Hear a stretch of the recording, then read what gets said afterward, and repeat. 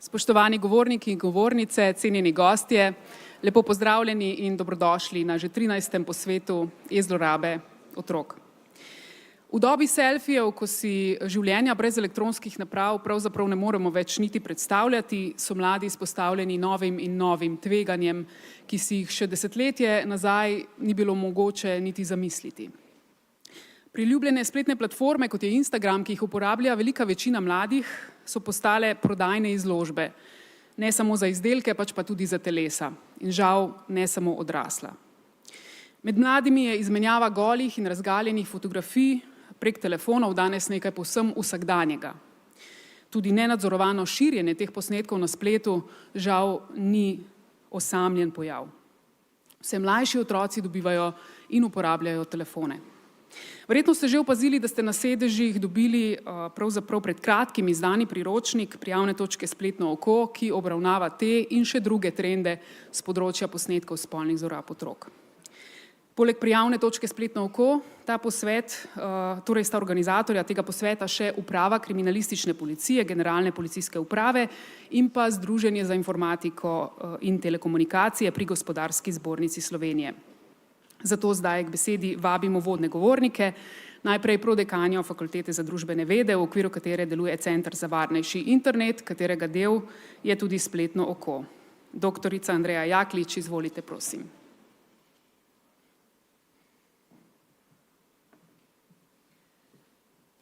Hvala lepa, dobrodošli na Fakulteti za družbene vede in lepo pozdravljeni. Zares me veseli, da smo se zbrali v tako velikem obsegu in najprej bi iskreno pozdravila direktorja Združenja za informatiko in telekomunikacije pri GZS, gospoda Nenada Šutanovca. Lepo pozdravljen tudi gospod magister Damjan Petrič iz Uprave kriminalistične policije. Zelo me veseli, da je partnerstvo med temi tremi organizacijami trdno, čvrsto in da je vzpostavljena ta medsebojna pomoč skozi leta, ker samo s medsebojno pomočjo in predanim delom lahko nastopamo proti tako pomembnim rizikom. Lepo pozdravljam tudi vse udeležence in udeleženke tukaj v dvorani in tudi na spletu. Posebej me veseli, da je ta dogodek prerastel v tradicionalni dogodek, ki ima čedalje večjo udeležbo. In seveda poseben pozdrav tudi vsem govorkam in govorcu, ki bodo na novo predstavili nove ugotovitve. Že 13. leto ste skupaj, mnogi se redno vračate na to mesto, ponovno združuje predstavnike policije, tožilstev, Center za socialno delo, predstavnike šolstva, predstavnike zdravstva, predstavnike nevladnih organizacij. Kot rečeno, take ekipe, tako sodelovanje vzpostavlja nove vezi, hitrejši pretok znanja in tudi uspešnejšo delovanje na posvetu. Zdaj, kot je bilo že rečeno, pred nami je nov priročnik. Ekipa Spletnega očesa na naši fakulteti se z vsemi partnerji zelo trudi, da sledi tehnološkemu razvoju, da naslavlja vsa nova tveganja, ki so povezana z razvojem umetne inteligence, z virtualno in obogateno resničnostjo in seveda tudi z družbenim dogajanjem, posledicami covida in vseh povezanih ukrepov. Tako da vse te teme, ki so izrasle iz zadnjih let, so naslovljene in bodo tudi tema današnjega posveta. Res dobrodošli, želim vam plodno razpravo. Ekipi Spletnega očesa in partnerjem čestitam za vztrajno in predano delo in želim vam uspešno in plodno razpravo in veliko novega znanja. Hvala lepa vsem.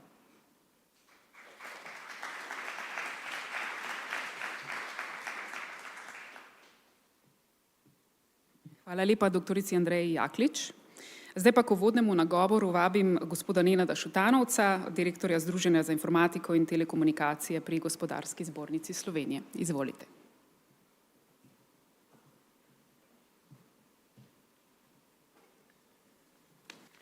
Spoštovana prodekanja, spoštovani direktor, spoštovane dame in gospodje, udeleženke in udeleženci, organizatorji.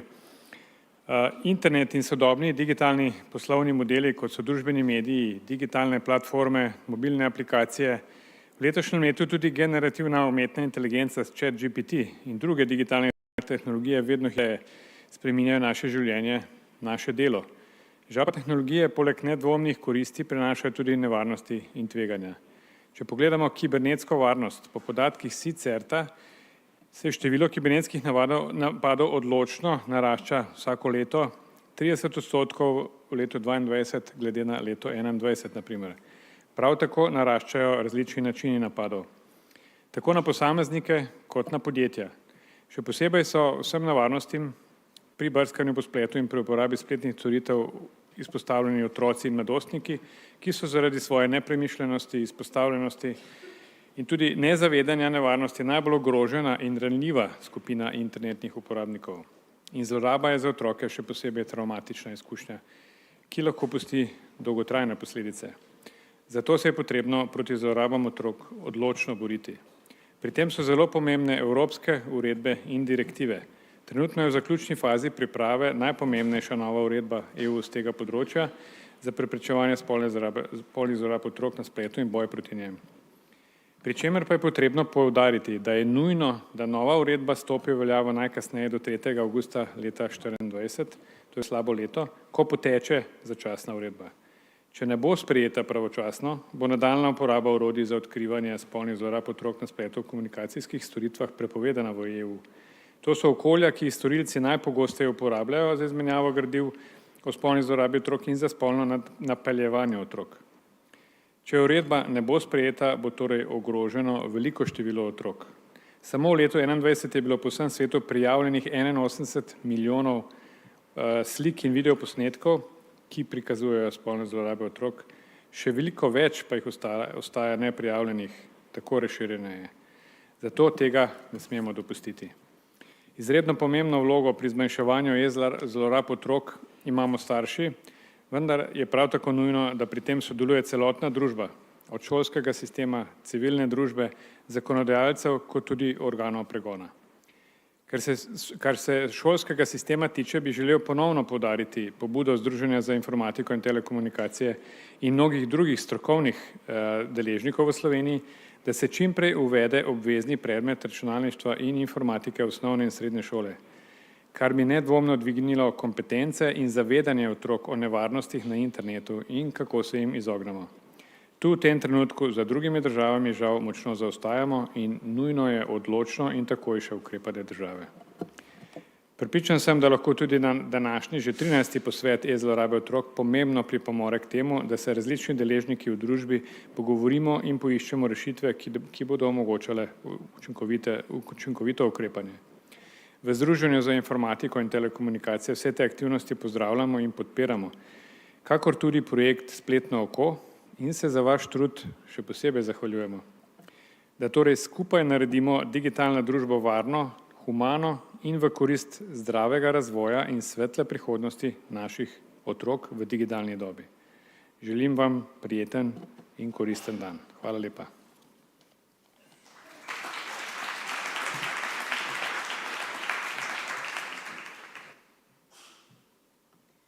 Hvala lepa gospodu Šutanovcu. K besedi pa vabim še direktorja uprave kriminalistične policije, gospoda Damjana Pejtirča. Izvolite, prosim.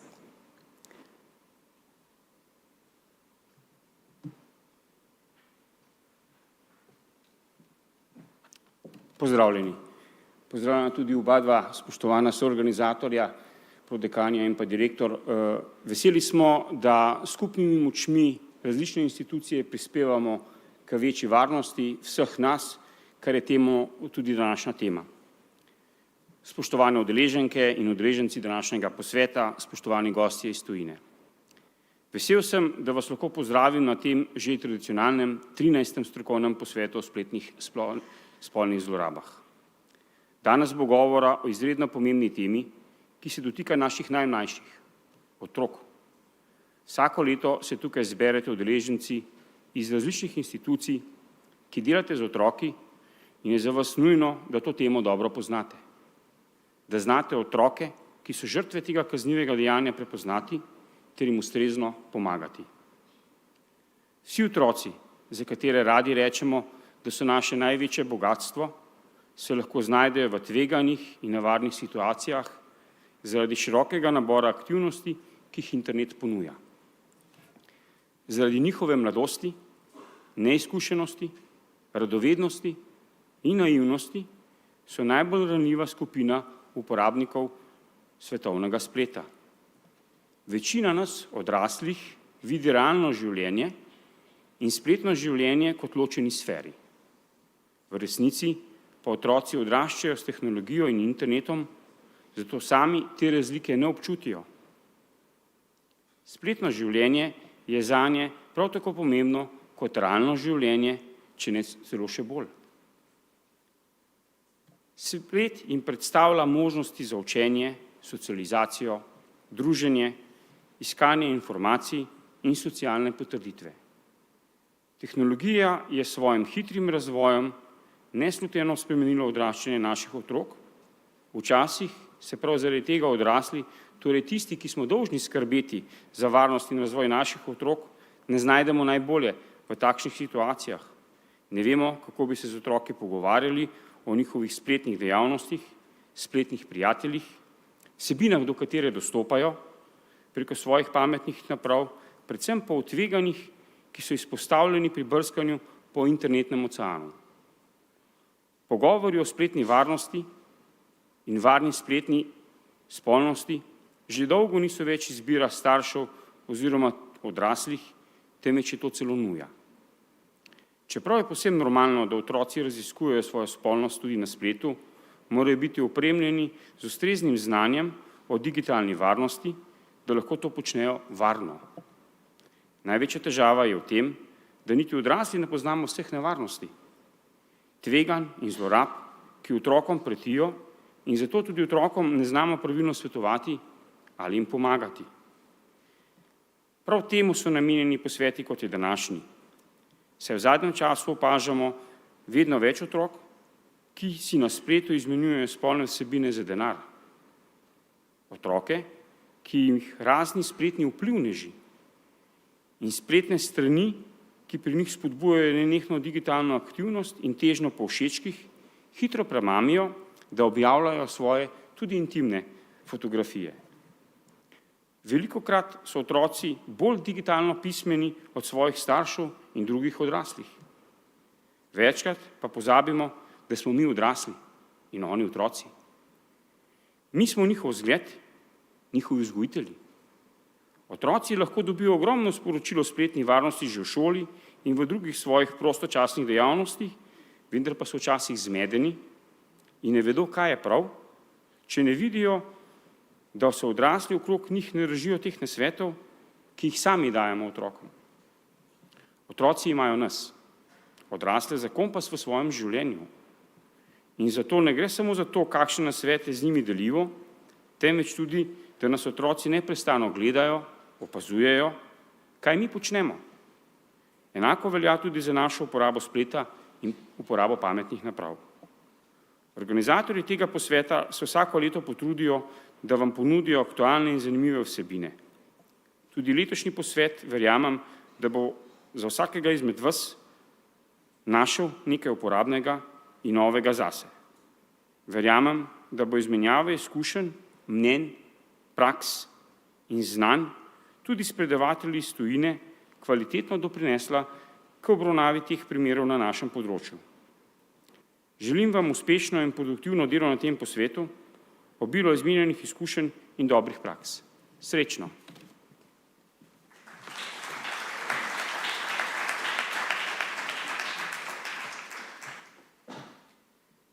Najlepša hvala vsem uvodnim govornikom. Zdaj pa k besedi vabim doktorico Eleno Martelozzo, kriminologinjo z Centra za študije o zlorabi in travmi otrok, ki deluje na Univerzi Middlesex v Londonu. Predavateljica bo predstavila zaskrbljujoče izsledke študije o spolnem napeljevanju prek sodobnih digitalnih platform in prav tako v skrb vzbujajoče posledice uporabe pornografije pri otrocih in mladostnikih. Dr. Martelozzo, please, the floor is yours.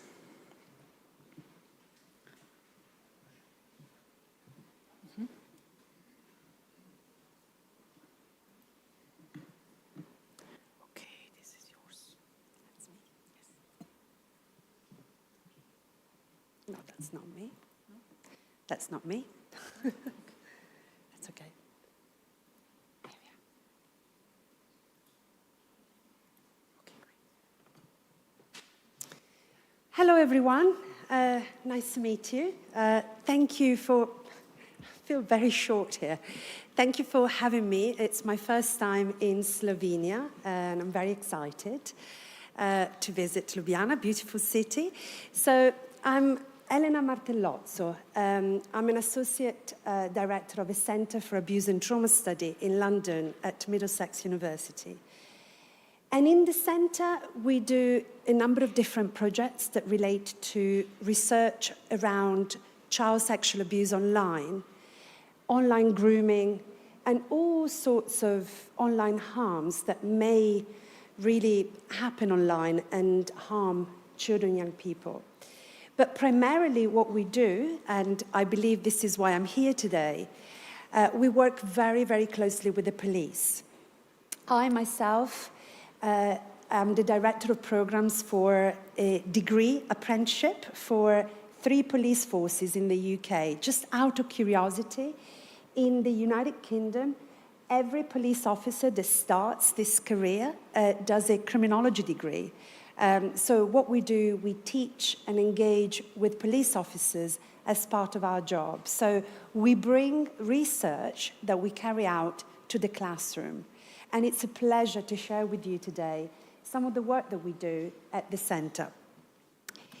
So today's session, I'm going to talk a little bit about living in a digital age, because we all do. Not just our offenders, but also how you police. These days, it's no more just policing on the streets. Everything is interconnected with technology. And the way we live is through often a lens of a mobile phone or a screen. So it's important to bear that in mind from a sociological perspective. I'm going to talk to you about vulnerabilities, because it's wonderful to live online, but there are issues related to vulnerabilities. So I'm going to talk to you about the exposure to harmful people, i.e. groomers, offenders of all sorts, but also exposure to harmful content. And I understand that in the audience today, aside of police officers, we also have teachers, educators, people working with young people. So this is very important, because it's important to understand how young people can be affected by some of this content. So in terms of content, I've done a large study in the Kingdom looking at how online pornography can influence the behavior of young people and can harm young people. So I'm quite pleased to share with you some of the findings and some recommendations for change, which I hope you can take home and make it yours. Now, I love starting my presentations with a picture. This photo was taken during the coronation of the new king. I saw it in The Guardian, and I was like, this is just spectacular. You can see the difference between the pre-Z generations and us. There's no children there, all adults, all people our age, more or less. But one lady who's really living the experience through her eyes. So why am I saying this to you? Because this really speaks volume. Speaks volumes in terms of how we live, how we behave, how we operate, and how we interact. And this is valid for both us as, citizens of the world, but as offenders and as victims. Often we think about, the wonderful things that, look at today. We have a full audience here, which is great to see, but also a lot of people watching us from home, because technology allows for all this. So it's all wonderful, but there's many buts, which, I don't need to tell you because you experience them all. And these are the positives that I would always like to start with. I've worked in countries where you know, if you talk about the risks, they would say, oh, we need to ban this. I worked in the Middle East for a long time. And over there, they're very brutal. You know, they can stop connection and connectivity from one day to another. And that's definitely something that we don't want. We need to appreciate all the positives that, you know, the online connectivity allows us to experience. The first is obviously the social interaction, which, you know, we take it for granted, but we didn't take it so much for granted during the pandemic, where without those devices, our lives would have been even more miserable and harder, particularly for children and young people who were digital by default. They were forced to be digital because they were forced to educate themselves through devices. So there's a lot of healthy experiences. Also in terms of sexual learning and exploration. A lot of children are looking for identities. You know, I don't know about here in Slovenia, but in the UK, we're going through a lot of changes with gender diversity, sexuality, and a lot of this is allowed because of the connectivity online. Online mental health support. I was speaking to Emily, who you hear later this morning, that a lot of the support, the mental health support that is given, that is provided, is through online connections. Educational resources, communications with friends, family, farewell, self-development as well. How many times, we go online to search for something, for a piece of information which wasn't possible a while ago. And all the positives as well for the law enforcement. I mean, I'd love to have a conversation with you later if possible, but I would love you to listen. This is what I ask my officers. Tell me the positives of online connectivity for your job in terms of, you know, what it allows you to do better because of the connections that you have. I'm sure the list is endless.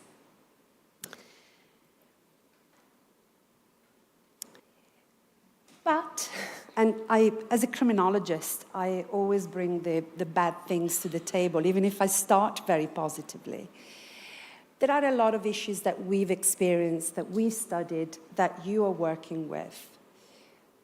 The first one is grooming, which is one of the focus of today's talk.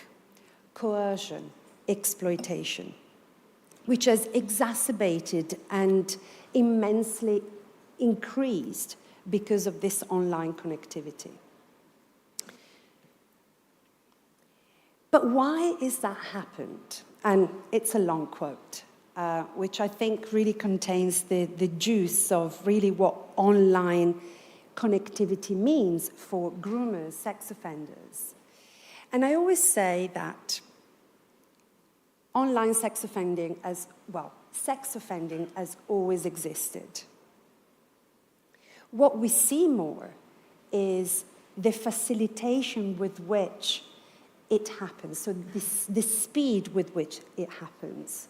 But it doesn't mean that we have perhaps more crimes happening, we just have more opportunities. Because the internet is the facilitator of this.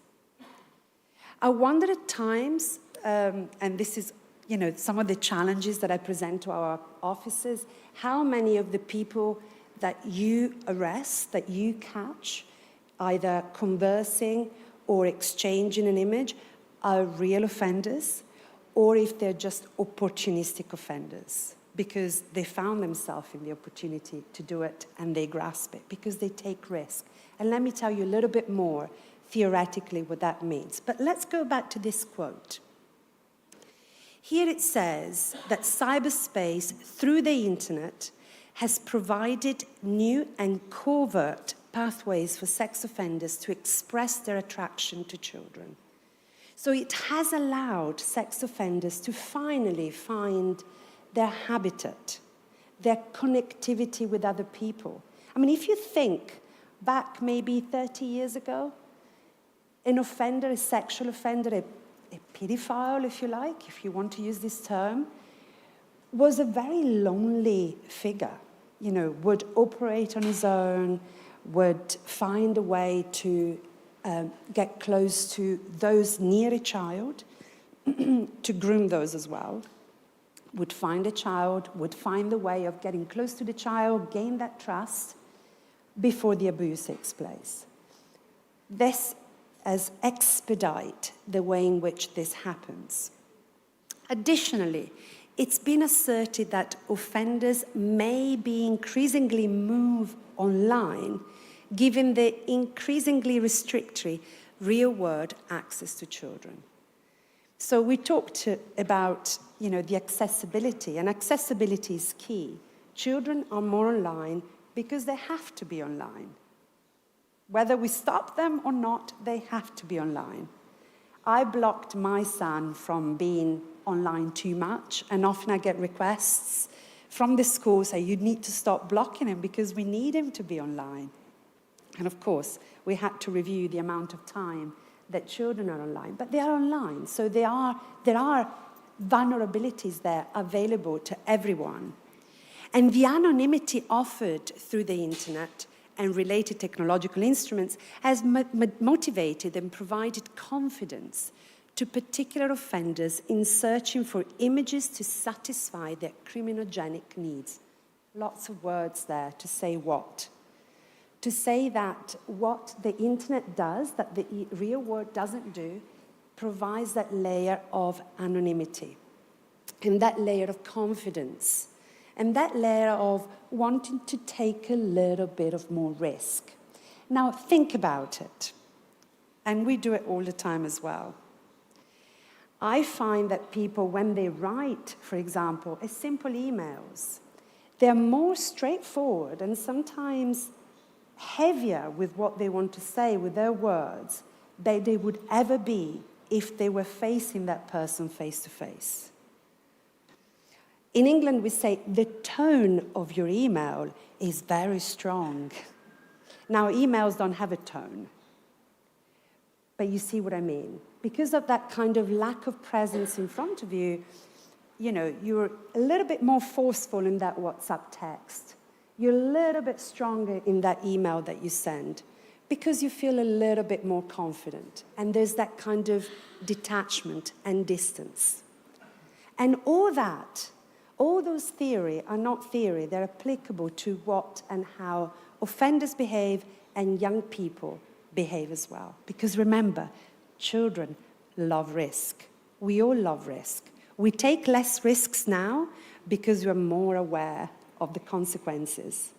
But as children, we didn't. I used to love riding motorbikes. Now I'm terrified.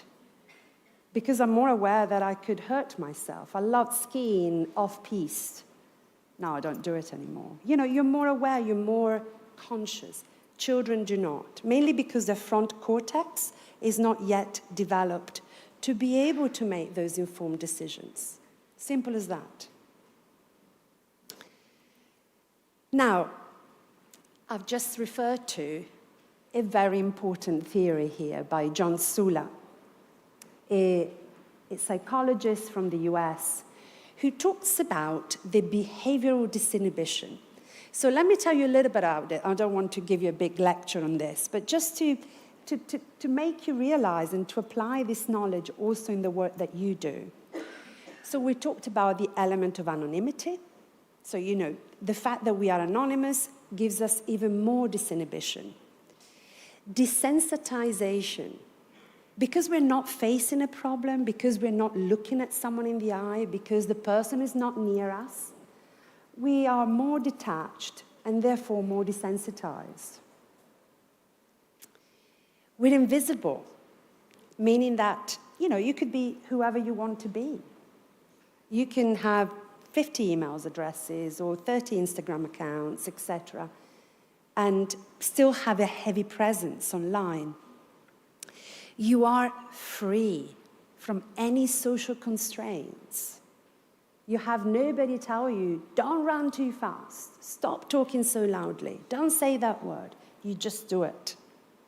So that level of kind of isolation, freedom, detachment from norms and rules of society And social norms, religious norms, they're all gone, out the window. So we can do whatever we want. And all these impact how we behave online. And I use this all the time to explain both how children behave online and how offenders respond to children's behavior. Because I'm sure you get it all the time when you, now I'm assuming you work closely with offenders, or some of you, so apologies for assuming. But having spoken to some of you, I know that you're very close to offenders. So you work very closely with them, and a lot of them, I'm sure, and this is what happened to me when I was interviewing sex offenders, they would say, I wasn't going to do it. I wasn't going to do anything. That kind of, creating excuses because I was only online. It didn't seem real. I didn't think it was true. I was just fantasizing. These are all the kind of long list of excuses that we get. And it's all because of this sense of freedom that Suler explains really well. Now, this helps us as well on the next slide here to understand what types of offenders do we usually deal with. So a study was conducted back in 2012 by a group of colleagues of mine who did an in-depth international study with a number of different countries on different types of online offenders. And they came up with an interesting typology, which I believe is still applicable in today's world. So you have different types of offenders, okay? As you know, there's a difference, for example, between a sex offender and a pedophile, right? I hope you appreciate the difference. Not all pedophiles offend, and not all sex offenders are pedophile, just to be clear. So there are offenders who are intimacy-seeking offenders, okay? Who are just there for seeking for a little bit of fun, shall we say. They have no previous convictions. They work in isolation, so there's no contacts with other offenders. And they're very unlikely to have any, forgive the term child pornography, it's not a term that we use in England, but I know that at European level it's preferred. They don't have any indecent images of children, of child sexual abuse images, we call them CSAM. They're likely to engage in intimate relationships with a child, and they're likely to believe that the child is consenting to the relationship. So this is a person that is looking for a relationship, okay? So we have those type of offenders, but we also have those are more adaptable offenders. So those that perhaps are not looking for one relationship, but are looking for many relationships. And they're looking for anyone that would agree to converse and engage in a sexual or intimate relationship online with the offender. And these people seem to be people who have previous convictions, people who view young people or children as capable of making decisions to consent. And I hope that we all agree here that children are children, and children are not allowed to consent to any adult sexual intimacy. They do engage in a great deal of networking, so they're constantly online seeking for opportunities, and they adapt their grooming tactics depending on who they have in front. So if the child behaves in a certain way, they modify their behavior. So they are adaptable for this reason. And then the third type is the hypersexualized offender, who has a significant collection of indecent images of children, who has a wide network of offenders with whom they interact. They use deception. They're more likely to be aggressive in their contact behavior and more direct. And they're likely as well to take their online contact offline to then carry out the abuse. So the offense doesn't stay online. So we have identified these three types of offenders, I should say, which of course lead to all sorts of victimization, as you can imagine. And what's interesting here is that all the theory that I talked to you about before, you know, how it used to be 30, 40 years ago, pre-internet, whereby an offender had to go through a number of different phases. Now imagine, you know, if a man or a woman is interested in offending, the first thing that they need is accessibility to that child. So first of all, they need to get access to their child to be able to start creating a friendship, okay? So there's that kind of friendship forming phase, which then moves into more of a relationship forming phase. And then there's a risk assessment forming phase. What does that mean, risk assessment? Is when the offender establishes that there are no risk to him in terms of getting caught. So, you know, you need to remove that child from that kind of public space to be able to be more isolated. But that's only possible when the child feels comfortable, when the child has been groomed successfully to therefore move into a more kind of intimate space. Because children are intelligent. Children know right from wrong, most children. But they only agree to this kind of behavior when they believe that there is a real relationship. So that's when the grooming has been successful. After the risk assessment phase, there is an exclusivity phase. What does that mean? That's when the offender starts talking to the child in a way of, you know, you're the only person that I want, you're the only person that I love, you mean everything to me. So that's the child feeling important, valued, and feeling love. And that's one of the hardest things for us to appreciate, that children often love their offenders. And that's why we know so little about victimization, because it's very hard for a child to disclose. And when they realize that actually that was abuse, that wasn't real love, that's when the guilt factors comes in. They feel guilty, they feel responsible, they feel they've done something wrong, they feel bad. And that's when they don't want to speak to anymore. I work very closely with an organization in Italy called Prometeo. And what they do, they help children who have been sexually abused. And it's a kind of a hotline, if you like, with not very much funding. But what they do is really extraordinary. They help victims from all around Italy to come forward if they need support. And the oldest victim is 90 years old.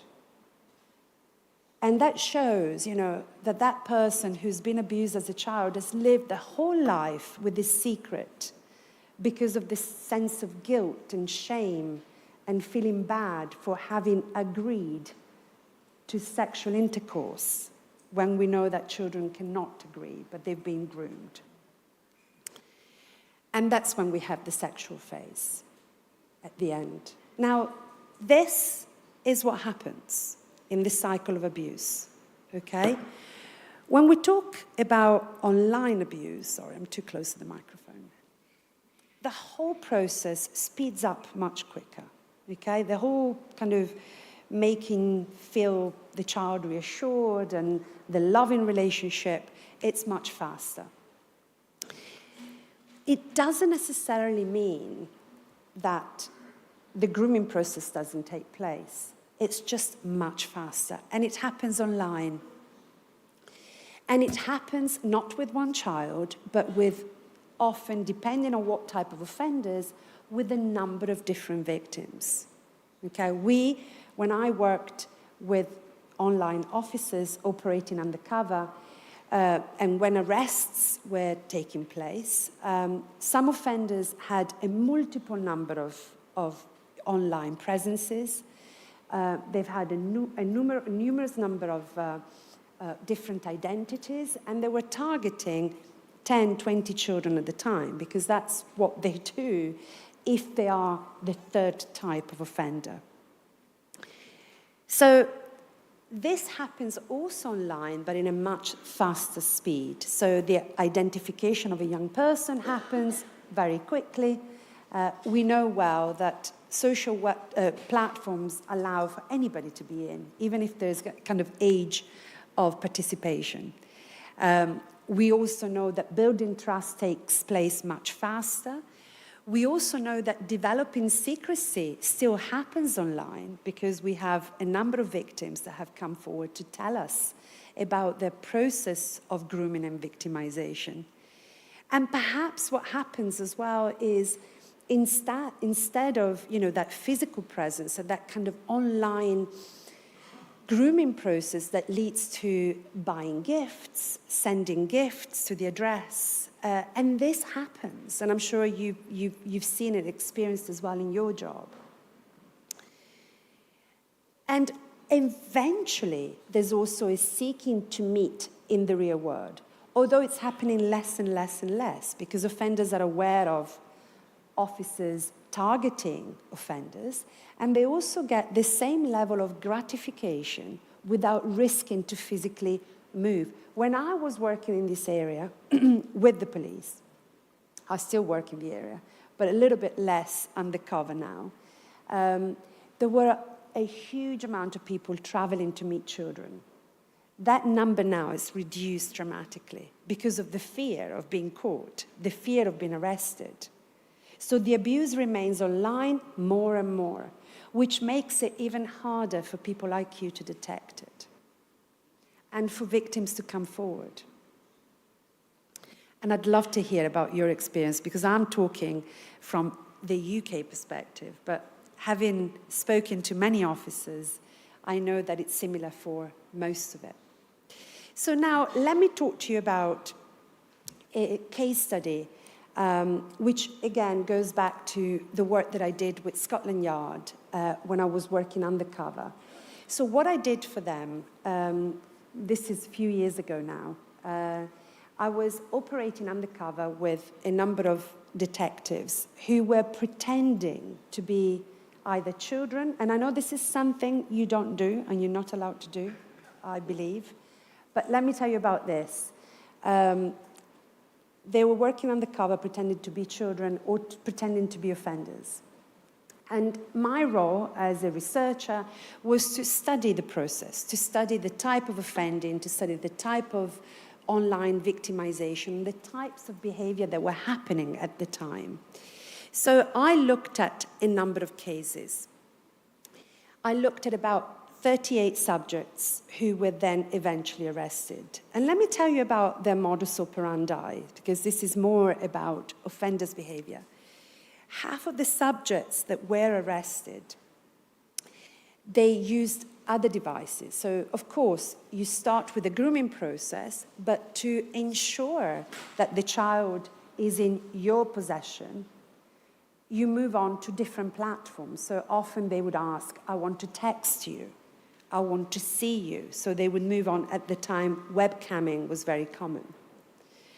The majority of offenders sent the young girl, who was actually a police officer, a huge amount of online pornography.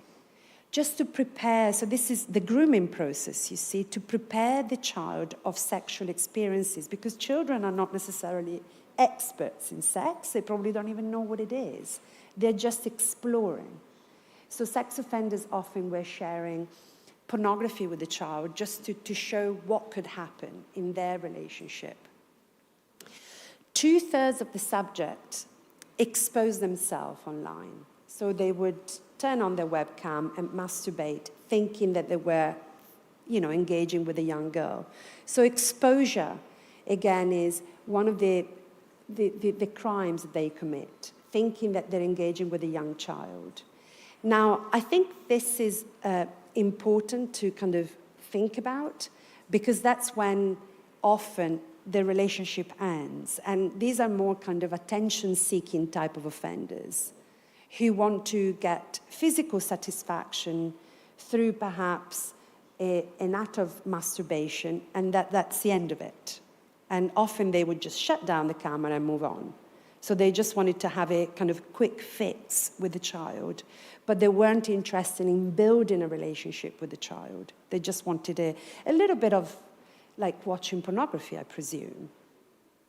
And that's how they treated the child, as a kind of their kick and their excitement for however long it takes. 2/3 turned up expecting to meet a child. So only a small amount of people would travel to meet that child because they were hoping for a physical relationship, for building a relationship physically with the child. And what was interesting about this is those that traveled to meet the child, they were obviously interviewed by myself and by the police. And most of them were claiming that it was just fantasy. They had no intention to develop a relationship with the child, although most of them turned up with lubricants, condoms, toys, so they were fully prepared for the relationship to take place. Now, who are these people? You know, because often when we used to think about sex offenders, you think of that kind of old man mainly, in a kind of, you know, coat, sitting in the park on his own, in a raincoat, right? That's the kind of image that you have? Well, no. What was interesting here, and the ages, by the way, have decreased, the majority of groomers of that particular study were white males, aged between 36 and 45. Now, maybe in a country like Slovenia, saying white males doesn't mean anything, but this study was carried out in London. Now, I don't know if you've ever been to London, but London is one of the most multicultural cities in Europe. So to say that the majority of groomers were white is really to say that it is often a white problem, a white male problem. The majority had their own children. So these were not, you know, geeky people living in a loft with their mother downstairs and, you know, texting and emails. These were men, often with families, in professional jobs. And it's interesting we say this because as a result of this study, there's been another study that it's called The Knock, and I will send you the link. And The Knock is a study that really supports secondary victims of these crimes.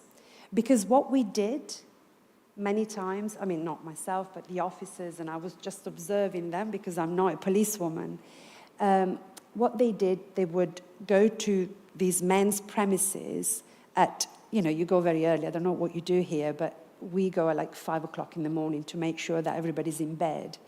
Knock at their door, that's why it's called The Knock, the study. Knock at their door and say, I'm looking for Mr. Smith. We found him with, 2 million images and he's been grooming a child. Imagine what happens to that family around him.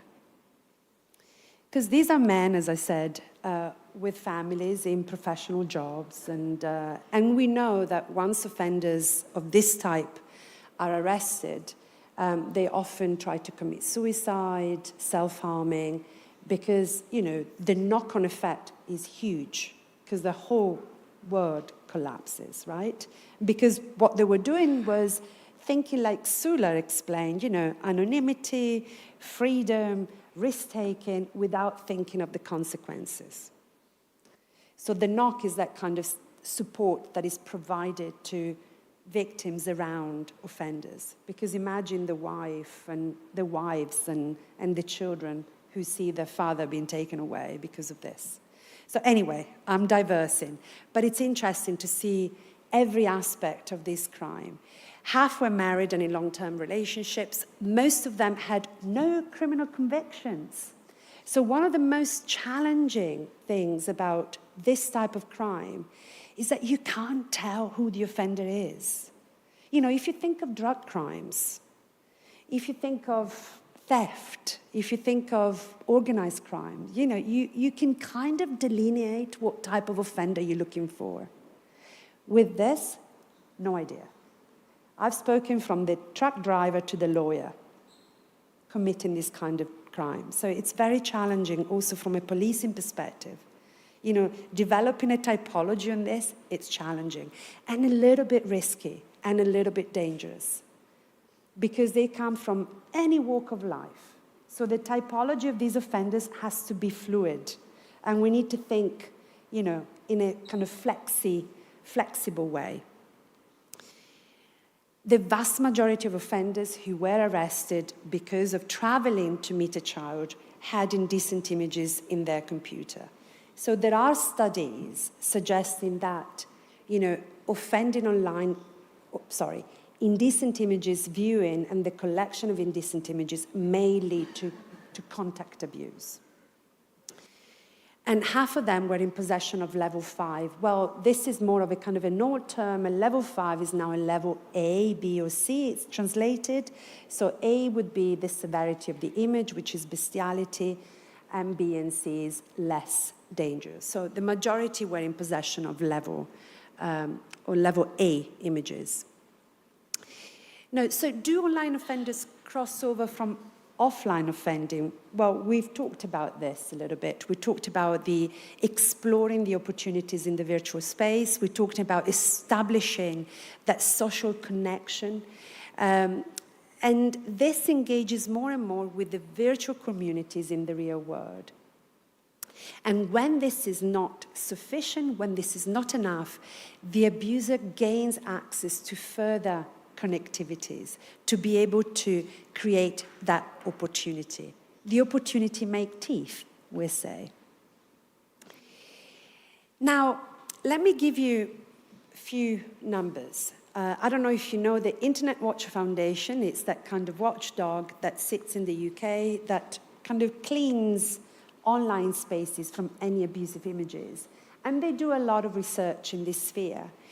And they are arguing that almost 20,000 children between 7 and 10 who were sexually abused online in the first 6 months of this year were forced or manipulated into filming themselves. So as you can see, the grooming doesn't necessarily lead to contact sexual abuse, but also other types of online harms. And we also found that online grooming crimes have gone up by 80% in 4 years. This was a study that was conducted by the NSPCC just recently. And between 2021 and 2022, there were 6,156 sexual communication with a child offences in the UK, which was an increase in the previous year. So it's still happening, it's still going on, and it's still very present. This was highlighted just yesterday in the BBC News as well, that grooming, sadly, is increasing. This kind of contact communication is increasing. Now, having looked at people online, and given that there are some educators amongst the audience, I think it's important to talk about also the content that some children may come across online. And I would like specifically to focus on pornography online. I don't know if it's a big issue here, but in the UK, it's been a reason for litigation for a few years. And I don't know if you heard of the online bill, but it's a very important piece of legislation which will push, you know, big companies that are making million of pounds, like Pornhub, OnlyFans, Google, to be responsible for their platforms and to be responsible for children who are visiting their platforms not to see this content. Because children have rights, right?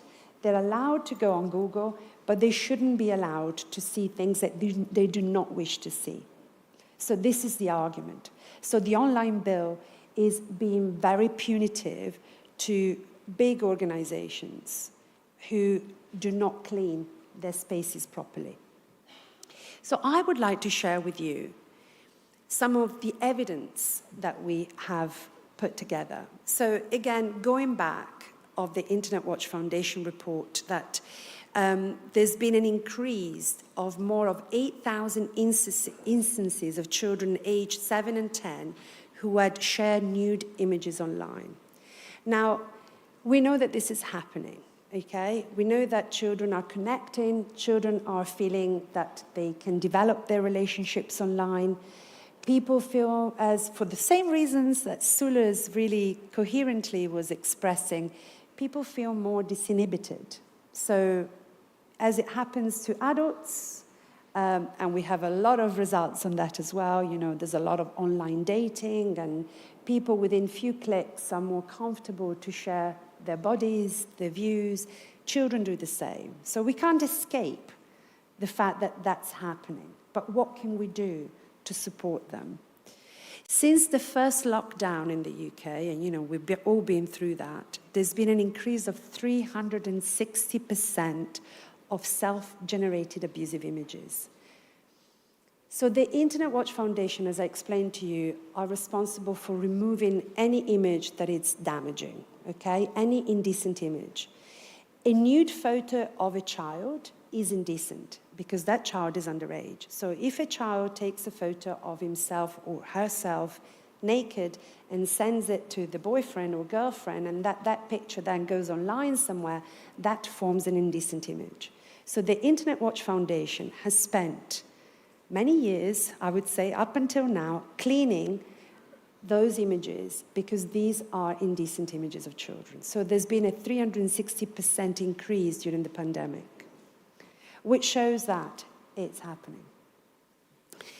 And children are exposing themselves to strangers. Now, the argument is here, you know, there could be a grooming process behind it, or it's just happening because children are, again, taking risks and feeling excited about this. But they must learn it from somewhere, or they might just want to test the waters, as we say a little bit.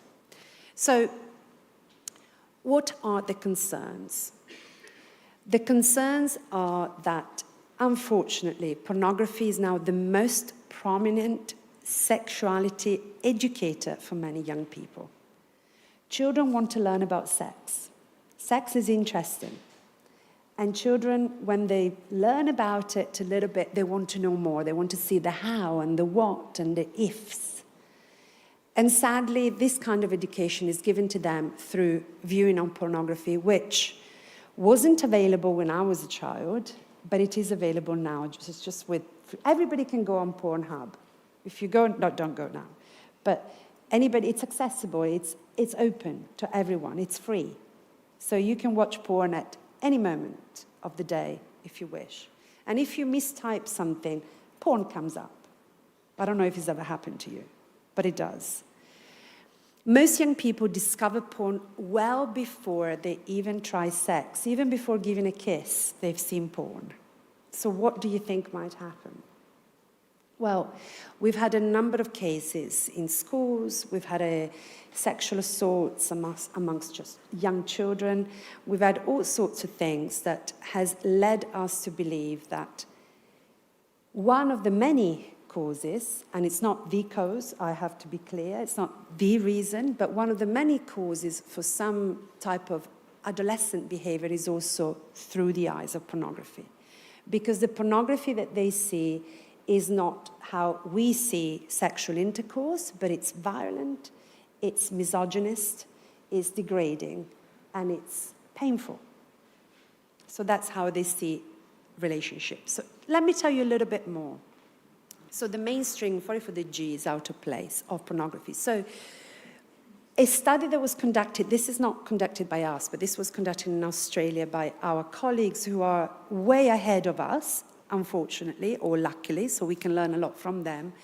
They argue that 48% of girls who have seen porn, they've seen it by the age of 15. 3 of the top 10 most viewed websites are pornography websites. 3 of the most, more than, you know, cartoons or YouTubes or whatever, it's porn.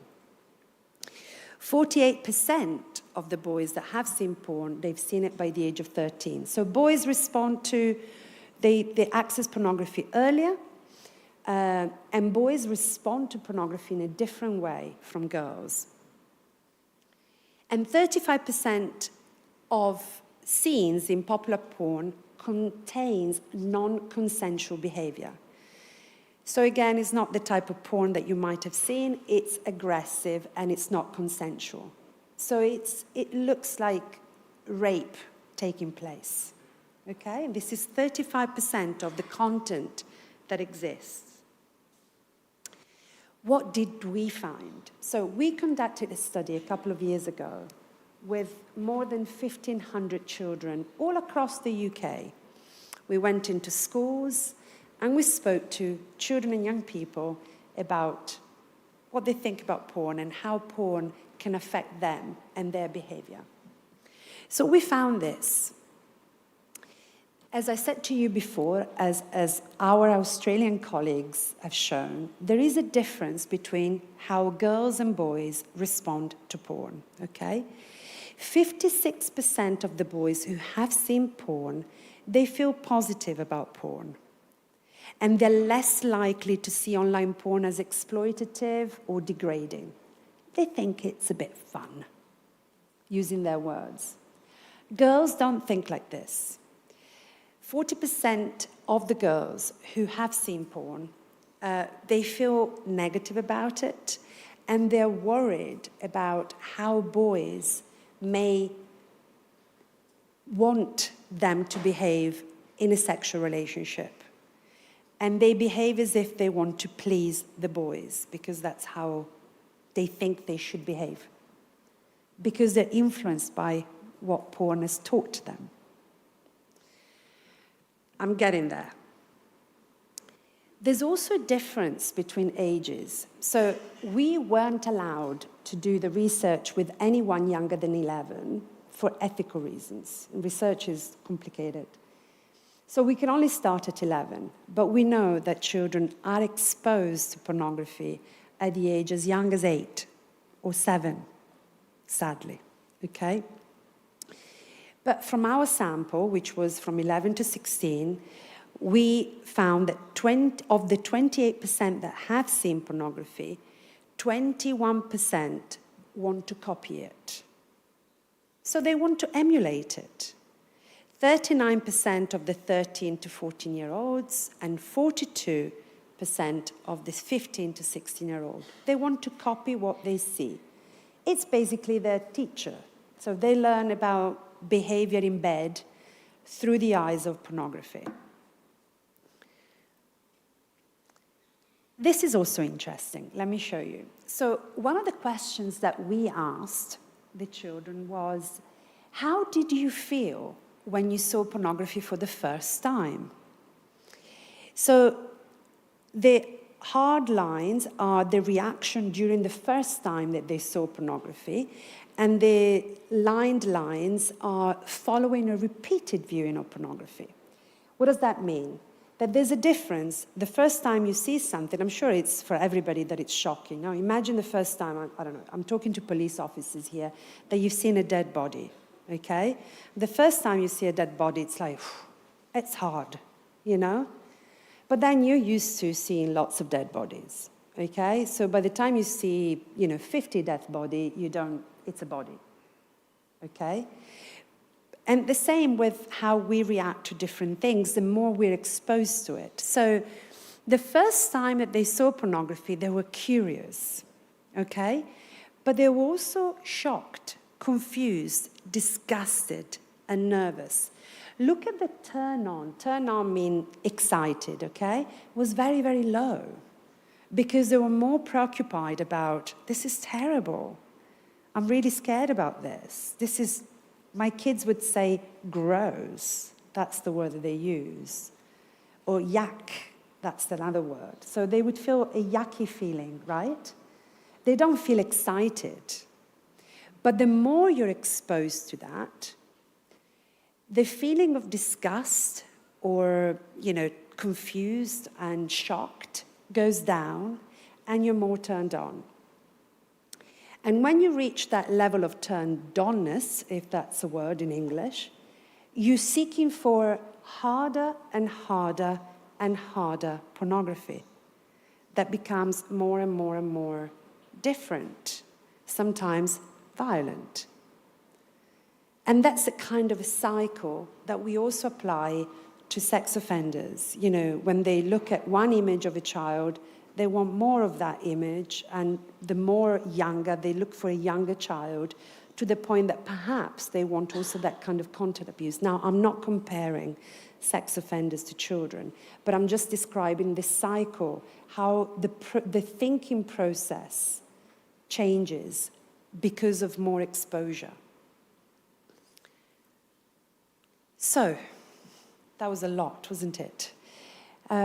There is a number of things that we can do, and I always like to kind of conclude, and I'm conscious of time. I only have 4 minutes left.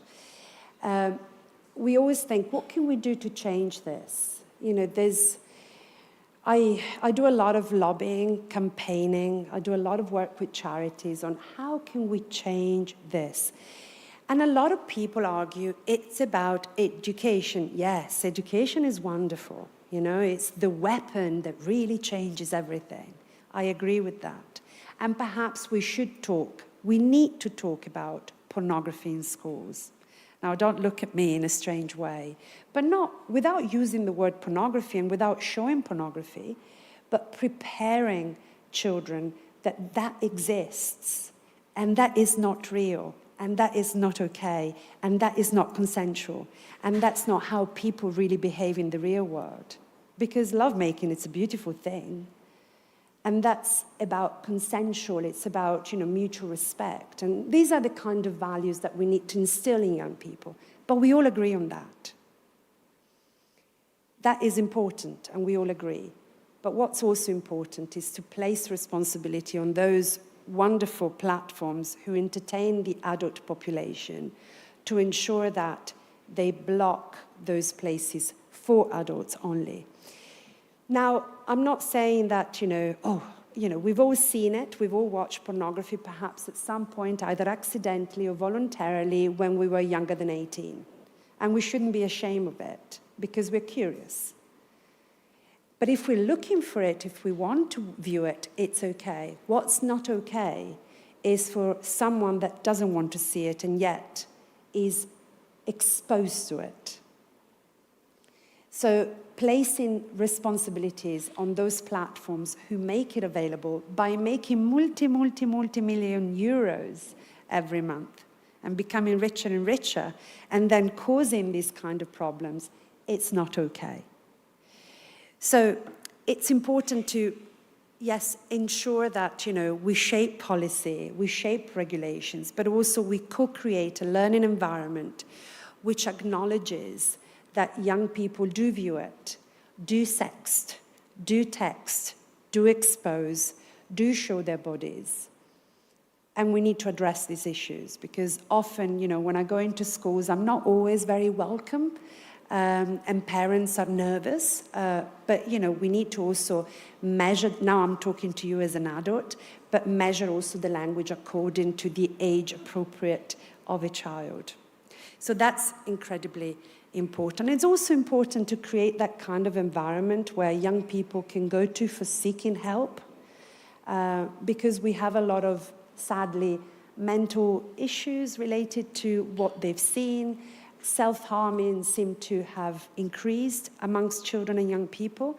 And often when you go and look what are the problems behind it, you find that either sextortion or sexting or online relationships or porn can be part of all this kind of trouble, young adulthood or younghood, we should say. So providing specialized support is essential. In terms of recommendation for change, I think it's important as well to create that kind of safe space for disclosure. And it's important as well to, as I mentioned, rely on this kind of age verification. Now, it's not a silver bullet. It's not going to resolve everything, because children can also find ways to move around age verification and all this. But it's important to balance that together with all the kind of support that we can provide through education as well. It's important to also enhance reporting functions, which often, I've been on a number of social media sites, and that kind of opportunity is not available. And of course, greater information, and that's why you invited me today, is always welcome. So we are more aware how to, collaborate and how to enhance our knowledge and understanding around this kind of rather complex area of work, which is online harms, grooming, and exploitation. And with that, I think my time is up. Thank you.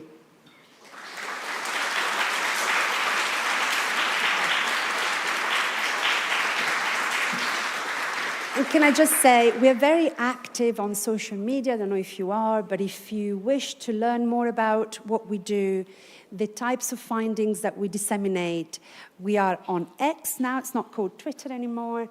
We have a LinkedIn account, or here's my email address. I'm very happy to continue this conversation outside today. Thank you. Thank you so much, Dr. Martelozzo.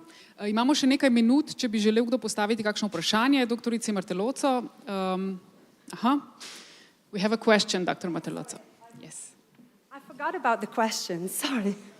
Please, do you have any questions? Yes, of course. I suppose you are familiar with that American experiment where parents agreed to be part of, not part of, but to be around people, police officers who were grooming their children. Parents agreed, and then in the end, it came to meeting from the offender with the child, and they abducted the child, put a black bag on their heads. But in the van where the children were taken, in the end, their parents were sitting in. So reactions were gross from parents hitting their children to mothers being completely disappointed. I can imagine. No, I wasn't aware of that experiment. It doesn't sound very ethical. I know. I think that so that's the difference. There's been a lot of experiments. There's been a lot of, what is it called? Investigative journalists finding themselves, I don't know if it happens in Slovenia, but finding themselves in trouble because they want to investigate and they want to research topics that they shouldn't do because it's either illegal or they don't have any kind of ethical permissions. Now, we as researchers, we will never be allowed to do anything like this. So I always treat those kind of experiments with, I'm not sure if, it's not quite legal or ethical to do that. But it's interesting nonetheless. Any other questions? Še kakšno vprašanje?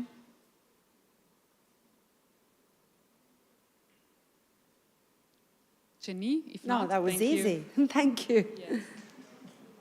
Torej, potem je na vrsti odmor za kavo. Vabimo vas, da si postrežete v skupnem prostoru pod veliko dvorano in nadaljujemo ob 10:40.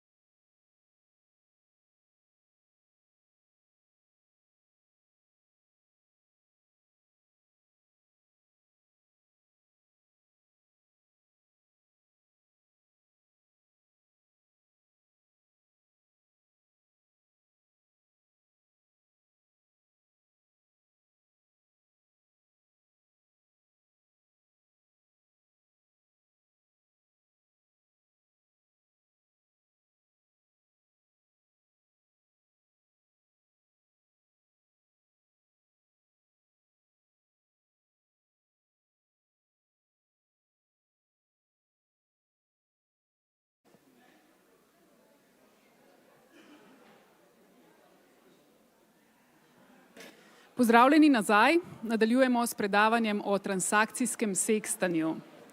Transakcijsko sekstanje je pravzaprav izraz za izmenjavo spolnih vsebin za denar.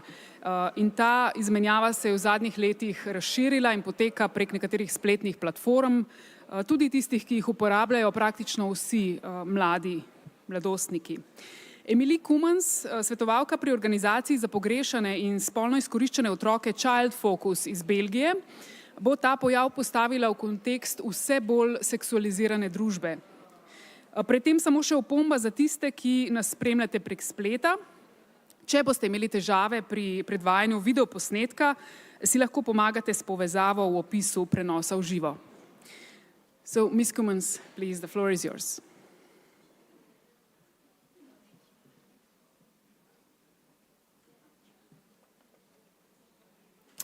So hello everyone and good morning. Maybe I'll give a few minutes to everyone to settle down.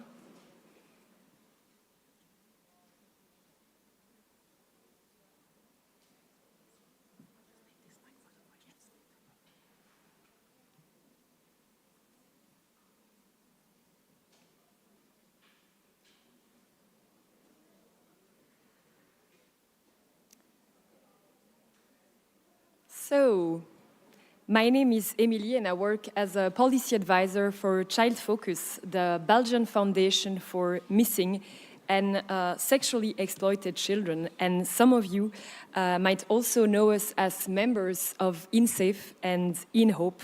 I would like first to thank André and his colleagues for inviting me at this amazing and very interesting conference today. It's a pleasure and an honor to be with you.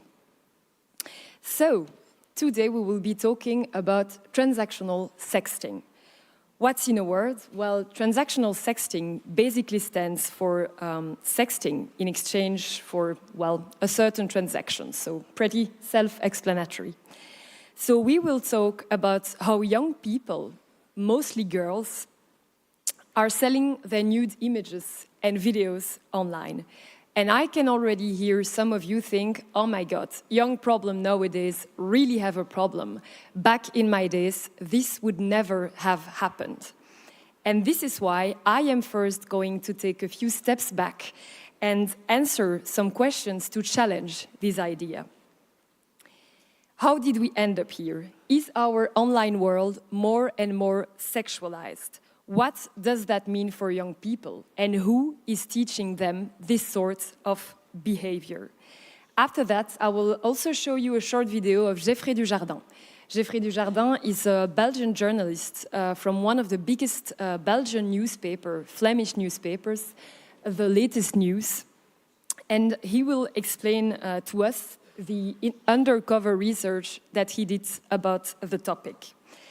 After that, we will dive a little bit deeper into the underlying business model and how we are literally teaching teens how to make money online by selling nudes. We will also talk about the role of industry in all this and how easy it has become for groomers to find vulnerable victims online. So, like I said, let's first take a step back and look at media from a broader perspective. And let's start off easy by knocking in some open doors about the sexualization of culture.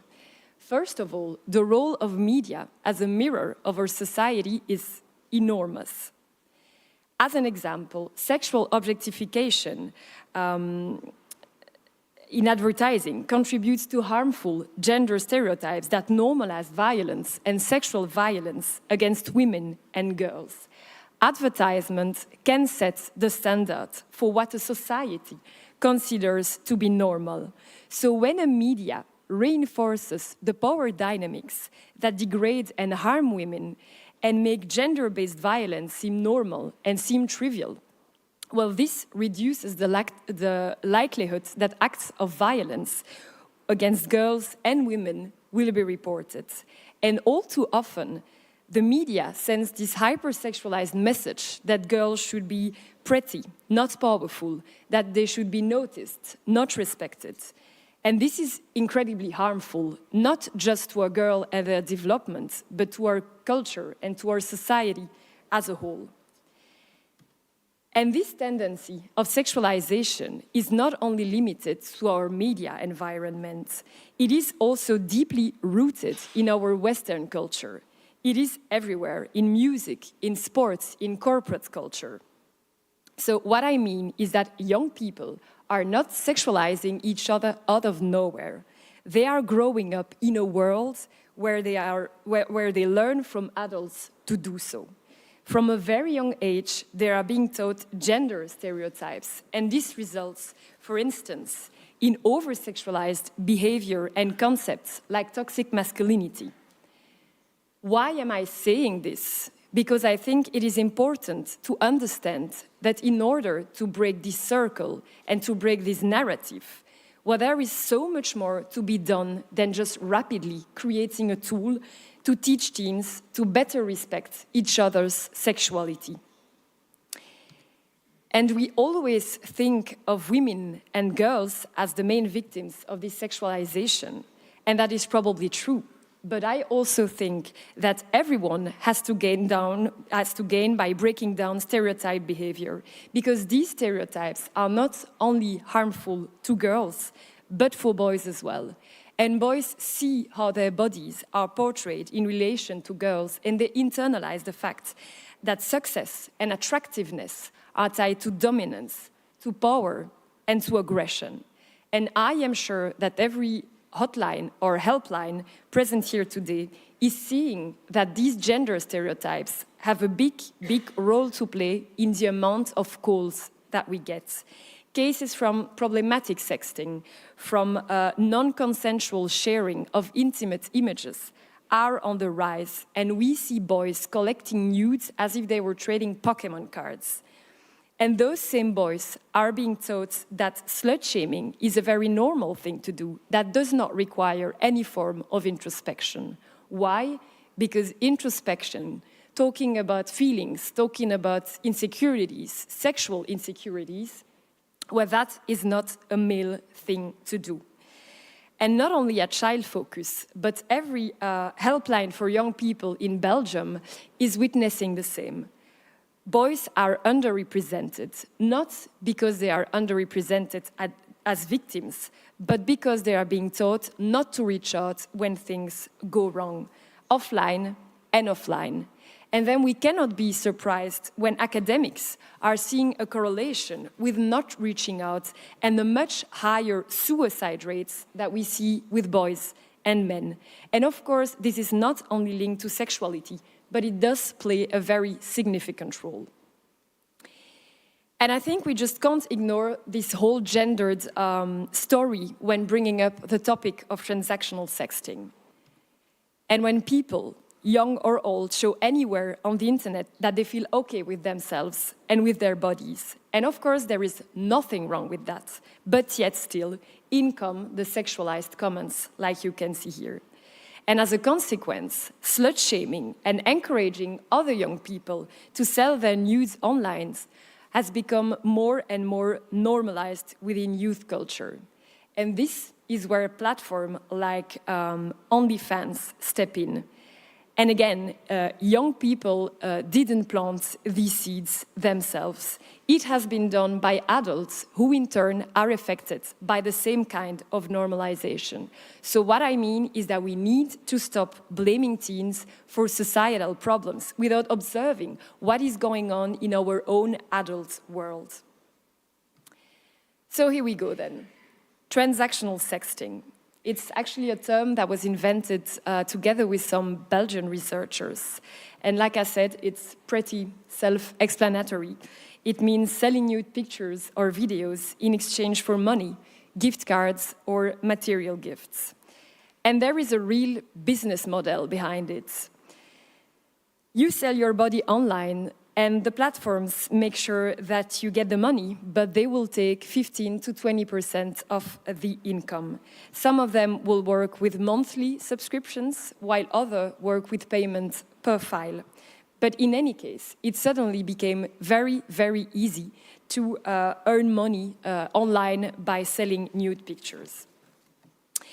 And in addition, the lockdowns due to the COVID-19 made people stuck at home, bored at home. And this is one of the main reasons why OnlyFans flourished during quarantine days.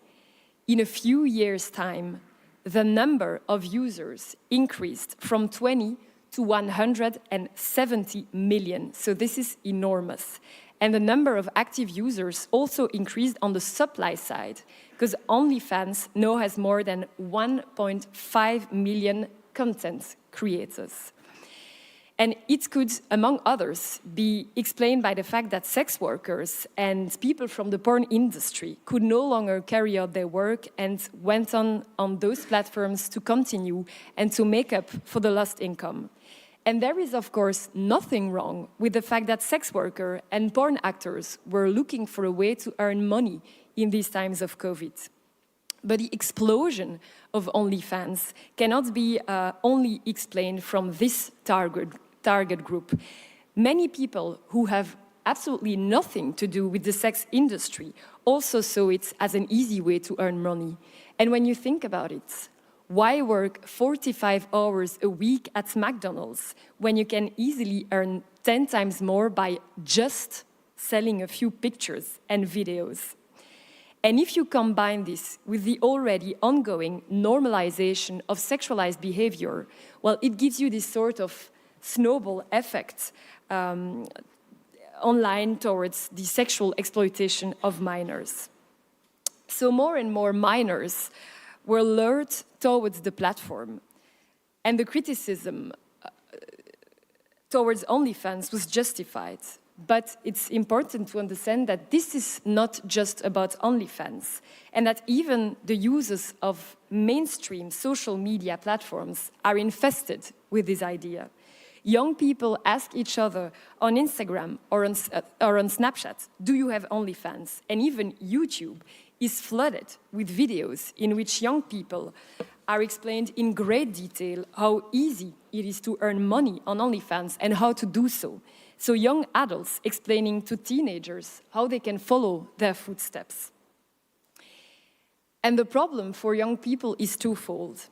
On the one hand, they are being taught to sell nude images or videos, but on the other hand, young people are also an important target audience as buyers.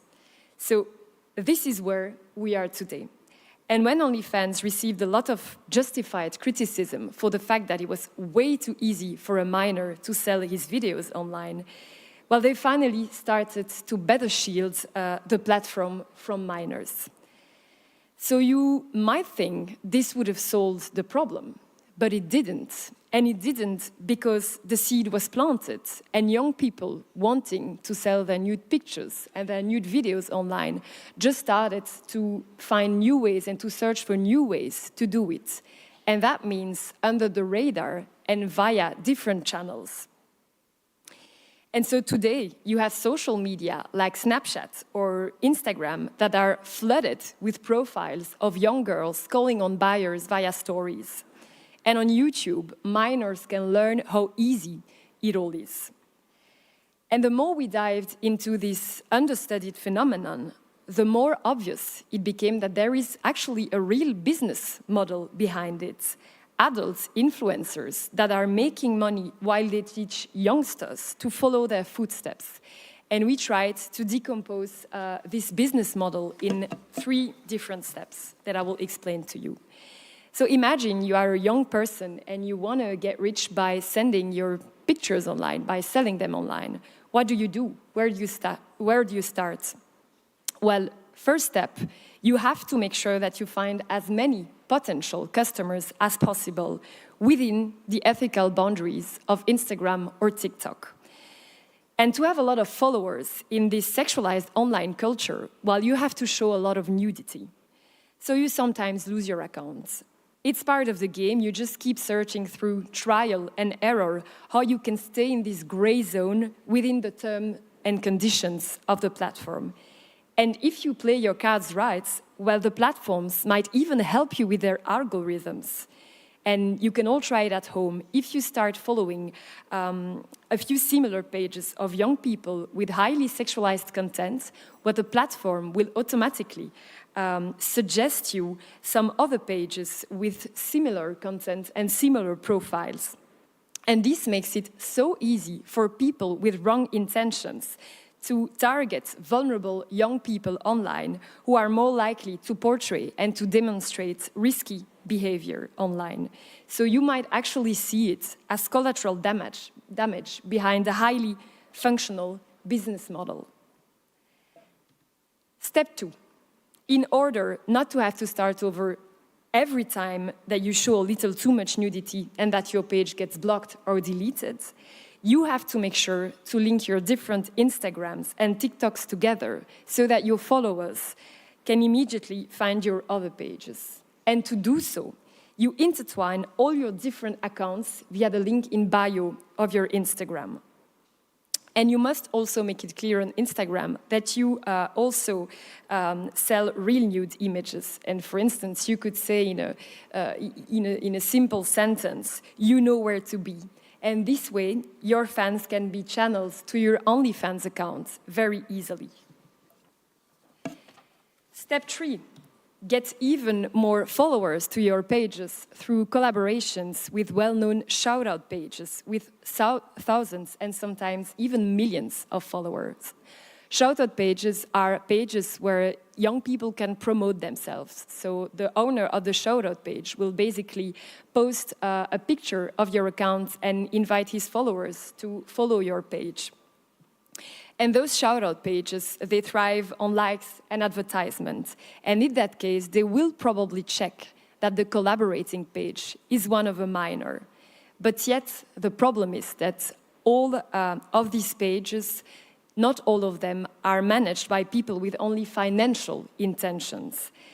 Some of these shout-out groups have double intentions. Pages with names like Teeny Shouts, who actively hunt for young and vulnerable minors who are more likely to search self-validation through likes and to demonstrate more sexualized risk behavior online. So they try to exploit those minors in their personal quest for CSAM, child sexual abuse, child sexual exploitation material. And this is the next dimension of sexual exploitation in this story. Groomers who have found easy access to CSAM through easy victims. Minors trying to be famous online through selling sexualized online content of themselves. And this is where my guest of today comes in, Geoffrey Dujardin. So as I told you, Geoffrey Dujardin is a Belgian journalist. And you will see in his video that he mentions a lot Niels. So Niels is my colleague. And Geoffrey reached out to him saying, listen, I want to do something about sexting. And Niels said, listen, we already have a lot of information about sexting, but why don't you dive into the topic of transactional sexting? And that's what he did. So he went undercover to uncover the different mechanisms behind those shout-out pages. And you will see that he discovered a place where sexting, self-generated CSAM, grooming, or even sextortion are intertwined. Not only on OnlyFans, but right under our noses on social media like TikTok, Snapchat, or Instagram. And I will let him have the words. I'm Geoffrey Dujardin, a journalist for the Belgian newspaper Class News, and Niels has invited me to talk about my investigation on Instagram and shout-out groups. So, first of all, what are shout-out groups? Shout-out groups are pages on Instagram where people can promote themselves. They can send a picture to the owner of that page, and that owner can then post the pictures and their username on the page. But in that world, there's also a world beneath it all, where children are being extorted, abused, and child pornography is being traded. So the first breakthrough in my investigation came when a shout-out page posted a story, a picture that remains visible for 24 hours. And it just said, send CP links, send child porn links.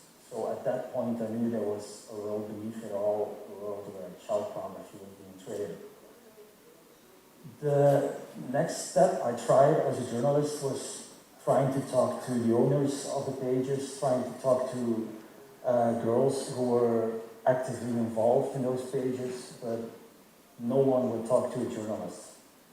So I had no other choice than to go undercover, to make a profile page myself, completely fake, with a profile picture that was generated by artificial intelligence.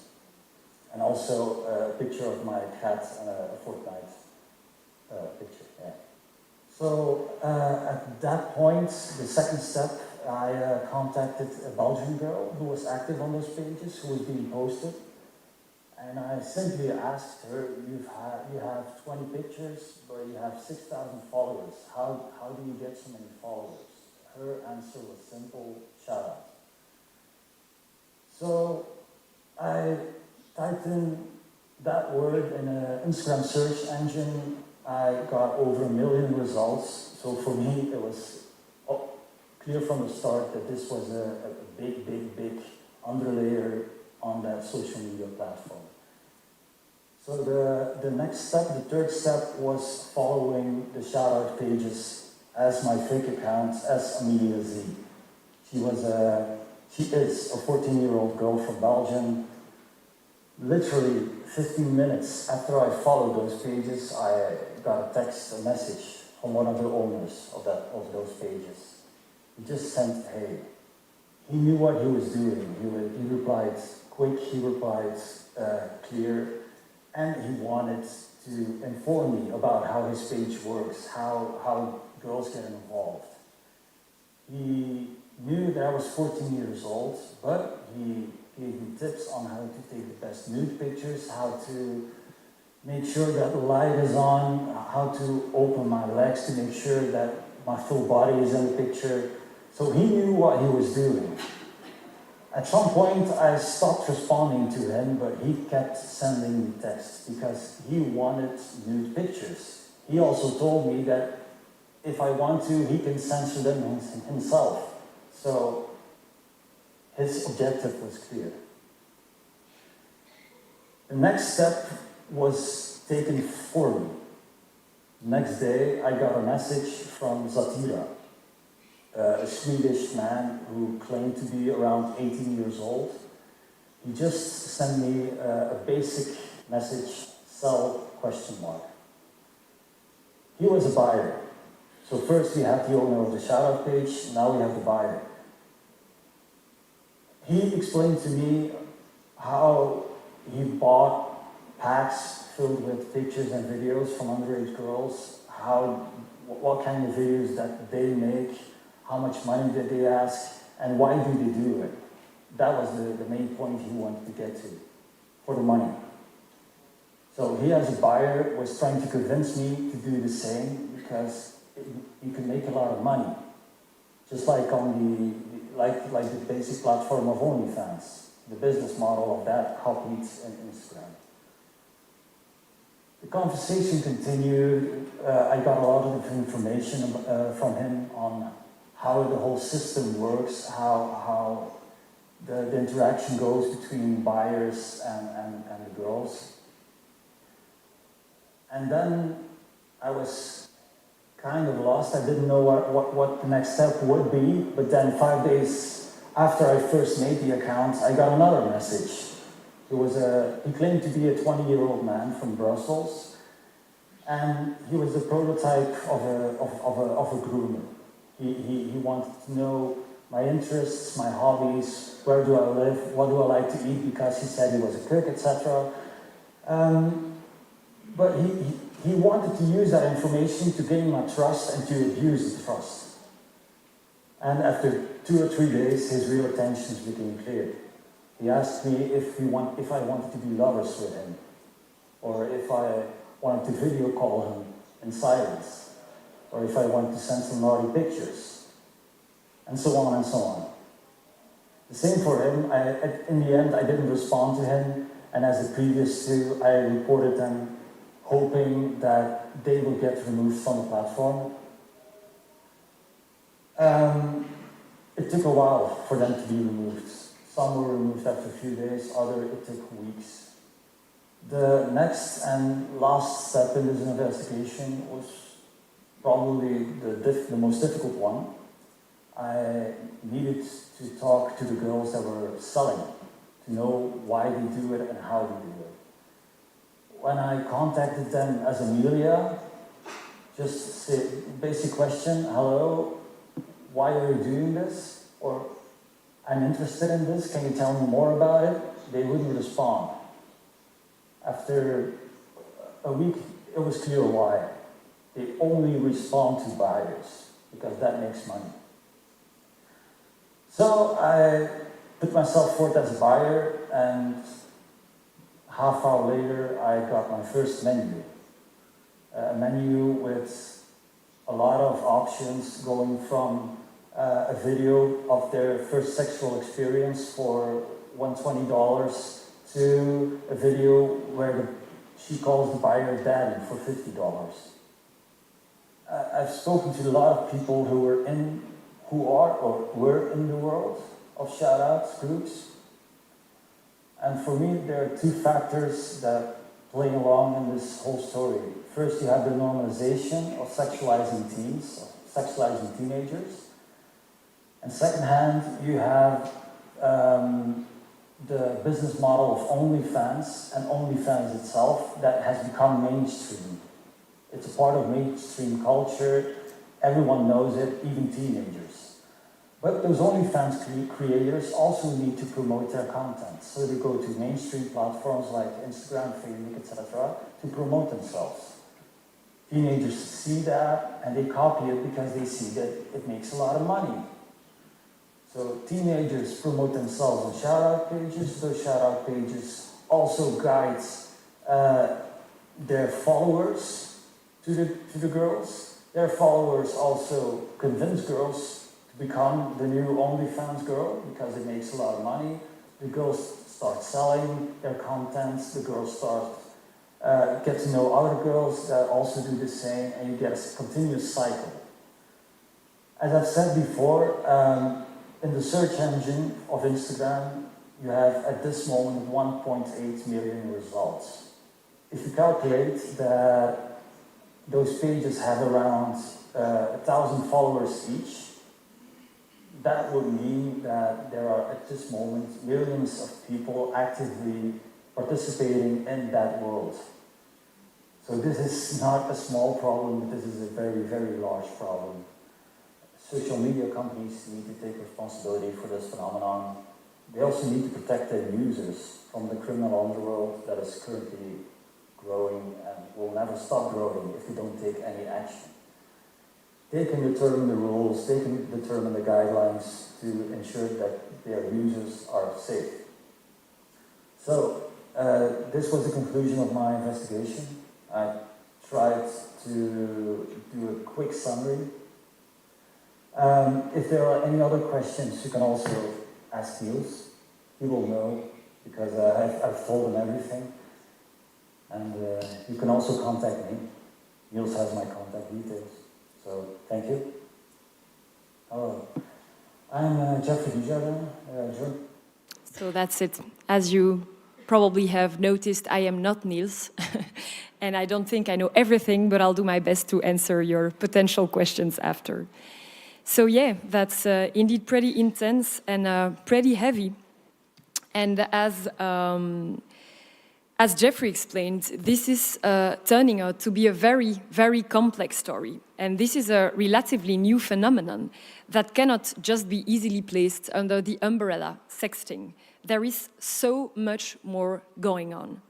Underage girls that are being pushed into selling self-generated sexualized content online, sometimes because they want to, sometimes because an adult convinces them to do so, sometimes because their peers do it.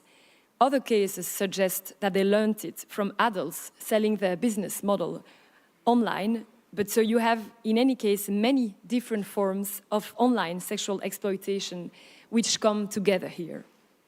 We are first talking about child sexual abuse or exploitation material, because even if the underage girl thinks that she's doing absolutely voluntary, voluntarily, well, this does not matter for us, because this remains self-generated CSAM, and the underage person is in any case considered a victim. We are also talking about NCII, so the non-consensual sharing of intimate images, because in some cases it is somebody else selling images of a victim that isn't even aware that she is being exposed.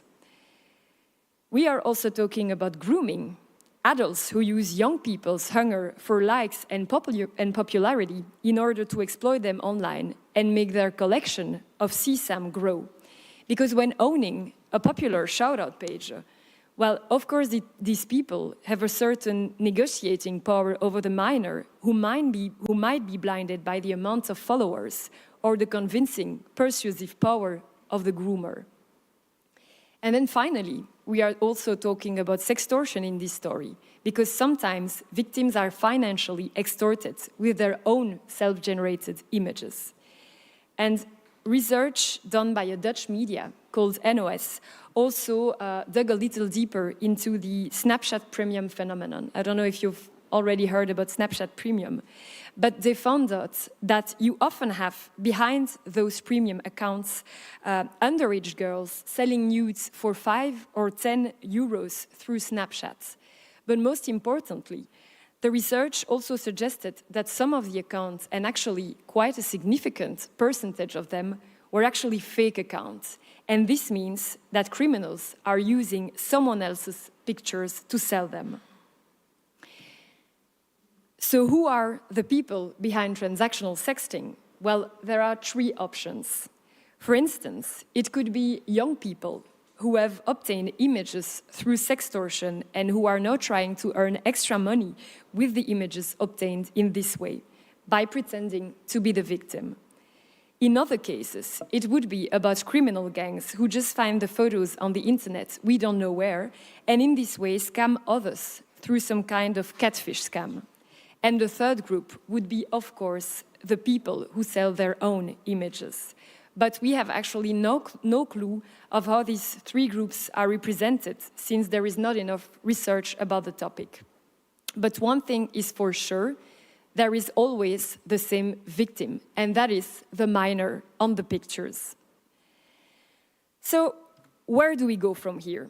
The phenomenon exists, there is no denying here, and believe us when we say that it's not only happening in the lowlands, in Belgium or in the Netherlands, it is happening worldwide. And I do realize that you might leave this presentation, because we are slowly coming to the end, with more questions that you initially had. And I know, I don't know if any industry partners are present here today, but they might have the feeling that e-safety NGOs are holding them solely responsible and accountable for a much bigger problem that is deeply embedded in our society, not only in the online world. And I think that we must indeed see the nuance here. The key to the solution to end the problem is not only in the hands of our social media partners. We need to deconstruct certain deeply rooted and sexualized patterns, not only with young people, but also the adults that are setting and that are giving the example. But industry can and must do more, much, much more. And I think every helpline or hotline present here today will tell you how deeply frustrated they are with the Trusted Flagger program. We know that some legislation are protecting privacy, and this is normal. But when privacy is being put above child protection, well, it makes it too hard for collaboration and for fighting CSAM together. And it is not normal that every single social media user is getting used to friend requests of bot profiles, luring the most vulnerable ones on a daily basis into sexual exploitation. And we see that certain algorithms actively promote sexualized content from profiles where you cannot even be sure that we are talking about adults. We know many of these industry partners have already invested in quality e-safety teams, but apparently this is not enough, since sexual exploitation is still happening right under our noses. But one thing is for sure, is that we just can't go to prevention from here. And therefore, research is needed, both journalism and academic research. So what do we actually need to find out? Well, first, who are the buyers of images of minors? Are there adults among them? Are there other minors? Are some pressured to selling images online? How many of the profiles are fake? How many of them are real? And when the profiles are fake, where do the images come from? How is the payment made? We know that most groomers are smart enough to keep this anonymous, making tracking difficult, but yet there might be tracing options. Are regional legal frameworks sufficient here? And finally, how is this normalization of selling your nudes online affecting young people's mental well-being? And then I wonder, how should we respond? How should we warn young people that there might be risks involved when we sell your nudes online? Should we be, for instance, working with better role models? And then imagine that you want to create a prevention tool. Well, who is your target group? Is it the 5-year-old girl who is being told that she belongs to a weaker group?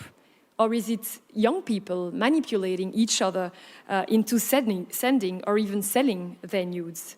Or is it the groomers who buy CSAM from minors or even for free with their own shout-out pages? Or should we address the platforms where it's so easy to sell sex and where it's easy for dopamine-addicted young people to fall for sketchy business models? I'm actually really curious what you think. So if you have any ideas, suggestions, good practices in your country, don't hesitate to reach out. That was the end of my presentation. Thank you very much. And if there are any questions, I'm at your disposal.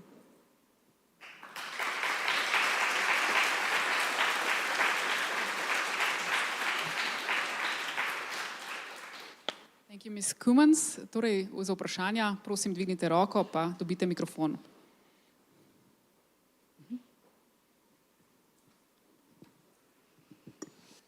Hello, in the presentation you were focused on girls. What about the boys?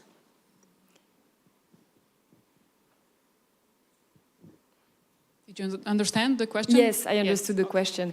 But that's it. Indeed, we saw in the research that it's mostly girls that are selling their nudes online. And that's where this whole story of, that's why I explained how this whole gendered story is important to understand this phenomenon.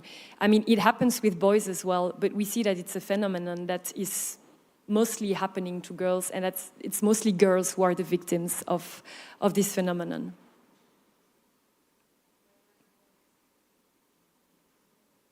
Well,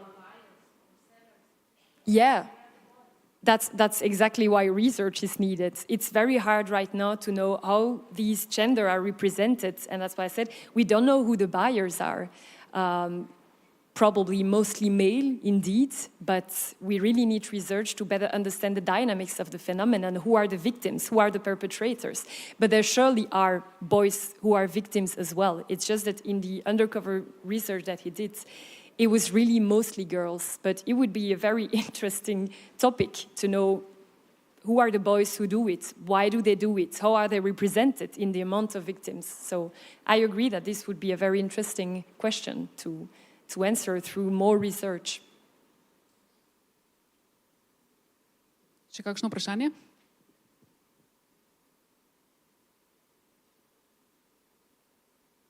Maybe, Ms. Kumans, I was wondering, what was the response of the public and maybe of the law enforcement? Was there any response? What happened? What changed, if anything? Well, there has been a lot of media attention after Geoffrey Dujardin published his investigation, but sadly, I think there has been a parliamentary question also, but sadly, nothing much has happened. We still don't have a research about it. We don't have more research, and we see it's still happening. I mean, yesterday I was still trying to see if those shout-out pages still exist, and they still do exist. So we know the phenomenon is still here. So we need to do more policy, more lobbying work to raise awareness about the fact that this phenomenon exists and must be tackled.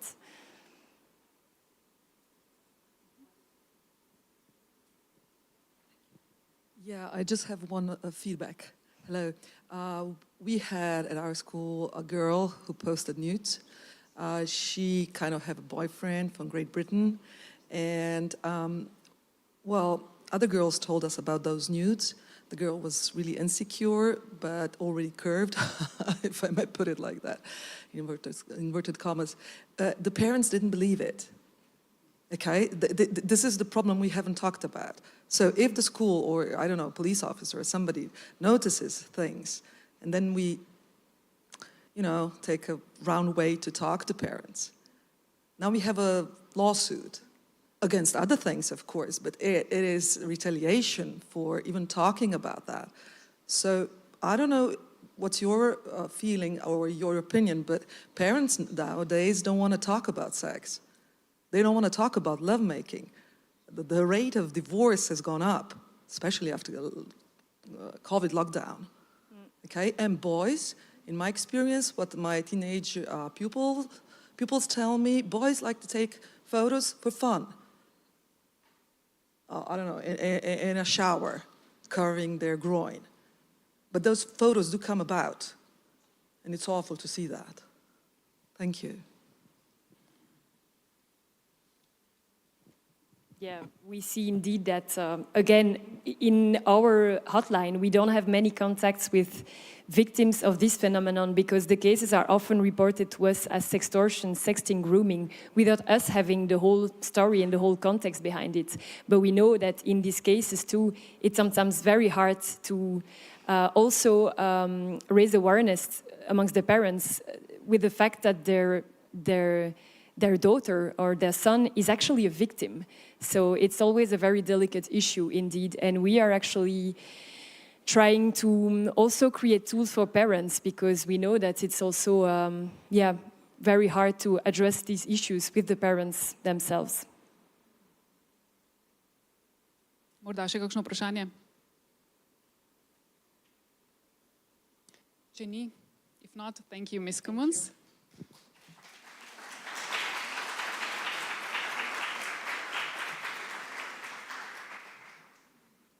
Profesorica doktorica Bruna Profaca iz Poliklinike za zaščito otrok in mladine v Zagrebu bo predstavila tveganja odraščanja v spletnem okolju in vpliv ukrepov, torej omejevanja svobode v povezavi s pandemijo COVID-19 na porast spolne viktimizacije otrok.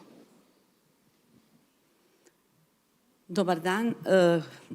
Ja sam Bruna Profaca iz Zagreba, iz Poliklinike zaštitu djece i mladih grada Zagreb, klinička psihologinja. Ja bih se prvo zahvalila na mogućnosti da pričam na hrvatskom. Znam da imate i prevoditelje, mlađe generacije je to možda malo teže pratiti, ali jako sam počašćena i zahvaljujem se organizatorima da su me pozvali. Nema ovakvih konferencija u kojima se priča o seksualnoj viktimizaciji djece online, nema ni puno onih kojima se općenito priča o seksualnoj viktimizaciji. Dakle, ja dolazim iz ustanove koja je ustanovljena prije 20 godina i zapravo se mi bavimo traumatiziranom djecom i mladima. Ono što nam se u ovih 20 godina dogodilo da se stalno mijenjaju oblici traumatizacije djece i mladih, pa tako smo eto došli i do onoga što im se događa online. Dakle, kad smo počeli raditi, radili smo prvenstveno sa zlostavljanom djecom, fizički zlostavljanom, seksualnom, nasilje u obitelji, zatim nam je u krilo sjelo, što bi se reklo, vršnjačko nasilje, a onda je došlo do tehnologije koja je naravno jedan od glavnih faktora socijalizacije danas i ona je, kao što svi znamo, svijet velikih prilika, ali i svakodnevnica ne samo djece, nego i svih nas. Kad smo počeli istraživati neke stvari vezano za korištenje tehnologije, onda nam jedno od prvih pitanja bilo imate li internet. Danas se to pitanje više ne postavlja. Kažem, to je bilo recimo 2003. 2004. Kad smo onda ustanovili koji broj djece ima internet, koji nema. Danas su zapravo sva djeca na streamingu, ne samo digitalno, nego na streamingu. Ja ću možda neke riječi krivo upotrijebiti, ja spadam u jednu stariju generaciju, ali morala sam puno nešto i naučiti od ovoga. Ono što danas znamo da se pitanje djece i mladih i tehnologije često postavlja kao mi i oni. Šta to oni rade na internetu? Ja bih danas rekla iz pozicije nekoga ko razgovara s mladima, ali ko razgovara i s njihovim roditeljima, da zapravo ta podjela danas više ni ne postoji i da bismo možda trebali uvijek sagledati ovu jednu širu sliku da smo i mi dio te tehnologije.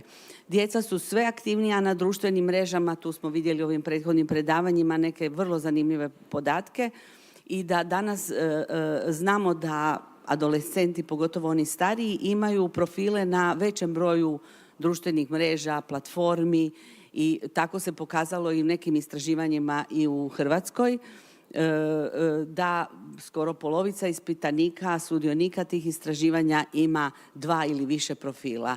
Ovo mi je zanimljiv podatak koji sam čula prije, da se nekad i upozori, otvori više profila ako ti netko ugasi neki. To je naravno evo danas prilika za učenje svih nas koji smo ovdje. U ustanovi u kojoj ja radim je 2019. napravljeno veliko istraživanje o korištenju društvenih mreža i onome što se događa kod adolescenata.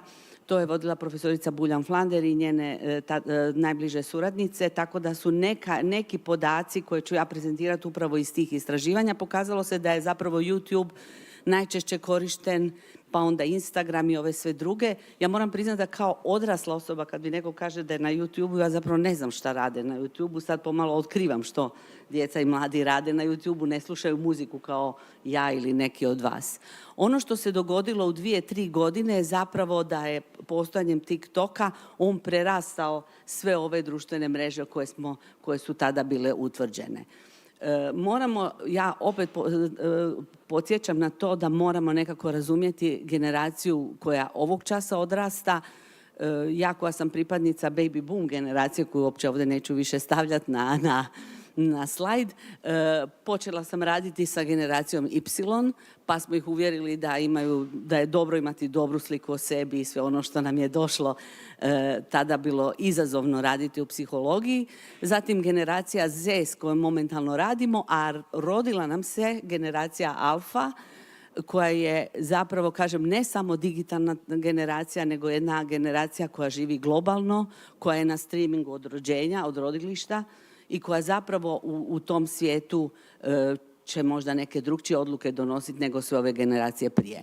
Nećemo se na to puno mučiti jer je uvijek tako, sve generacije, i naprosto onaj svijet kojim smo mi rasli danas više ne postoji. Moramo uzeti u obzir ono što imaju današnja djeca ako želimo imati dobre odnose s njima i ako im želimo pomagati kad to treba. Dakle, odrastanje uz tehnologiju, kao što sam rekla, uz veliku priliku, uz veliku dobit koju svi mi imamo, zapravo ima i neke moguće rizike. Ja bi nešto o njima odmah rekla, koje ne tiču se samo seksualne viktimizacije, ali ono što se danas u svijetu moje struke najviše obraća pažnja, da su zapravo već od najranije dobi, dakle ne predškolske, nego one vrlo rane, djeca uz ekrane, što uvjetuje vrlo velike poteškoće u socijalnoj interakciji i razvoju i zbog nedostatka tjelesne aktivnosti. Dakle, one prve 2 stvari koje malo djetetu trebaju, da nekoga gleda i da s njim bude i da se giba, zapravo ako je uz to nema. I istraživanje koje su moje kolegice provele je pokazalo u Hrvatskoj da gotovo 60% djece s navršenom 1 godinom, a skoro 90% u dobi od 2 godine i gotovo sva 3-godišnja djeca predškolske dobi provode vrijeme pred ekranima. Pretpostavljam da u Sloveniji nije ni bolje ni gore, nema nekog razloga da bude bolje ili gore. I prosječno provedeno vrijeme pred ekranima predškolskog djeteta je 2,5 sata. Američke pedijatrijske organizacije, psihološke organizacije na to ukazuju i ukazuju na ovo da zapravo djeca do 9. godine nemaju neki kapacitet da bi shvatili sigurnost na internetu, a moja praksa, evo ja ću sad reći vlastito iskustvo, da se zapravo ova neka negativna iskustva koje su prijašnji predavači govorili zapravo spuštaju sve niže. Dijete s kojim najniža dob iskorištavanja seksualnom viktimizacijom je 3. razred osnovne škole koje sam ja srela u svojoj praksi. Prije su to bili srednjoškolci, eventualno kraj osnovne škole. Dakle, ovo jesu rizici, ali rizici općenito za razvoj, a onda kao i u životu idu svi ovi drugi rizici na koje moramo biti spremni. Samo bi jednu rečenicu rekla, koja možda isto nema veze s temom, ali to da su roditelji prekomjerno na tehnologiji ima isto tako utjecaj na djecu. Dakle, roditelj, kad kažem prekomjerno, naravno reći ću ne kao ja, nego kao neko drugi, taj roditelj naprosto nije dovoljno dostupan svojem djetetu i pokazala su se istraživanja da ta djeca imaju posljedice na različite aspekte svog razvoja. Evo, ovo je nešto što uvijek volim napomenuti kad stalno kažemo oni su puno na internetu, onda mi dijete kaže daj reci tati da ugasi mobitel. Počeli smo se baviti elektroničkim nasiljem kao jedan od najistraženijih rizika. Znamo otprilike šta bi to bilo, javno vrijeđanje, izrugivanje na internetu, zastrašivanje i to je ono kad smo povezivali to sa vršnjačkim nasiljem, onda smo vidjeli da vršnjačko nasilje prestane kad odeš kući. Elektronično ne prestaje. Ono je i po noći i sutradan i stalno je tamo prisutno i pokazalo se zapravo da prevalencija tog elektroničnog nasilja u različitim zemljama je zaista različita, ja neću sad puno o prevalenciji. Ono što nam je zapravo bilo zanimljivo da u jednom istraživanju koje je rađeno 2013. da je 8% djece reklo da se srelo s nepoznatom osobom koju upoznalo na internetu, uključujući i mlade naravno, a već 2020. je to 25% njih. Znači, ta mogućnost komunikacije normalizira, kao što smo čuli tu riječ, da to postaju poznati ljudi, jer ga poznam preko interneta i tako dalje. E sad, kad idemo prema ovoj našoj današnjoj temi, seksualna rizična ponašanja su evo ova koja smo tu naveli. Kad kažem rizična, nisu svi istovremeno i viktimizacija, ali su rizična da dovedu do toga, od dopisivanja, dijeljenja informacija, sekstinga kojim ćemo vidjeti poslije kad je, a kad nije rizičan, uznemiravanja, susreti s osobama, pogotovo odraslima koje ne poznamo i istraživanja vanjska, ali i evo policijska istraživanja u mojoj zemlji pokazuju da 1 od 5 djece je doživjelo neko negativno iskustvo putem interneta u širokom smislu. Ja ću kratko, vidim da ste svi ovdje stručnjaci za ovu temu, pa sam čak mislila zašto sam toliko slajdova posvetila nekoj definiranju, ali evo ja sam imala potrebu da ipak neke stvari razriješimo. Dakle, sexting, svi znate šta je, da je to primanje, slanje, prosljeđivanje seksualno sugestivnih poruka i današnja istraživanja razlikuju slanje od primanja do prosljeđivanja i tu su prevalencije drukčije. Jedno novo istraživanje koje je provedeno u Hrvatskoj i u Bosni i Hercegovini evo pokazuje da su ovi postoci baš za te 3 aktivnosti vrlo visoko izraženi u ove 2 zemlje, zapravo 2 istraživačka tima do kojih sam ja došla pa sam malo to proučila njihove podatke. Naravno, sexting ne mora biti štetan i dobro je to iz pozicije odrasle osobe se uvijek podsjetiti jer ima u sebi jedan prirodan interes za razumijevanje seksualnosti i seksualne aktivnosti. Mnogi to rade iz zabave, kao što je rečeno, privlače pažnje, rade sa nekim adolescentnim partnerom, partnericom i zapravo kažu svi istraživači da postoje 3 vrste motiva. Jedni su vezani u seksualnost, drugi uz traženje potvrde tjelesnog izgleda ili ovi instrumentalni motivi o kojima smo govorili, o kojima su kolegice prije mene govorile. Evo, ovo istraživanje koje su provele moje kolegice iz Poliklinike, možda je malo slabije viđeno, ali na web stranici Poliklinike imate sažetke tih istraživanja, pa vidite da su ti postoci primanja, dobivanja, dijeljenja poruka zapravo slični kao u istraživanjima prevalencije u drugim zemljama.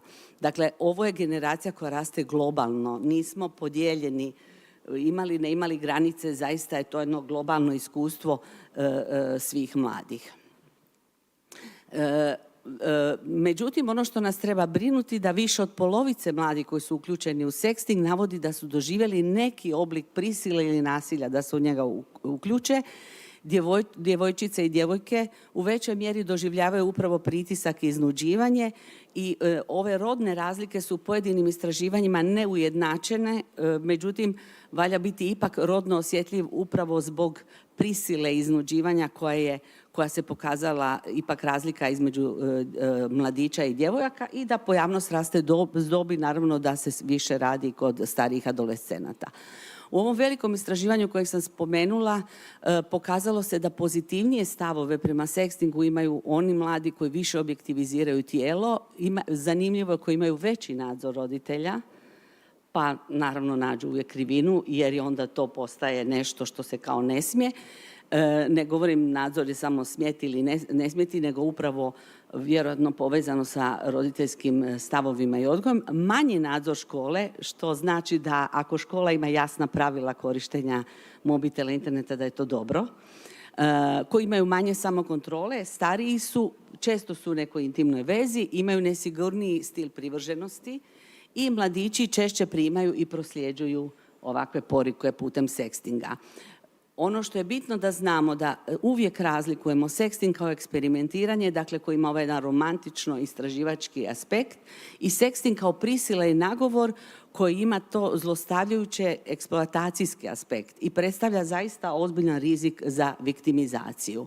Ono što nas u ovim istraživanjima koje su recimo moje kolegice radile brine da zapravo većina ni sa kim o tome ne razgovara. To je jedan intimni svijet u kojem naravno onda može biti, kad gledamo iz cipela mlade osobe, adolescenta, puno nesigurnosti, puno muke, puno stresa, a ni sa kim ne razgovara, što znači ni s prijateljima. Nego to je neki intimni svijet koji imaju samo za sebe i zaista može biti teško. Samo 1/3 njih razgovara s prijateljima, a ovo dalje neću ni čitati, oko 2% nešto roditeljima kaže, ne znam u kojim situacijama i tako dalje. E sad, kad se pojavi ova seksualna prisila unutar sekstinga, onda naravno govorimo o sextortionu ili prisili ili iznudi, gdje počinitelj obavlja putem interneta, uključuje neki oblik prijetnje, da će objaviti, proslijediti i tako dalje.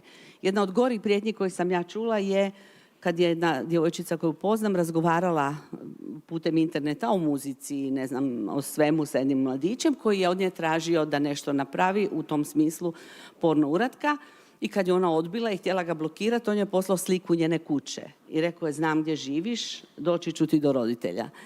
Koliko god ona živi u jednoj obitelji, nijedna mlada osoba takvu situaciju ne voli i dakle to su sve, kad čujete od njih koje su to prijetnje, to nisu prijetnje ubit ću te ili nešto tog tipa, iako vjerojatno ima i toga, nego su to ove neke suptilne prijetnje koje mladoj osobi zapravo ugrožavaju svakodnevnu sigurnost i psihološku i ovu fizičku. Ono što se pokazalo da mnogi od njih poznaju počinitelje, koliko god mi mislimo da su opasne osobe opasne, da su nepoznate osobe opasne, vrlo često su upravo ti počinitelji poznati koji su se s njima na neki način upoznali, bilo online, bilo da su već imali nekakav susret uživo.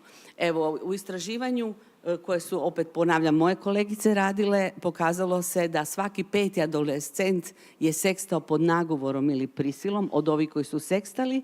Ono što je zapravo zanimljivo da neki od njih su razmjenjivali to sa odraslim osobama i znali su da su odrasle osobe i jedan veliki broj od njih govori da je to radio dobrovoljno. Mi koji radimo s djecom i mladima, osim ovih zakonskih okvira, znamo i što je zreli pristanak, znamo i što znači dobrovoljno i što u dječjim očima ili mladenačkim očima znači dobrovoljno, a što ono nije. Podatak taj o dobrovoljnosti zapravo govori samo o nekom njihovom aktualnom doživljaju, da je posredovano vrbovanjem, ali ne ono što mi zakonski smatramo da je dobrovoljno, jer je izmjena seksualnih sadržaja s odraslom osobom, kao što znate, predstavlja zapravo seksualno zlostavljanje putem interneta. I dolazimo do ove treće, možda nekog oblika eksploatacije, vrbovanje, grooming, kako ga god zvali, mi probali smo nešto na hrvatski prevest. To je proces kojim odrasla osoba zadobiva polako povjerenje djeteta i uključuje ga u seksualnu komunikaciju, dijeli seksualne sadržaje i razmjenjuje zlostavljačke aktivnosti putem interneta. Ono što je bitno da je najčešće u fazi kad je već izgrađen odnos povjerenja dolazi do zaista seksualne solicitacije, odnosno stvarnog uključivanja djeteta u seksualizirane aktivnosti i dobivanje nekih intimnih informacija o djetetu i prevalencija je u različitim istraživanjima različita, međutim jedna retrospektivna studija je pokazala, kad ih se naknadno pitalo, da je prevalencija puno veća nego što mi u nekom trenutku znamo po broju prijava ili onome što saznamo od djece. Teorija koja pokušava objasniti ovu online viktimizaciju je jedna koja se naziva teorija rutinskih aktivnosti, koja govori da u ovim situacijama je svakodnevni život obilježen nizom rutinskih aktivnosti. Korištenje interneta je rutinska aktivnost. Neko je dostupan.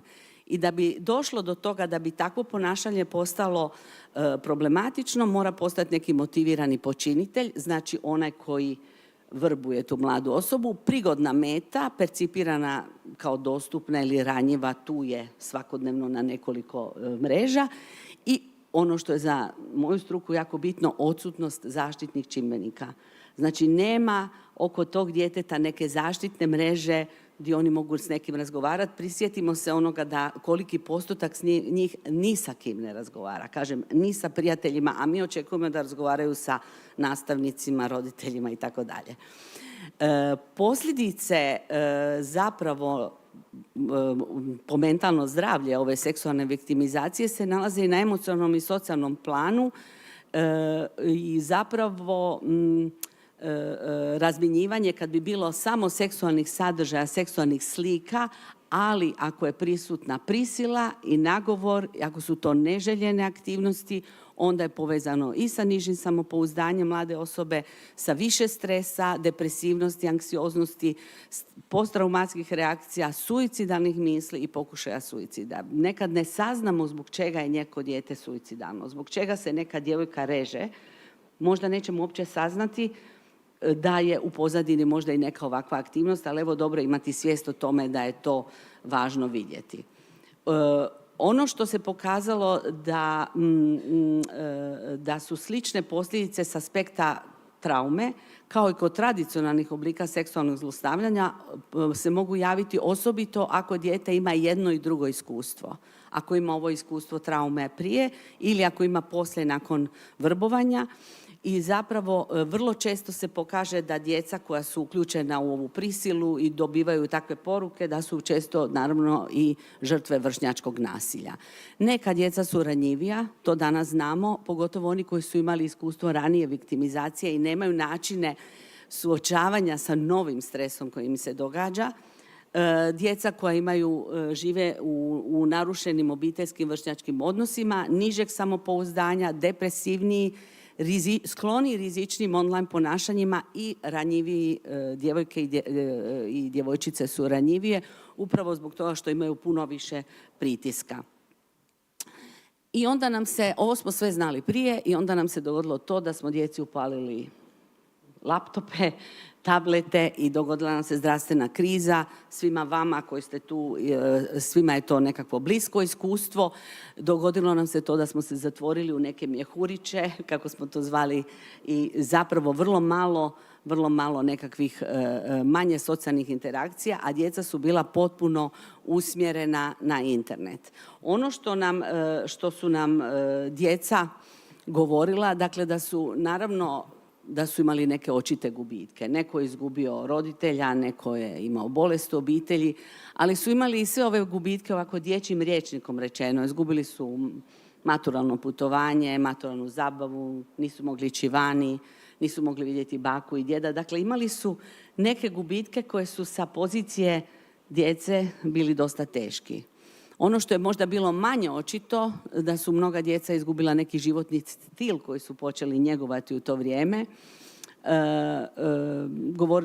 Izgubili su različita iskustva koje bi imali da svijet nije izgledao tako kako je izgledao u vrijeme zdravstvene krize. Izgubili su dnevnu rutinu, predvidljivost i kontrolu nad tim što će biti sutra.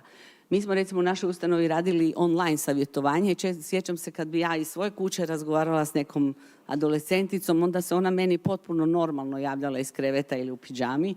što je onako malo kad bi gledali na razini settinga savjetovanja, nema naravno veze, ali dnevna rutina je izgubljena. Zašto će se ona oblačiti iz pidžame u trenirku ako je stalno kući? Mislim, to je retoričko pitanje, naravno.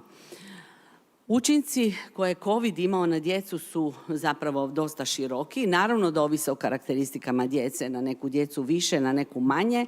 I naravno da su djeca bila ranjivija od nas upravo zbog toga što imaju nezrelije kognitivne i emocionalne karakteristike, nezreliji sistem regulacije i onda je to moglo rezultirati i nekim negativnim posljedicama.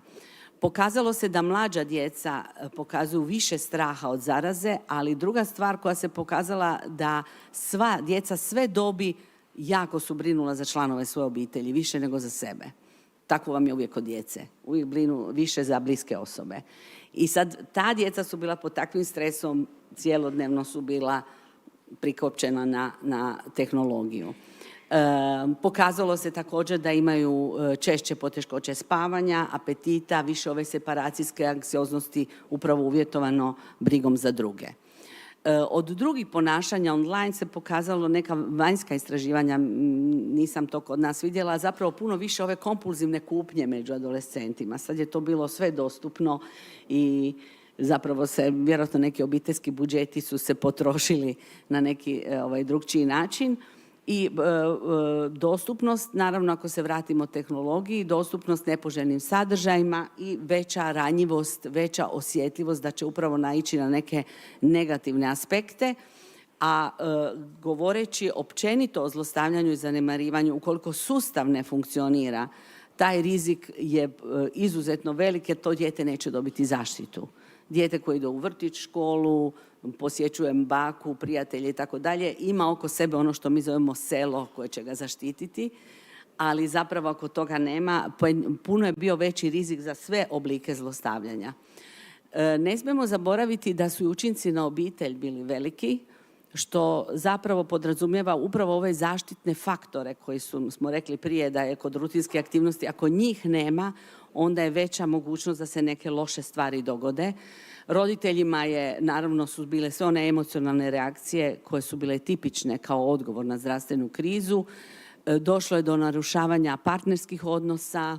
Svaki treći roditelj u istraživanju koje je rađeno u Hrvatskoj, koje su radile kolegice sa fakulteta, se pokazalo da im je roditeljstvo sad teže.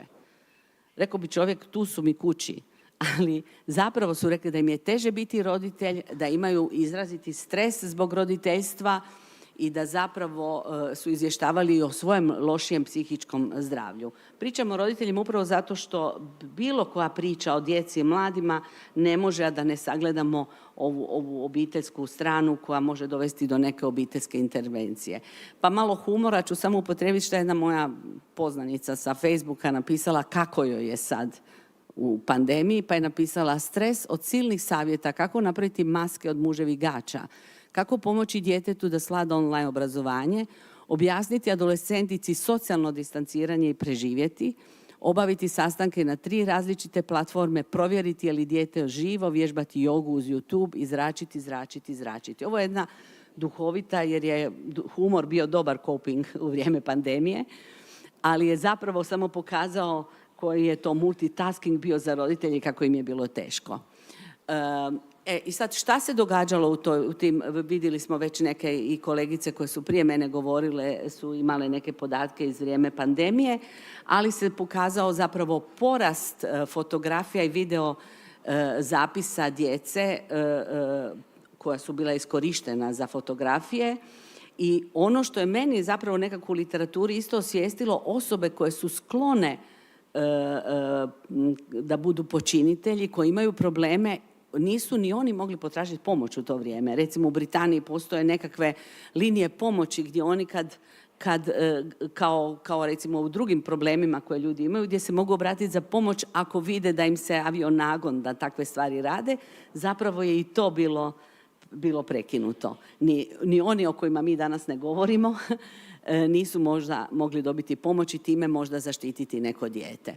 UNICEF je u vrijeme pandemije rekao da postoje 3 glavna potencijalna sekundarna rizika osim COVID-a, a to je zanemarivanje i nedostatak roditeljske skrbi, što nam je u ovom slučaju izuzetno bitno, mentalno zdravlje i psihosocijalni stres, te ovo o čemu mi govorimo, povećana izloženost nasilju, uključujući seksualno nasilje te fizičko i emocionalno zlostavljanje, pa onda naravno i online. Koliko je djece bilo pogođeno zatvaranjem škola, to je ovaj broj koji ne znam ni kako se piše, 1,5 milijarda djece.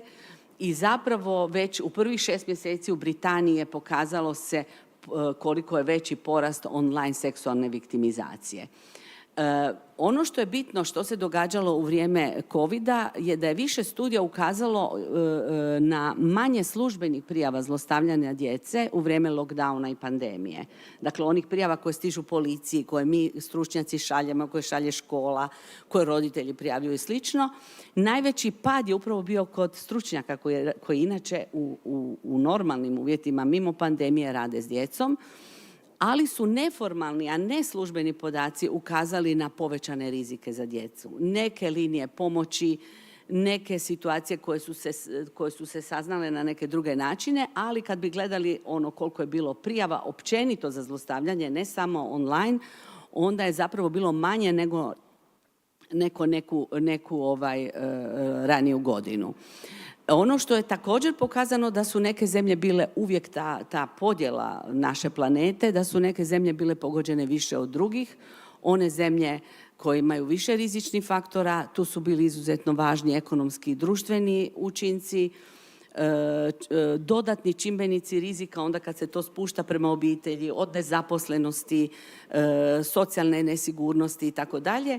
I zapravo te interakcije između tih društvenih rizika i zlostavljanja djece možda nije dovelo do razlika u pandemiji, razlika u prevalenciji u onom broju, ali se odrazilo na to jesu li djeca ili nisu dobila zaštitu ili dobila pomoć kao što dobivaju u uvjetima koji nisu opterećeni pandemijom. Tako da se u svim zemljama, ako je utvrđeno u onim zemljama gdje je utvrđen smanjeni broj prijava, kad kažem prijava mislim ove službene prijave policiji i socijalnoj službi, nije uzeto kao pokazatelj pada, već više kao pokazatelj koliko je važna uloga škole i zdravstvenih službi i pokazalo se da zapravo nedostaju podaci o samoprocjeni djece jer ih niko nije pitao. Čak i tu nisu bili dostupni ni istraživačima za te stvari.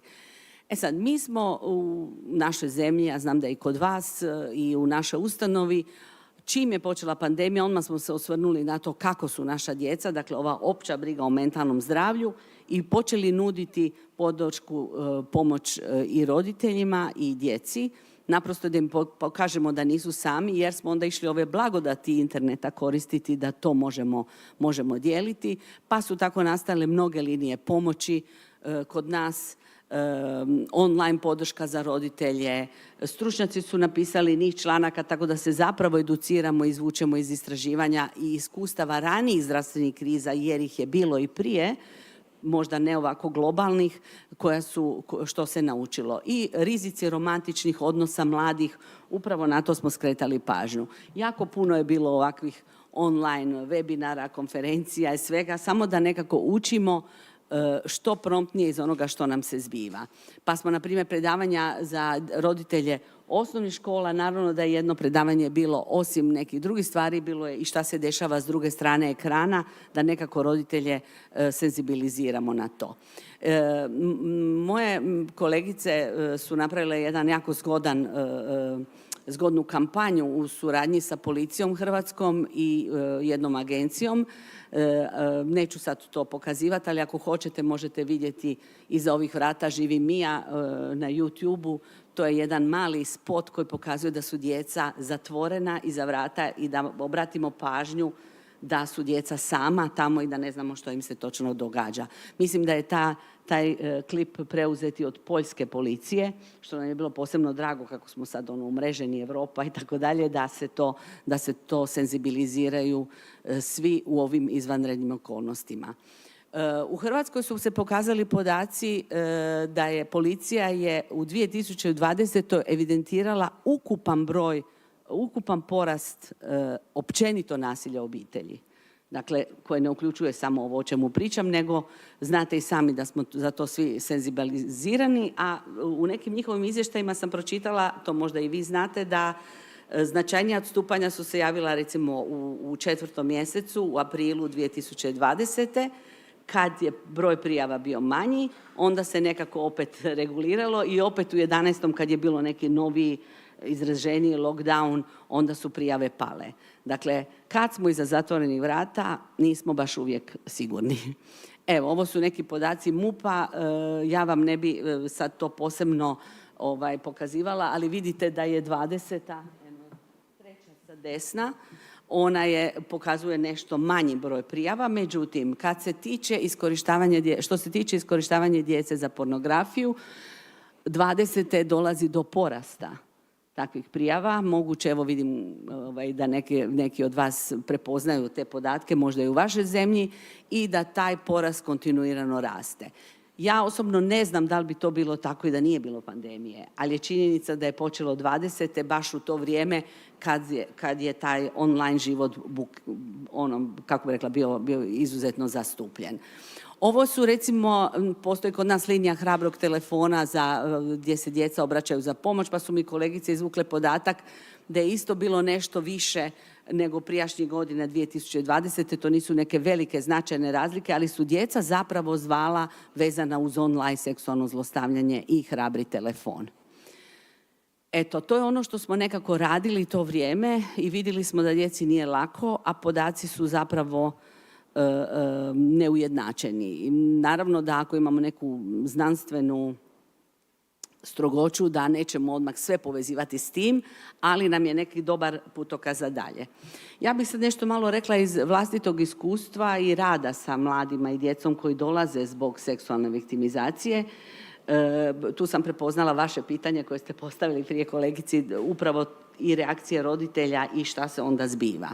Kad nam djeca dolaze zbog ovog oblika zlostavljanja seksualnog, ne dolaze uvijek samo radi toga. Dolaze ili zato što ih došli su roditelji, na primjer zbog nekog drugog razloga, razvod roditelja je u tijeku ili je neki pad školskog uspjeha i onda se sazna da postoje i te aktivnosti. Naravno, ukoliko je zbog ovakvih situacija, onda ih šalju i nadležne institucije.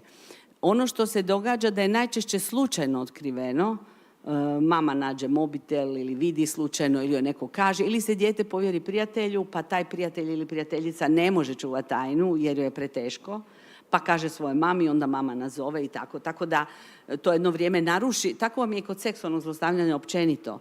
To jedno vrijeme naruši odnos između prijateljica, kasnije tek dođe do toga da je to zapravo bila pomoć. Naravno, pri tome pomaže i stručna pomoć. Često mladi kad dođu s tim, ako roditelji nastupe, oni nemaju dovoljni uvid u rizike. Ma joj, znam šta je to, počnu objašnjavati. Lažno predstavljanje im je nešto što kao znaju da postoji, ali u vlastitom dopisivanju nemaju dovoljno kapaciteta za prepoznati ih. Tako ako mi je djevojka kaže, ali neću ga sresti, to je osoba iz Pule. Ta osoba iz Pule je možda iz susjedne ulice, ali i koliko god zna da je to tako, jer ima kapacitet da to razumije, u tom stjecanju povjerenja dolazi do vjerovanja u te podatke koje je dobila. Početno vrlo često kažu da su odbijali slanje, nekad i negiraju da su slali slike. Naravno, kasnije kažu ili tijekom razgovora ili u nekom nadležnoj instituciji, ali recimo u tretmanu se sazna i ove prijetnje su zaista vrlo često prisutne od toga da ću nešto uraditi, da ću to podijeliti cijeloj školi, do toga ubit ću se. Ako mi ne pošalješ, ja ću se ubiti, ta druga osoba kaže i možda nekoj djevojci ili mladiću, najčešće djevojci koja to šalje, onda bude to idem mu pomagati, idem ga spasiti i ima sve ove nekakve fantazije oko svoje uloge u tom nekom idealiziranom odnosu.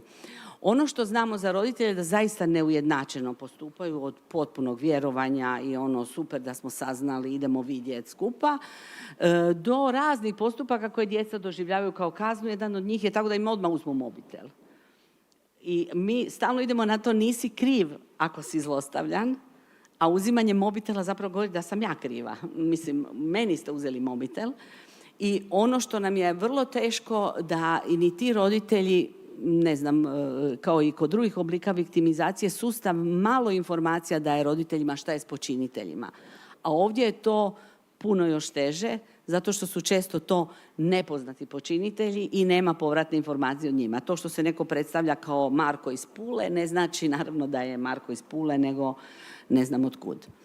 Ono što je posljedice za mentalno zdravlje i za ono što nam je važno je da je zapravo vrlo su slične kad se doživi zaista viktimizacija sa slanjem, sa nagovaranjem, sa prisilom, sa uključivanjem u seksualizirane razgovore i aktivnosti, kao i kod drugih oblika seksualnog zlostavljanja, pa je tako češće su depresivnost, sniženo samopouzdanje, anksioznost, i ti mladi imaju intenzivnu potrebu da se nekako povrati osjećaj sigurnosti i povjerenja, jer kako ću ja sad drugima vjerovati, kako ću ja sad opet otići na Snapchat, a da znam da se tamo nešto neko me neće kontaktirati. Kod mnogih se javlja ljutnja, neprijateljstvo, pa čak i neka rizična ponašanja, onako ljutnja otprilike em smo ušli u nešto, otkrilo se nešto, tako da ta ljutnja često, mi psiholozi često prepoznajemo kao fasadu, a u pozadini je ova anksioznost, depresivnost i tuga, a ljutnja bude prema van. Ljutnja onako kao da se zadrži neki osjećaj kontrole, pa dobro, pa to svi rade, pa neću i tako dalje. I naravno stresne reakcije, jer takve slike, takve aktivnosti mogu dovesti do zaokupljenosti i seksualnošću, povećane pobuđenosti, pa onda se ode negdje drugdje, jer je trauma zlostavljanja seksualnog učinila svoje upravo tako da je dijete zaokupila dodatnom uznemirenošću, pobuđenošću i zaokupljenošću seksualnošću. Ono što vidimo kod mladih i nekako kad se svi nekako usmjerimo na njih, uperimo prst, oni su ti koji moraju biti manje na internetu i tako dalje, međutim ovdje je zaista moguće su različite razine stigmatizacije tih mladih koji su seksualno zlostavljani online, kao i naravno ovih drugih zlostavljanih. Prvo zato što je sustav možda nekad nije spreman, puno ih ispituje, ispitivači nisu uvijek stručni, ne znaju uvijek razgovarati s mladom osobom na način da dobiju povjerenje i da ne induciraju i da zapravo ne stvore otpor. Postupci su dugotrajni i ono što sam rekla, nema ovih povratnih informacija o počinitelju, a o neadekvatnim kaznama za počinitelje općenito zlostavljanja neću ni govoriti koliko su one zapravo još uvijek neadekvatne. Drugi izvor stigmatizacije je obitelj. To dijete doživljava ili nevjerovanje, često, naravno je dobro ako je roditelj izvor podrške, onda je to garancija da će oporavak djeteta biti u redu. Ali ako je roditelj ne vjeruje i okrivljava izričito samo dijete, onda je to novi rizik za stigmatizaciju i ovu recimo kazne koje provode, ok je neki nadzor, ok je razgovarati koje aplikacije, šta. Ova djevojčica što sam rekla 3. osnovne, ona je Snapchat u školi dobila. Neka je prijateljica rekla, hoćeš da ti pokažem to, i onda je išla i tamo je onda su počele dolaziti poruke. Ja nisam do tad ni znala da se Snapchat briše nakon 10 dana, jel je? Da, dobro. Tagman medij, dobar. I naravno treći, ali dosta važan izvor stigmatizacije, djecu možda nije briga za policiju, nije ih briga za psihologicu, nije ih briga za nastavnika, ali ih je briga za vršnjake. Kad jednom se tako nešto otkrije, može se dogoditi, ta snimka negdje i dalje postoji, da ona zapravo dođe u razrednu grupu, u školsku grupu, da oni nemaju podršku i da se dalje šire informacije o tom djetetu. Dakle, djevojka koja je zaljubila se u dečka u kojem je poslala neku snimku, s tim valjda mi vjeruješ, ja te volim i tako dalje, sve one stvari koje su bile, i nakon dugog odgađanja mu je poslala jednu snimku, sutradan je doživjela pred školom da je 3 dečka čekaju sa svim epitetima. Dakle, sutradan je ta snimka se proširila na cijelu školu, tako da je to zapravo može biti izuzetno teško mladima. I dijete zapravo, kao i kod drugih oblika zlostavljanja, ne treba samo pomoć nakon što se taj događaj dogodi, već u više različitih faza. Ono što mi znamo kad radimo s mladima koji su i online viktimizirani, znači da prvo moramo znati kako je to bilo dijete prije toga. Je li imalo neke zaštitne faktore, kakva je bila njegova ranjivost, koje je imalo stresne uvjete života ili nije, je li više osjetljivo ili ne. Dijete koje je imalo i prije ovih oblika viktimizacije poteškoća bilo sa vlastitim mentalnim zdravljem, bilo sa rizičnim faktorima u okolini, veća je vjerojatnost da će razviti više simptomatologije. To nam je dakle prvi pokazatelj da vidimo kakvo je to dijete. Znači ono nije počelo živjeti od onog trena kad je ušlo u našu sobu, nego moramo znati šta mu se sve dogodilo prije. Ako je imalo nasilje u obitelji, ako su roditelji imali konfliktan razvod, ako je doživjelo neki bullying, ako ima problema s učenjem.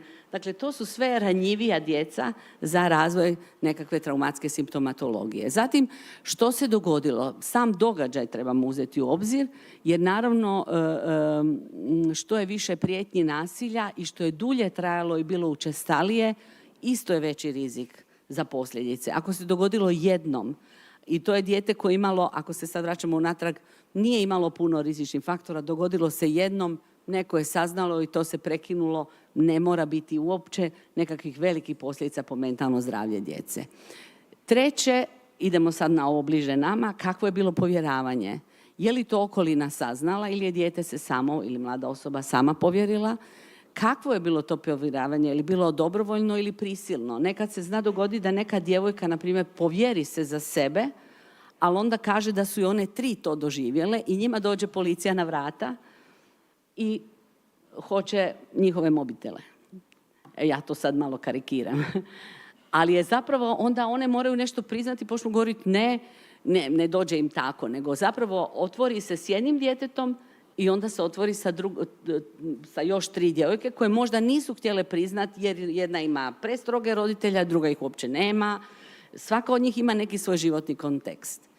I naravno, kod tog povjeravanja kakve su bile reakcije okoline, reakcije sustava. Da li je bila podržavajuća, sa jasnim granicama naravno, ili je bilo optužujuće. Pa valjda si znala, pa valjda nisi znala, pa valjda znaš, pa valjda sam ti 100 put rekla i tako dalje. To su sve one rečenice koje djeca čuju. I onda dolazi ovo jedno duže, nakon što se sve to završi, dijete ostaje u savjetovanju ili tretmanu i ostaje to jedno dulje razdoblje koje istovremeno bi bilo za oporavak djeteta divno da se to završi. Kod online viktimizacije se rijetko i završi jer se ne zna o kome se radi vrlo često. To bude neka mreža i ne smije roditelj ni znati ništa i tako.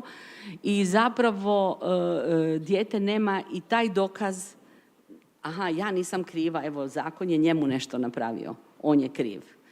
I to je jako jedna problematična stvar. Problematična je, kažem, i kod onog seksualnog zlostavljanja općenito i kod zlostavljanja općenito, a kamoli ne ovakvim situacijama. I u tom jednom razdoblju nakon razotkrivanja potrebno je usmjeriti se na oporavak djeteta, na razvoj samozaštitnih vještina za budućnost i tu su oni jako otvoreni ako dobiju podršku da onda mogu vidjeti što, postaviti neke planove samozaštite. Vrlo često se s djetetom razgovara što bi ti rekla nekoj djevojci da ti se obrati za pomoć, onda bi ona sa svim ovim iskustvom možda bila jako dobra pomoć toj djevojci.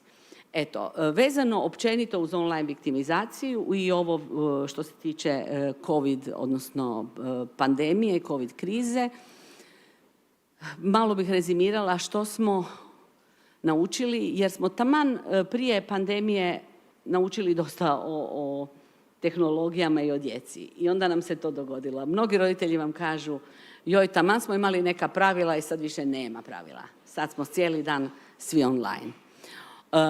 Dakle, apsolutno je jasno da online seksualna viktimizacija predstavlja prijetnju djeci i da je situacija pandemije više nego ikad olakšala pristup potencijalnim žrtvama upravo zato što djeca nisu imale podršku, ni zaštitu, ni stručnjaka i manja je bila i intersektorska suradnja. Ako tako gledamo škole, vrtići, socijalna služba, zdravstvena služba i tako dalje. Ono što inače moramo znati, a to je da malo uvijek podvučemo šta bi stručnjaci trebali o sebi naučiti nakon svega toga, pa sam ja bi prezentirala zaključke iz ovog istraživanja koje je rađeno u Hrvatskoj i Bosni i Hercegovini, gdje je naglašeno da bi zapravo trebalo u svim vremenima, a u vremenima krize posebno, unapređivati znanja, svjesnost i vještine stručnjaka. Šta znači znanja? To znači ovo. Razumijevanje pozadine, navike i svjetonazora mladih, uključivanje jednu normativnost odrastanju kako bi mogli procijeniti šta je odstupanje od očekivanih iskustava, a sami stručnjaci, recimo, kad su ih u Hrvatskoj pitali tamo negdje 19. prije pandemije, koliko trebaju dodatna znanja o odrastanju u digitalno dobe, njih 90% je reklo trebali bismo dodatna znanja i djeca to prepoznaju jer vrlo često se odraslima ne povjeravaju upravo zato što misle da ih niko neće razumjeti. Ja moram samo jednu anegdotu reći, kad se jedan put jedno dijete pitala igra li on video igrice, to je bilo prije, on je meni rekao, a kaj su ti to video igrice? Dakle, to danas više ne zovu video igrice, nego zovu ih nekako drugčije. Dakle, morali bismo znati kako to oni zovu. Svjesnost naša je zapravo to da prvo vidimo šta mi mislimo o tome. Mislimo da su ti mladi grozni i da su oni stalno na internetu, a onda uključite one properties kod sebe i pogledajte koliko ste sati bili u tom danu online. I zapravo svjesnost o vlastitim uvjerenjima mogu i umanjivati online viktimizaciju. Pa nije se to dogodilo, pa to ti je samo preko interneta, pa šta ima veze, pa nikoga nisi srela i tako dalje.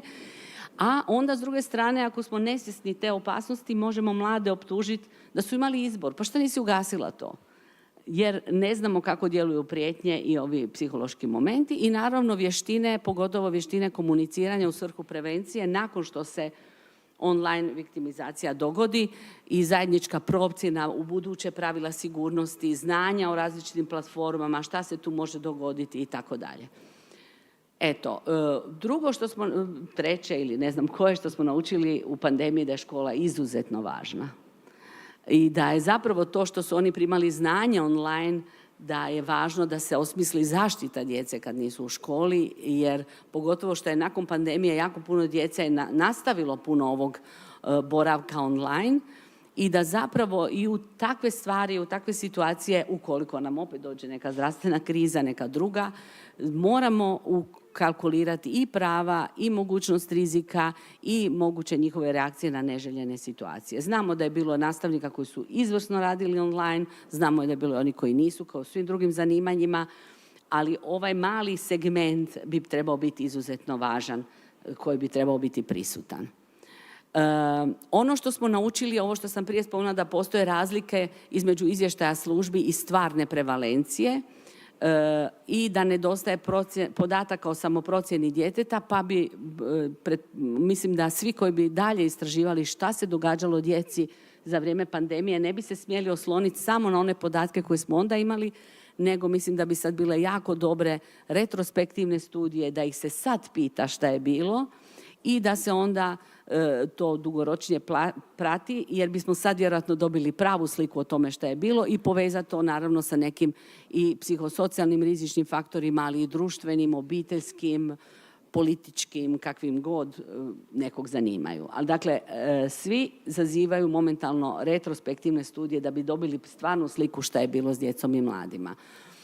Naravno, u slučaju novih kriza, u sve ostale preporuke vezano za mentalno zdravlje, važno je senzibilizirati se na to online i usmjeravati odrasle na važnost i dalje povjerenja u odnosu s mladima. Bez obzira bili oni na online 2 sata ili 4 sata, zapravo onaj odnos koji imaju s roditeljima u podlozi toga je najvažniji i zato roditelji trebaju jednu dodatnu pomoć u razgovaranju s djetetom, kako to, a u vremenima krize smo mi nastojali roditeljima dati i te alate, kako preuzimati odgovornost i dalje, kako razvijati odnos uz jasne granice u odnosu na djecu. Ako se okrenemo na djecu u proteklom razdoblju, izuzetno je bilo važno razgovarati s njima onome što im se događa, da stalno razmišljamo o tome da biti siguran, jer bili su sigurni doma u odnosu na pandemiju, da to ne znači i osjećati se sigurno, bilo od zlostavljača u najbližoj okolini ili online zlostavljača, da im damo podršku u regulaciji emocija, i da zapravo u kriznim vremenima nikad nije taj odnos važniji između odraslog i djeteta, nego, mislim, važan je uvijek, ali u kriznim vremenima je još i važniji. I podržavanje rutine i podrška roditeljima u pružanju podrške. Evo, to je jedan suradnički model koji govori da djeca nikako ne mogu biti sama, on je razvijen baš u doba pandemije, ne mogu biti sama, trebaju dobiti podršku i iz obiteljskog sustava i iz školskog sustava, a društvo mora dati podršku i roditeljima i školi, upravo zato da bi oni mogli biti bolja podrška djeci. To se zove zapravo suradnički model podrške koji pokriva i izravno pružanje podrške djeci, što smo nastojali, ali stalno misliti kako je roditeljima i nastavnicima u tome.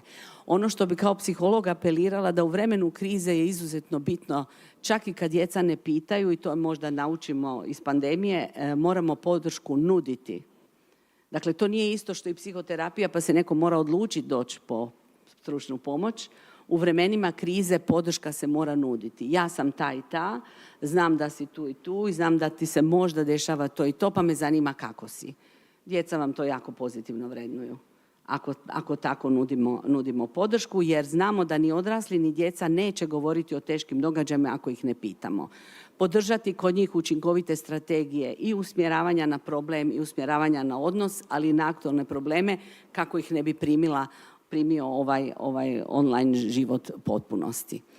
Eto, zapravo što smo generalno naučili od pandemije je da živimo jednu promjenu, evolucijski smo neusklađeni u uvjetima okoliša koji se mijenjaju tako brzo, a mi ne. Mi smo isti kao oni prije 100 godina ili više. I da je to puno promjena i za obitelji i za praktičare u kojima moramo jedni drugima davati podršku, ali da ne budemo novi pritisak. Za kraj bi ja samo pozvala se na još jedan slajd mojih kolegica koje su radile istraživanja o online životu mladih, da nikad ne zaboravimo što im je najvažnije. Ovdje dole vidite što su rekli kako inače provode slobodno vrijeme. 41% je reklo druženje s prijateljima, 24% kaže društvene mreže. A onda ide sport i izvanškolske aktivnosti. Ali kad su ih pitali, a kako biste vi? Jel biste vi tako ili drugčije? Opet je na prvom mjestu, ali puno više druženje s prijateljima, pa onda ide sport, pa onda idu izvanškolske aktivnosti, a samo negdje 4,7%, evo tako ću pročitati, je reklo da bi koristilo društvene mreže u slobodno vrijeme. I to je nešto što ne trebamo zaboraviti, jer to nam je možda putokaz za dalje, pa ako se budemo opet zatvorili zbog neke krize, da znamo šta im nedostaje. Eto, hvala vam.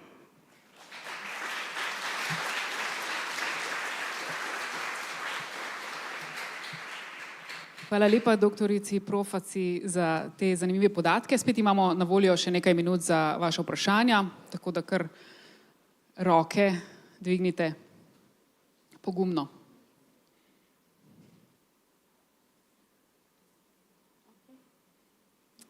Hvala vam puno na strpljenju, nadam se da ste me razumjeli.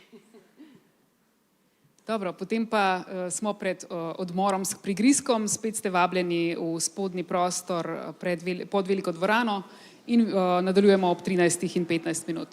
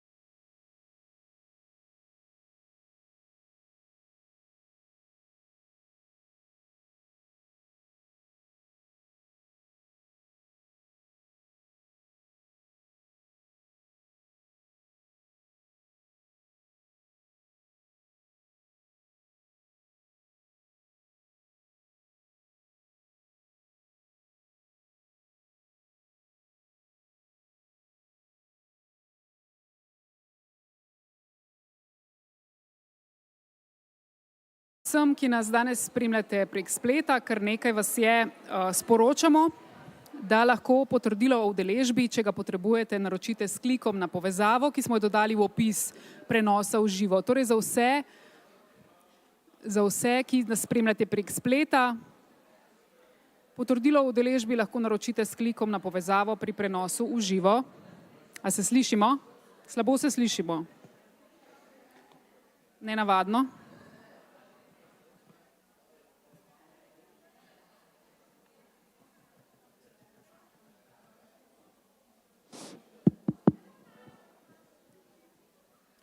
Morda bo tukaj bolje. Okay. Torej še enkrat nadaljujemo z zadnjim sklopom današnjega programa in še enkrat za tiste, ki nas spremljate prek spleta, sporočamo, da lahko potrdilo o udeležbi, tisti, ki ga potrebujete, naročite s klikom na povezavo, ki smo jo dodali pod opis prenosa v živo. Torej, posnetki moških spolnih organov, izsiljevanje z intimnimi fotografijami, žaljivi komentarji, vse to je pravzaprav vsakdan dijakinj, ki so sodelovale v raziskavi Trace o spletnem nasilju zaradi spola. Predstavila jo bo sodelavka točke osveščanja o varni rabi interneta SafeC, Ajda Petek. Skupaj z novo spletno platformo za pomoč mladim, ki so izkusili spletno nasilje in pa tudi raziskavo o spletni pornografiji. Ajda, izvoli.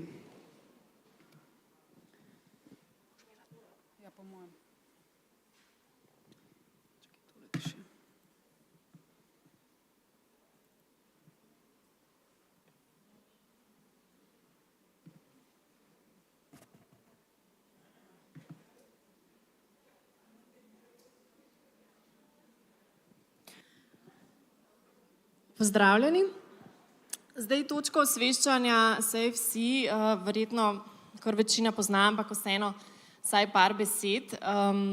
Torej skupaj z spletnim očesom, torej prijavno točko posnetkov spolnih zlorab otrok na internetu, ki organizira današnji posvet, tvorimo Center za varnejši internet, v katerem je še svetovalna linija za otroke, mladostnike in tudi njihove starše, ki naletijo na težave na internetu in se lahko obrnejo na njih.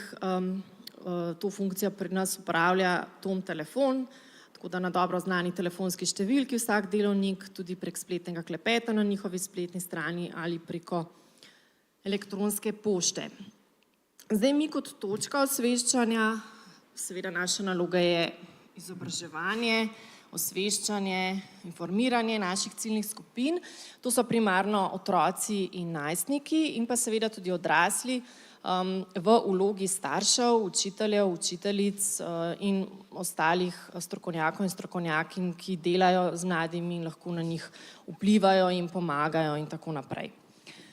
Naše glavno orodje, ki ga ponujamo, je zelo vsebinsko bogat spletni portal www.safe.si, tako da res vabljeni k ogledu, prebiranju, imamo res ogromno nasvetov, informacij, videovodičev, tudi središče za pomoč v primeru težav na internetu, videov, drugih orodij, kvizov, testov za uporabo z otroki, z mladimi, iger, tako da res za vse ciljne skupine se najde veliko stvari.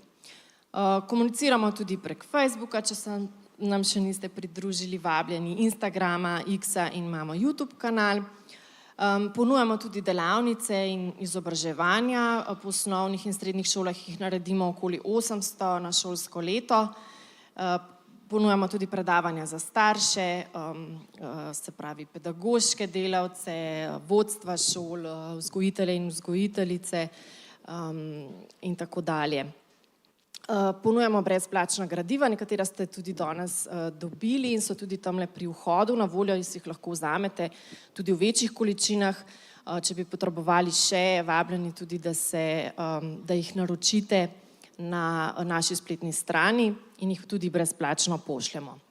Smo pa tudi organizator Dneva varne rabe v Sloveniji, v okviru katerega je nastala tudi ta raziskava, ena od 2, ki jih bom danes predstavila. Takole izgleda naša stran. Pa gremo zdaj kar malo še preden skočimo na podatke o pornografiji na spletu, nekaj smo že slišali v današnjem prvem predavanju, pa še vseeno. Današnja pornografija, ki so jo deležni otroci in mladostniki na internetu, je neprimerljiva z pornografijo, ki smo jo imele prejšnje generacije. In to v teh 4 točkah je izredno dostopna, neregulirana, slišali smo o problematiki te starostne verifikacije, s par kliki potrdiš, da si star 15 ali 18 glede na nacionalno zakonodajo in si na strani z pornografskim materialom. Problematika so tudi neskončne količine, se pravi, dokler je bila to neka revija, neka videokaseta, film, si parkrat pogledal in si se stvari naveličil, tukaj pa dejansko materijala nikoli ne zmanjka. In kot je že povedala tudi moja predhodnica, so na voljo zelo ekstremne oblike, prikazi ekstremne spolnosti. Ali pornografija lahko škodi? Ja, daje določena napačna in zavajajoča sporočila mladim in otrokom, ki naletijo na njo oziroma jo vidijo. Prva je nerealnost, torej osiromašen prikaz spolnosti, prikaz nerealnih teles, nerealnih zmogljivosti, fokus je predvsem na moški užitek, kot smo slišali, je veliko nasilja, seksizma, torej podrejenost žensk, agresivnost, nadvlada moških, soglasje, to smo tudi že slišali, ni potrebno oziroma ni prikazano, kar je tudi izjemno problematično sporočilo in večinoma prikazuje nezaščitene spolne odnose, tudi ko gre za neke skupinske spolne odnose in tako naprej. Kako torej lahko vpliva na otroke in mlade? Iz tiste prve točke izhaja, to je napačne predstave o spolnosti. Predstavljena je zelo enodimenzionalno, predstavljene so oblike, ki mogoče niti večini odrasle populacije ne prakticira take spolnosti in niti ni všeč. Ustvarja neka nerealna pričakovanja do sebe, do svojega telesa, do partnerja spolnega, do telesa spolnega partnerja in tudi paralizira mlade v spolnosti. Fante obremenjuje z neskončno erekcijo, ves čas pripravljenostjo na spolni odnos, zahteva neko agresivno vedenje, podrejanje ženske, medtem ko pri dekletih ustvarja pritisk, da mora zgledati in se obnašati kot igralke v pornografiji, da mora tolerirati oziroma celo uživati v nasilju.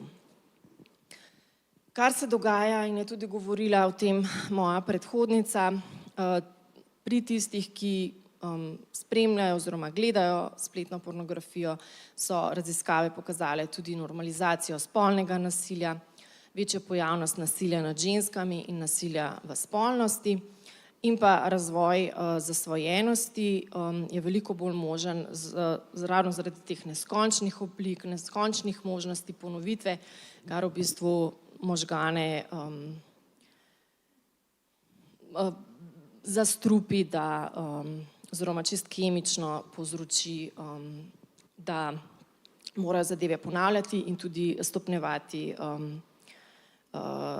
torej to ekstremnost prikazanega gradiva.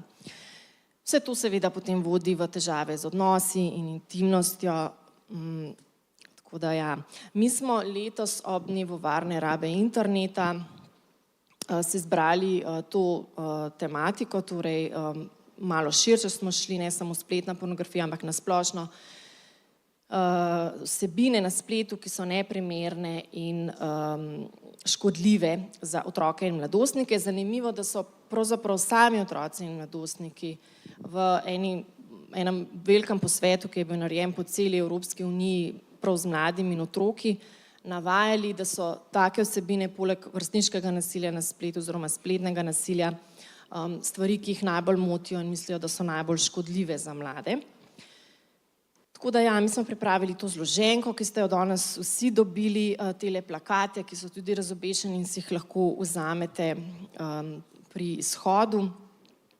Video vodiče in webinar za starše, bili so zelo dobri odzivi, tako čez 3000 staršev se je ogledalo webinar. Spletno oddajo za mlade sva z mojim, oziroma z naslednjim govorcem, Rokom Gumzem iz Logouta, tudi pripravila in je bilo tudi zelo dober odziv strani šol, kar 20 000 najstnikov si je v živo ogledalo to spletno oddajo. No, ena od aktivnosti pa je bila tudi ta raziskava med najstniki v spletni pornografiji, in sicer vsako leto na šole pošljemo ob dnevu varne rabe interneta paket aktivnosti, tako da lahko sami učitelji in učiteljice izvajajo določene učne ure na temo tistega dneva varne rabe interneta, in letos smo vključili v to učno uro tudi to raziskavo, ker je bila tak dober način, da po eni strani izvemo, kaj se med mladimi dogaja, po drugi strani je dobra iztočnica za mlade za pogovor o teh temah, da tudi sami malo sploh začnejo razmišljati bolj kritično, kaj spremljajo, kaj gledajo, in potem so imeli tudi možnost, da so pogledali rezultate po vsej Sloveniji, torej se tudi nekako primerjali s svojimi vrstniki. Potekala je med februarjem in aprilom letos. Vzorec ni bil zelo velik, ampak čisto, kako bi rekla, spodoben. Torej 566 učencev in učenk osnovnih šol, to so bili najstniki od 12 do 15 let, torej 7. do 9. razred, in pa 453 dijakov in dijakinj med 15 in 19 let. In tukaj smo zdaj že pri podatkih. Torej, že prišlo v stik s pornografijo na spletu je 44% osnovnošolcev in 62% srednješolcev. S tem, da vidimo, da so razlike med fanti in dekleti velike. Medtem ko je v osnovni šoli le dobra četrtina deklet že prišla v stik, je kar 2/3 fantov že videlo pornografijo, in v srednji šoli razlika ostaja, se tudi še poveča. Torej, le 1/3 deklet je že prišlo v stik s pornografijo in kar 4/5 fantov, oziroma še odstotek več. Zdaj, od zdaj naprej bom govorila o podatkih o tistih, ki so že prišli v stik, in smo jih potem spraševali, kako so prišli, kako so se ob tem počutili in tako naprej. Torej vidimo, da največji delež osnovnošolcem, 40% je pornografijo nekdo pokazal ali poslal, medtem ko v srednji šoli pa je največji delež takih, ki so že namensko iskali pornografijo. Torej, to je razlika med osnovnošolci in srednješolci. Veliko je tudi tega, da so na pornografijo naleteli na spletu, okrog 30 ali pa malo več kot četrtina pri srednji šoli, in pa videli na družabnih omrežjih. Tukaj bi povedala, da je pri dekletih veliko več tega, da so videla na družabnih omrežjih take vsebine v primerjavi s fanti, kar je verjetno, mislim, je zelo zanimivo in vredno, da bi še malo bolj podrobno pogledali, zakaj je temu tako. Starost v prvem stiku. Vidimo, da skoraj polovica, torej večina, pride v stik med 12 in 14 letom starosti, tretjina pa že med 9 in 11 let, in tudi določeni sicer manjši, ampak vseeno odstotki pod 6 let oziroma pod 8 let. Dekleta, zanimivo, prihajajo v stik s pornografijo mlajša kot fantje, in sicer vidimo, vsaka 10. deklica, ki je že bila v stiku s pornografijo, je bila mlajša od 6 let, ko je prišla v stik. Medtem ko pri fantih samo 3%, in med 6 in 8 letom spet 2-krat več deklet kot fantov je prišlo v stik s pornografijo v tej starosti. In tudi potem pri srednješolcih vidimo, da v bistvu več deklet, oziroma največji delež deklet je prišlo prvič v stik med 9 in 12 letom, medtem ko največji delež fantov prvič med 12 in 14. Tako da, ja, zelo v bistvu zanimivi podatki. Kakšni so bili občutki o prvem stiku s pornografijo? Tukaj imam podatke za osnovno šolo, večji, kot je krogec več mladih, se je počutilo tako. Vidimo, da je kar podobno kot pri tisti britanski raziskavi, ki jo je prej predstavljala kolegica. Se pravi, najbolj pogost odziv je bilo radovedno. Mislim, da je to popolnoma isto kot pri Britancih. Potem sledi vznemirjeno, to bi bil tisti turn on, in potem zmedeno, šokirano, dobro, nerodno, neprijetno in krivo. Bomo pa videli, da so razlike po spolu tudi tukaj zelo velike. Dekleta so se v prvem stiku počutila slabše kot fantje ali pa so vsaj bile pripravljene to priznati v anketi, bila je pa popolnoma anonimna spletna anketa, no? Še to mogoče, da povem na tem mestu. Torej, 3-krat več deklet kot fantov se je počutilo nerodno, skoraj polovica deklet, neprijetno tretjina deklet, pa samo 14% fantov in 2-krat več deklet kot fantov se je počutilo zmedeno, medtem ko dobro se je počutila samo 1/4 deklet in pa kar 61% fantov. Tako da ja, ta razlika, ki jo je tudi omenjala kolegica iz Britanije, med spoloma se pokaže tudi pri nas. Zdaj starejši najstniki spletno pornografijo gledajo pogosteje kot mlajši, pa fantje jo gledajo pogosteje kot dekleta. Medtem ko v osnovni šoli imamo še vedno večinski delež 59%, ki gledajo pornografijo redko, je pa v srednji šoli ravno obratno, je pa 59% takih, ki jo gledajo občasno in pogosto. In tale podatek je tudi kar, da ne rečem pretresljiv ali pa šokanten, več kot enkrat na teden, kar 1/4 osnovnošolcev in več kot 1/3 srednješolcev gleda spletno pornografijo. Torej, to so seveda tisti, ki jo gledajo, to ni zdaj za splošno populacijo. Večini jo gledajo preko mobilnih telefonov in večini jo gledajo sami, jo pa osnovnošolci pogosteje gledajo s prijatelji, medtem ko srednješolci s fantom ali dekletom. In dekleta na splošno malo bolj dojemajo to kot neko družabno aktivnost, gledajo z brati, sestrami, prijatelji, fantom, punco, medtem ko fantje gledajo raje sami, oziroma več gledajo sami. Neželene posledice. 1/10 osnovni in v srednji šoli jih poroča o tem, da imajo neželene posledice gledanja pornografije. Več fantov kot deklet, sicer pa tudi več fantov kot deklet gleda. Več kot 1/10 ima neprijetne občutke glede spolnosti, strah, odpor, recimo, da razvijajo do spolnosti zaradi gledanja. To je podatek za vse, razen za srednješolske fante, tam je odstotek precej nižji. Približno 1/10 srednješolcem gledanje pornografije zmanjšuje željo po spolnih stikih v živo.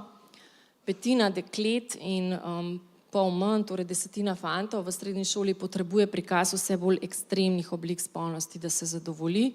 Spet mogoče nekoliko presenetljivo, da so dekleta ta, ki potrebujejo vse bolj ekstremne prikaze. In pa zelo zaskrbljujoče, 1/10 fantov v srednji šoli se strinja s trditvijo, da je nasilje normalen del spolnosti. Delež najstnikov, ki so videli že nasilne oblike spolnosti na spletu, tudi v osnovni šoli, zanimivo večkrat, v srednji šoli bliže polovici, ali pa lahko to pripišemo temu, da je že zadeva normalizirana, tako kot je prej tudi britanska kolegica razlagala, ne večkrat, ko gledaš, bolj se ti zdijo, najprej si šokiran, potem je pa stvar vse bolj normalna, ne? Tako da lahko pripišemo temu, da niti ne prepoznavajo več nasilnosti. In enako bi povedala tukaj pri razliki med spoloma, več deklet kot fantov, tako v osnovni kot srednji šoli, je prepoznalo, da so gledale nasilne oblike spolnosti. Spet verjetno je to zaradi tega, ker so dekleta bolj prepoznala, da gre za nasilje in tudi nasilje v pornografiji se večinoma dogaja nad ženskami, tako da verjetno so tudi zaradi tega bolj občutljive in prepoznajo. Še nekaj o deljenju golih spolnih slik smo vprašali. Torej, delež najstnikov, ki so prejeli gole, razgaljene ali spolne slike drugih oseb, v osnovni šoli tretjina, v srednji šoli se dvigne že na polovico. In v osnovni šoli 80% teh takih slik ni želelo prejeti, medtem ko v srednji šoli se ta odstotek zmanjša, je 60% najstnikov takih slik ni želelo prejeti. S tem, da tukaj je spet razlika med spoloma. Pri dekletih je tam malo čez 10% takih, ki so si dejansko želeli prejeti slike, gole slike od drugih oseb, pri fantih pa v osnovni šoli 30% in dvakrat več, torej skoraj 60% v srednji šoli. No, tukaj pa smo tudi zelo presenečeni, ker tole se pa ne sklada z tujimi raziskavami. V tej naši raziskavi je samo 5% najstnikov v osnovni šoli, pa 14% najstnikov v srednji šoli priznalo, da so delili svojo golo sliko. Priznalo je to več fantov kot deklet, zdaj, a je to res, ali je vseeno, anketa je potekala v šolskem okolju, mogoče niso, ne vemo, kaj je zdaj v ozadju, tukaj se jaz malo bojim, da ni čisto realno, no. Je pa zanimivo potem tudi to, da je kar skoraj polovici, 43% osnovnošolcem, ki so delili sliko, se je potem zgodilo, da je bila brez dovoljenja, njihovega dovoljenja deljena naprej in skoraj četrtini v srednji šoli in to se spet dogaja zgodilo več fantom kot dekletom, sicer pa oni so tudi več priznali, da so delili. In tudi tujo golo sliko je priznalo, da je delilo le 7%, to je tudi verjetno jaz ne vem, le 7% najstnikov v osnovni šoli in 12% v srednji šoli in v obeh skupinah dvakrat več fantov, ki so delili sliko kot deklet. Pogovori o pornografiji in o spolnosti, intimnih odnosih, tudi to, potem smo povprašali in vidimo, da je tega premalo. V osnovni šoli se je slaba tretjina, v srednji pa dobra tretjina najstnikov s svojimi starši pogovarja o spolnosti in intimnih odnosih, medtem ko pogovora o pornografiji, o spletni pornografiji pa je še veliko manj. V osnovni šoli samo vsak 10. in v srednji šoli 16%. Opazili smo pa še to, da se o spolnosti in intimnih odnosih starši bolj in več pogovarjajo oziroma pogovarjajo z več dekleti oziroma svojimi hčerami, medtem ko s fanti, sinovi pa se več pogovorijo o pornografiji. Kar veliko najstnikov se tudi strinja, da se v šoli premalo pogovarjajo o spolnosti in pornografiji, vidimo, sploh v srednji šoli, kar visok odstotek. Je pa zanimivo, nisem dala grafa, ampak za starši se pa ne bi o tem pogovarjali, to so bili pa zelo nizki odstotki.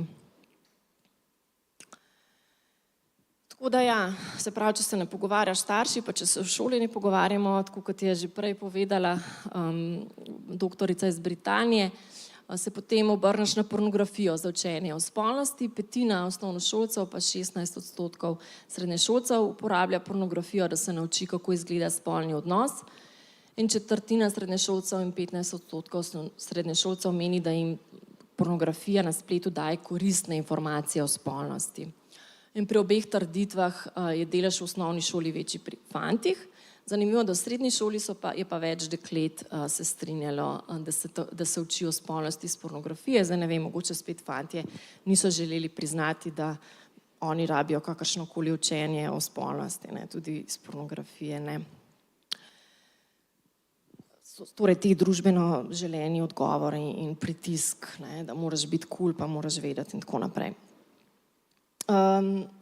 Tudi, kar šokantni so naslednji odstotki, se pravi, vsak 10. osnovnošolac in osnovnošolka se čuti zasvojene s spletno pornografijo in kar 15% dijakov in dijakinj v srednji šoli. Je pa to bolj pogosto za fante kot dekleta. Torej, v osnovni šoli, če vidimo pol po spolu, je v bistvu 14% fantov se čuti zasvojene, pa 5% deklet. In razlika ostane v srednji šoli, ampak se zmanjša.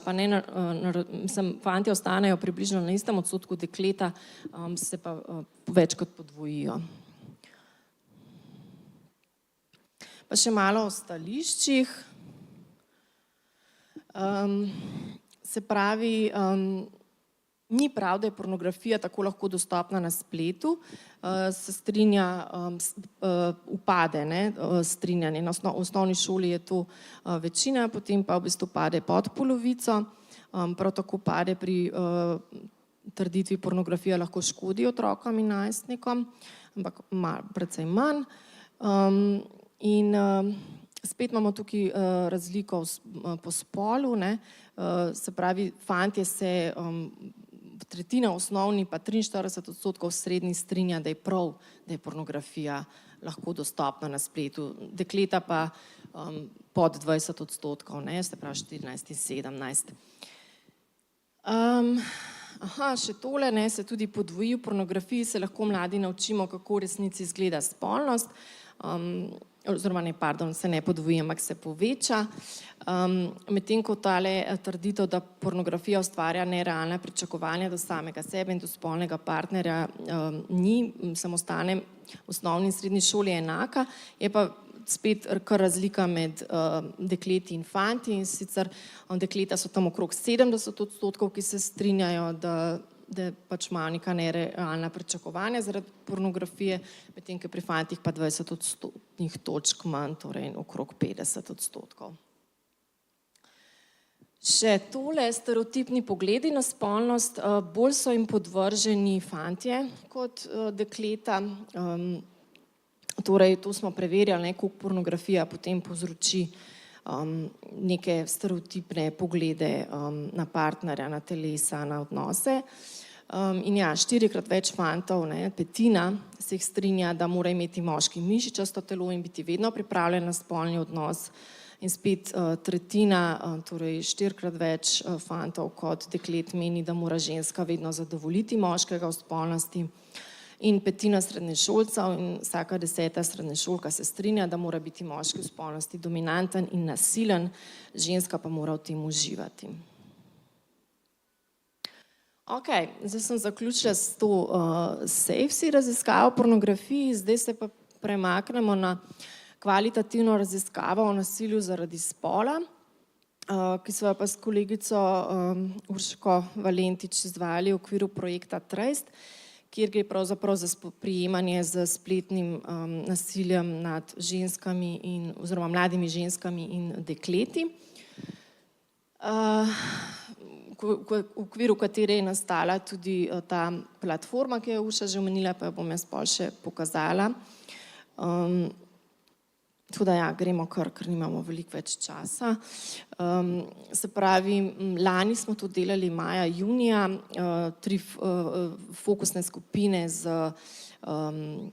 starši, z učitelji in učiteljicami in strokovnjaki z različnih področij, policija, pravo, svetovalni delavci in delavke na šoli, predstavniki relevantnih institucij, nevladnih organizacij in projektov. Zdaj to bom spustila, kaj smo iz teh fokusnih, boste si pol pogledali, gremo raje na te bolj zanimive, vse zanimivo, ampak tole za današnjo temo bolj relevantno, intervjuji z deklicami, najstnicami in študentkami. Torej 20 smo jih naredili, vključili smo 5 študentk, 5 dijaki in 6 osnovnošolk med 13 in 15 letom, pa 4 osnovnošolke med 10 in 11 let.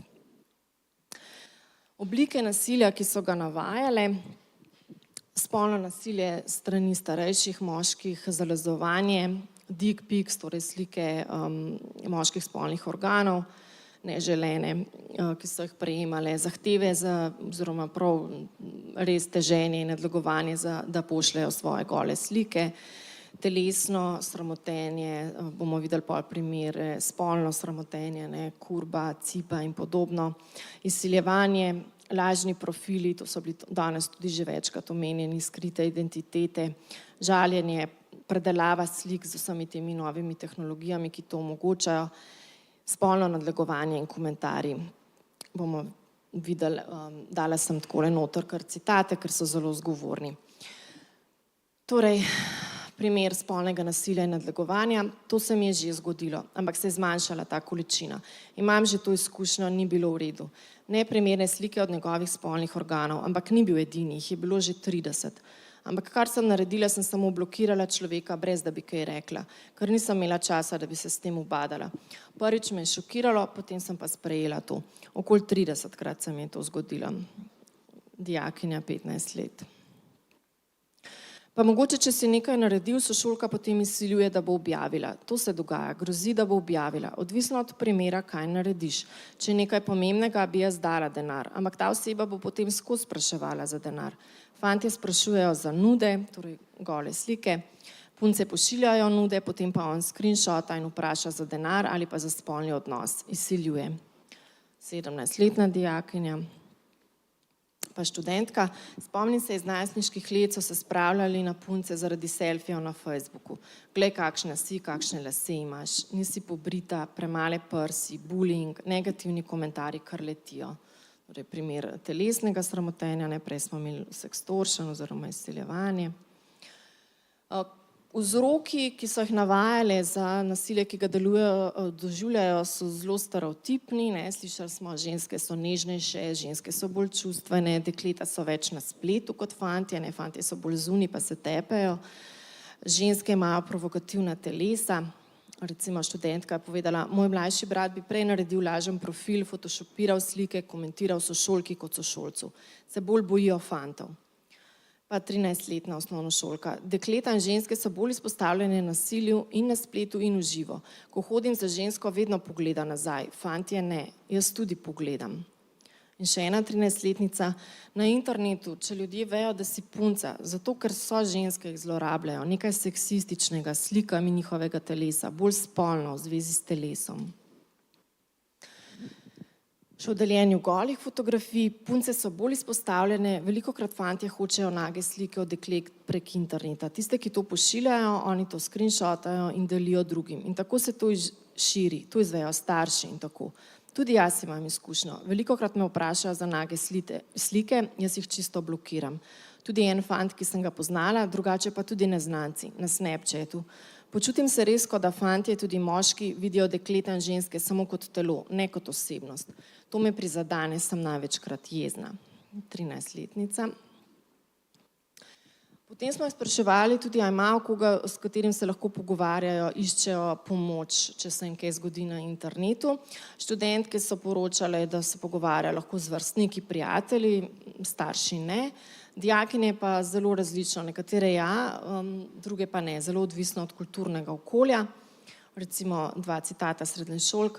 Mojim staršem nikoli ne bi povedala, se ne pogovarjamo o takih stvarih. Pri nas je to tabu. Naši pogovori niso o tem, govorimo o kuhanju, religiji, Bibliji, tak odnos imava z mamo. Pa še druga, težko se starši, učitelji, sorodniki pogovarjamo o tem. Ne bi verjeli, ne bi razumeli. Bi se, ampak se ne upam. Nikoli nisem povedala doma staršem. Pri starejših osnovnošolkah so povedali, da se večinoma lahko obrnejo in da računajo na starše, medtem ko za učitelje je bil pa večinoma odgovor ne, kaj bi pa oni, to pa ne. Mlajše osnovnošolke pa, ja, nažalost se nekatere ne morejo obrniti na starše. 10-letnica je povedala, če se ne bi počutila varno, bi sestro vprašala za pomoč. Starše bi bilo meni čudno, sram me nekako, sestri pa lahko vse povem, ona bo zdaj stara 13. In še ena 10-letnica, mogoče edino moji sestrični sem povedala. Ona je tudi dobila vedno komentarje, ko je dala svojo faco na internet in so se pogovarjali. Staršem ne govorim, ker jih briga. Starši so vedno rekli, da če nekdo me ne mara ali govori grde besede, rečejo, lahko sama to rešiš, ne rabiš nam govoriti. Sestrična je 12 let stara, 5. razred, je ful drugačna, ker začne jokati, jo prizadane. Jaz si rečem, da jih ne rabi poslušati, ko ti ljudje govorijo grde stvari, ker niso srečni s svojim življenjem, ker so jezni na nekoga. To sem se naučila kot angleščino, prek YouTuba. Tu imamo tudi video od Darman, ki ti vse to pokažejo. Če te nekdo ne mara, je to njegov problem. Tako da tudi na internetu v bistvu se obrnejo za neko pomoč, opolnomočenje, ne? Kar je super. Kako se soočajo z spletnim nasiljem, ki ga doživljajo? Na prvem mestu bi kar rekla, da je ignoriranje, pa blokiranje povzročiteljev, povzročiteljic.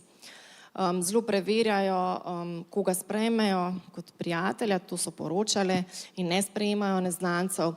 Se samo cenzurirajo, recimo, kaj objavljam, kako sem oblečena, bomo videli pa primere.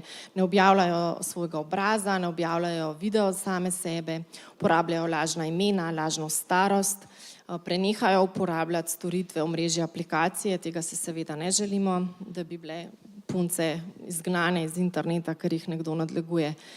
Nastavitve zasebnosti baje uporabljajo in preverjajo starši, a je ok, a lahko to objavim ali ne. Primer neželene seksualizacije oziroma samocenzure. Enkrat sem imela sliko z malo večjim dekoltejem in so takoj leteli komentarji v to smer. Na nek način so bile pohvale, ampak od osebe, ki je ne poznaš, da iz prve takoj gre na telesni vidik, mi je bilo to malo neprijetno. Res nisem tiste slike objavila z namenom, da bi se nekdo naslajal.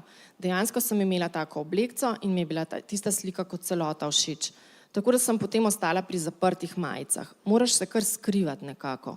Na koncu je to del mojega telesa. Nisem bradavic razkazovala. Potem sem zaprla profil. Študentka. Še ena strategija soočanja 10-letnice. Ne dam veliko na TikTok, ponovadi samo gledam. Ne objavljam sebe, nikakor. Objavljam črno sliko in citat o moji veri. Prej sem plesala. 2019, ko sem prišla v Slovenijo, sem veliko plesala in sem tudi to objavila. Potem je začelo biti dolgčas in sem nehala. Nočem, da ljudje vejo moje ime, pa koliko sem stara. Si izmislim angleško ime, si izmislim, da sem starejša, 14. Ker če si preveč star, ni ok. Če si premlad, tudi govorijo, kaj pa ti tukaj. Starševski nadzor, smo še spraševali, je tudi zelo odvisen od kulturnega in socialnega okolja, iz katerega prihajajo dekleta. Študentke se spomnijo, recimo, da so ga imele v mlajših letih in so zdaj staršem hvaležne, in čeprav so rekle, takrat mi je bilo tečno pa zoprno, ampak zdaj pa vidim, da so imeli prav. Srednješolke nimajo v glavnem nobenih omejitev, samo ena ima časovno. Je pa zanimivo, da imajo, mislim, da skoraj večina poroča, da imajo starši dostop do njihovih telefonov in profilov, torej da imajo gesla oziroma da lahko kadarkoli zahtevajo, daj mi telefon, odkleni ga in grem jaz pogledat, kaj si ti pišeš, s kom, kaj objavljaš in tako naprej. Zanimivo, starejše osnovnošolke v 3. triadi prav tako nimajo nekih posebnih omejitev. 13-letnica je povedala, glede nadzora v bistvu lahko delam večinoma, kar hočem. Če bi bil kakšen problem, da bi nehala delati za šolo, bi mami omejila, koliko sem lahko na internetu. No, mlajše osnovnošolke 2. triade pa nekatere imajo omejitev in so starši kar strogi, druge pa zelo nimajo. Nekaj primerov sem zbrala, recimo 10-letnica. Pravi sicer, starši omejijo, ampak potem, ne, moj brat ima svoj telefon, 6 let je star in je prezgodaj, tako da mami njemu ne dovoli toliko, samo malo. On gleda stvari, ko se ubijajo, te igrice in to. Mami pride in vzame telefon, ali pa če ga jaz vidim. Pa 11-letnica, 2 do 3 ure sem lahko na telefonu zaradi mojega vida, ker nekateri ljudje so ostali slepi. Jaz ponavadi ne gledam na uro in me morajo opozoriti. TikTok mi pustijo, mi pa ne pustijo Facebooka, ker je mama rekla, da je bolj za starejše, ne za otroke. In še ena 10-letnica, pravil nimamo, ker ne morejo reči, so oni tudi veliko na internetu in bi bilo brez veze.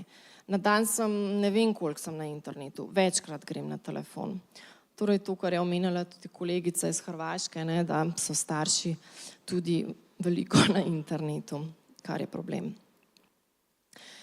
Tako, to je, kar se tiče te raziskave. Zdaj bi pa pokazala tole platformo, ki smo v okviru tega projekta pripravili na tracedplatform.si.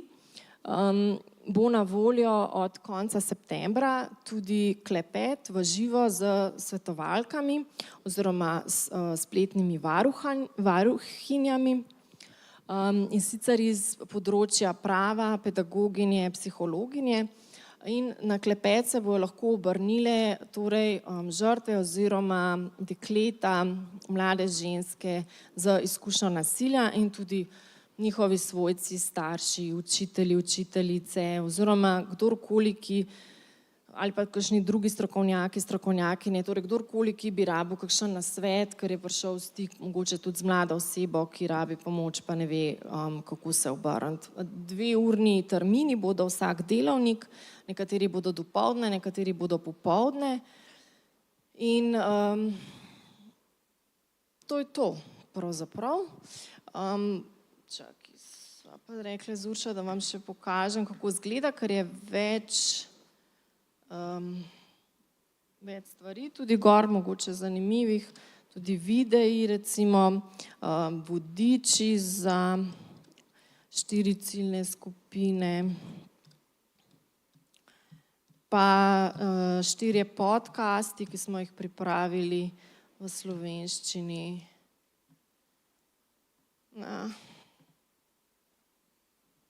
Kaj mu ni všeč?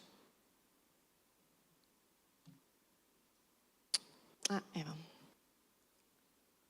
Tole tukaj spodaj se bo klikalo na tele oblačke in se odpre klepet, ko bo pač varuhinja online, bo odgovorila, pač klepetala z uporabnico, če pa ne bo, se bo pa izpisal urnik, kdaj bo naslednjič varuhinja oziroma kdaj bo naslednji dan ta teden varuhinja na voljo. Tako da ja, kot sem rekla, video vsebine, podcaste, priročnike lahko tudi najdete tukaj za učitelje, za mlada dekleta in otroke, za mlade ženske, za starše, taka uporabna gradiva. Tako, tudi jaz sem prispevala en podcast, pa Rok iz Logouta, pa iz policije Nina Mezdinec, ni več. Tako da ja, super, mislim, da bo to super uporabno, predvsem pa tale klepet, torej popolnoma anonimen, ne vem, če sem to omenila, torej se ne bo ničesar beležilo, tako da se lahko res zaupajo žrtve, ki doživljajo nasilje. Urša, sem še kaj pozabila? V tej fazi ne. Ok, sicer sem pa na voljo za vprašanja, kakršnakoli že zdaj, pa tudi preko tega mojega e-maila, za kakršnakoli sodelovanja, če rabite kakšno pomoč, gradiva, karkoli, se kar obrnite name. Hvala.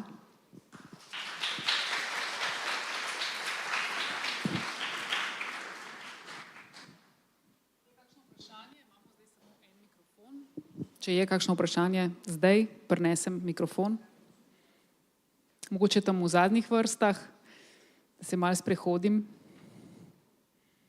Ne. Ok. Potem pa mogoče kasneje. Zdaj bi še enkrat povedala za tiste, ki nas spremljate prek spleta, se pravi, če potrebujete potrdilo v udeležbi, prosimo, izpolnite obrazec, ki ga najdete v povezavi pri opisu prenosa v živo. Za konec pa nas čaka še zanimiv pogled na današnji digitalni svet mladih, v katerem ves čas nastajajo pravzaprav nove in nove virtualne skupnosti, ki prinašajo tudi nova in nova tveganja in pasti, ki se skrivajo v tem svetu. Rok Gumze iz Centra pomoči pri prekomerni rabi interneta Logout je naš naslednji in zadnji govornik. Rok, izvoli.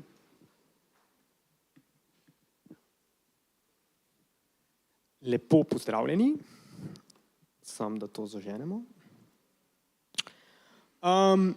Jaz prihajam iz centra Logout. Mi smo center pomoči pri prekomerni rabi interneta. K nam prihajajo družine, posamezniki, ki se znajdejo pri kakšnih težavah na spletu ali pa večinoma pri tem, da preveč časa preživijo, torej pri različnih vsebinah na spletu. Pornografija, YouTube, videoigre, družbena omrežja, Netflix in tak dalje. Največ k nam prihajajo torej družine z svojimi najstniki, ki so ravnokar prišli v puberteto. Ponujamo jim potem svetovanja in z njimi delamo torej 1 na 1 oziroma z družino, da poskušamo te stvari malo umiriti. In o tem bom jaz danes malo govoril, danes tu, kaj iz naših izkušenj opažamo, kaj mladi danes na spletu sploh počnejo. Torej, ko mi tu govorimo, mladi so toliko pa toliko ur na spletu, pa toliko časa preveč, pa toliko procentov jih je zasvojenih, ampak kaj konkretno oni tam počnejo? Torej, kaj igrajo, kako to zgleda, malo bomo šli bolj v konkretne primere in pa malo pogledali tudi, kak mora biti na prihodnost, kaj mora biti na prihodnost tudi tukaj prinaša. Zdaj, za začetek moramo razumeti, da splet, zakaj splet toliko pritegne nas, ko uporabi ne samo mlade, tudi starejše generacije, je posebej to, ker je splet en neskončen podajalec na ključne vsebine. Deluje podobno, oziroma zelo podobno, kot torej ti gambling oziroma kockarski, hazarderski avtomati v kazinojih. Potegnem ročko in nekaj dobim. Lahko je to nagrada, lahko je to kar nekaj. Podobno danes delujejo, naprimer, že TikTok je fantastična prispodoba, podrsam, potegnem ročko in nekaj dobim. Ali je to nekaj zabavnega, ali pa je to nekaj, kar me ne zanima. In ta nepredvidljivost tega je tisto, kar nas velikokrat tok pritegne. Podobno delujejo tudi, naprimer, strani za spletne novice. Greste na RTV, naprimer, .si ali kako imajo že, naprimer, in ne vemo, kaj bomo dobili gor. Lahko je neka novica o tem, kako smo Slovenci zmagali neko odbojkarsko tekmo tam, lahko je novica o tem, da je spet neka nesreča bila v svetu, vedno je nekaj, kar se tam dogaja. Da se nam že včasih zdi, da ko pridemo na splet, pa ni neke novice, tragedije, da smo že kar malo razočarani v sebi, kako se pa danes nič ne dogaja. Ne? Zanimiv je, dostopen je, neprogrešljiv danes, rabimo ga, ima tudi seveda nekaj ogromno pozitivnih posledic oziroma rabimo ga, zato da današnja družba sploh teče dalje. Zaradi svoje narave, ker se zelo hitro razvija in ker ga mladi veliko bolj uporabljajo kot starejša populacija oziroma na zelo različne načine, danes prihaja do enega ogromnega razkoraka med tem, kaj mladi gor počnejo in pa kaj starejše generacije počnejo. Veliko tega smo že malo med preteklih predavanjih tudi slišali, torej ta razkorak. Tu bi jaz, ta razkorak je en veliki, torej kar mi opažamo, ko starši pridejo k nam je, da je pogled tega, kaj starši vidijo, da mladi počnejo na spletu, torej kaj je to dejanje biti na spletu in pa kaj mladi vidijo kot to dejanje, kaj jaz počnem na spletu, sta dve čisto različni zadevi. Torej, starši vidijo nasilje, pa vidijo pogostokrat zapravljanje časa, pa brez veze, pa veliko je pogostokrat en negativni aspekt vzdraven. Mladi pa na spletu vidijo ogromno vidijo povezave, vidijo tekmovalnost, vidijo stike, vidijo nekaj zabavnega, nekaj novega, vidijo neke čist druge vidike, pogled na isto stvar je popolnoma drugačen. Če bi jaz zdaj tu zavrtel, vam posnetek od ene Call of Duty igre, torej ene streljačine, ker se streljajo v igri, bi rekel, pa vprašam, no, kaj vidimo, je ponavadi odgovor nasilje, pa streljanje, pa nekaj, pa kri, pa te zadeve. Če pa mlade vprašaš, pa oni vidijo zabavo, pa vidijo, torej ta pogleda sta tu čist različna, ko gledamo isto stvar, kar je neka vsebina na spletu. Zadaj je ena izredno močna industrija, neverjetno močna industrija. Danes, naprimer, že samo videoigralska industrija, s to imamo zdaj mogoče malo skakali, in to je okej. Torej, letošnjem letu je projicirano, da bo naredila 214 milijard dobička dolarjev. To je več, kot je glasbena, filmska in pa prodaje knjig po svetu, vse to tri industrije ne pridejo blizu tej cifri. Videoigralska industrija danes je izredno močna. Z razlogom najbolj profitabilna zabavniška, torej industrija za zabavo, poleg zdaj pornografija, ne vem, če bi jo zdaj dal v to isto kategorijo. Ogromno denarja je v tem, današnje aplikacije, igre, vsebine, karkoli na spletu delajo že velikokrat zadaj psihologi, ki imajo en kup trikov, načinov, kako naše možgane pretentati k temu, da preživijo več časa na spletu. To že verjetno sami ste že kaj opazili, opazite te zadeve, videli, ste že mogoče gledali tudi kakšen dokumentarec o tem, Social Dilemma je, mislim, da bil. Ja, ki imajo, veliko teh mehanizmov v glavnem je že torej vgrajenih v te aplikacije, ki nas posledično zelo pritegnejo. Razvoj tehnologije gre zelo hitro naprej. ChatGPT je prišel lani novembra oziroma tam nekje letos februarja je začel biti ChatGPT, poznamo?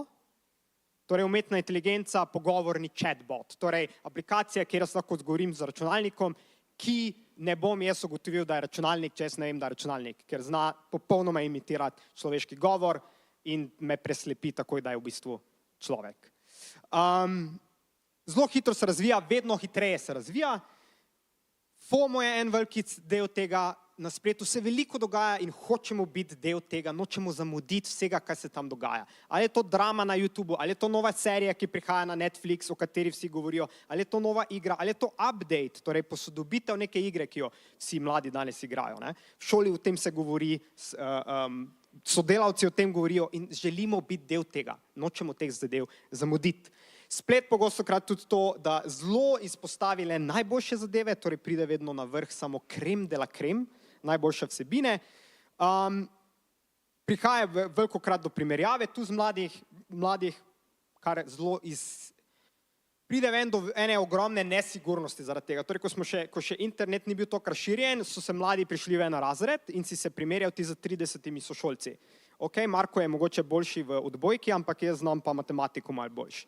In je bila primerjava veliko manjša. Danes se mladi primerjajo s celotnim svetom. Ker na TikToku boš najdel, ni važno, koliko dobro ti znaš košare plest, tam bo nekdo na enem TikToku, ki bo to delal hitreje.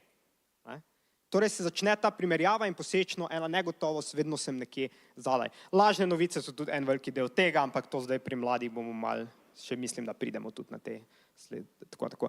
To je drugač graf prikaza dobička videoiger. Če lahko vidite, tisti modri del so videoigre na mobitelih. Mobilna industrija je danes šla zelo močna.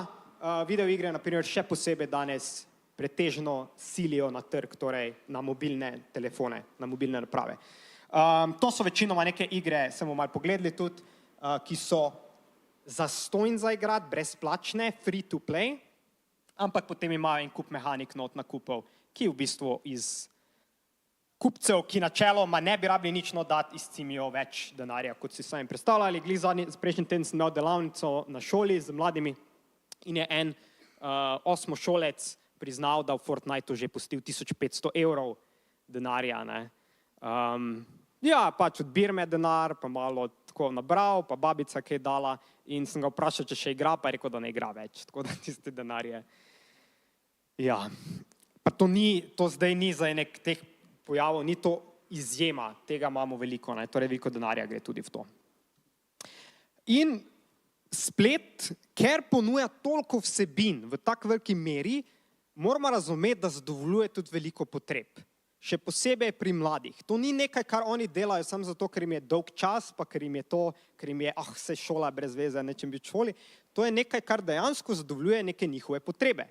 Po sprejemanju, po razumevanju. Ogromno imamo mi mladih, ki pridejo k nam in imajo, torej kaj se zgodi? Doma se ne razumemo starši, v šoli akademsko nimam nekih dosežkov, torej šola glih toliko, da spravim skozi, nimam nekih prijateljev, vrstnikov, obšolskih dejavnosti tudi se nisem nikoli nekaj lotil. V Fortniteu sem pa dober. V Fortniteu pa jaz dominiram, v Fortniteu jaz zmagujem, v Fortniteu dobim potrditev, v Fortniteu imam jaz prijatelje iz Amerike, s katerimi igram ob 5 zjutraj se zbudim, zato ker imajo oni v drugem časovnem pasu in zjutraj ob 5 igramo. In oni so malo starejši in oni me sprejemajo in se imamo full fajn z njimi. Sprejemanje potrditev. Iščejo enostavne odgovore na kompleksna vprašanja. To smo že danes, kar se mi zdi velikokrat videli, tudi ko smo zdaj imeli prej to. Torej, zanima jih, ne vem, pornografija, zanima jih spolnost, zanima jih identiteta, odnosi, ljubezen in se ne obračajo več na starše za to. Danes tudi na Google ne več. Torej danes pri mlajši generaciji ni več Google primarni iskalnik, search engine, hočem iz angleščine brez, iskalnik, ampak je TikTok. Torej gredo na TikTok in vpišejo na TikTok, kar jih želijo vedeti. Pogostokrat distrakcija, seveda, nočem se ukvarjati s tem, da se starši ločujejo in posledično, tudi prejšnji teden, ko sem imel to delavnico, se ena 14-letnica izpostavila, je rekla, da se starši trenutno ločujejo, da so doma skozi v konfliktu in da spi 3 ure na dan, 14-letnica in po noči igra Call of Duty, torej eno streljačino, strelsko igro, celo noč, zato ker noče razmišljati o tem, noče razmišljati o šoli, 18 plus igra. Prijatelji iščejo informacije, iščejo zabavo, pobeg stran, kariero.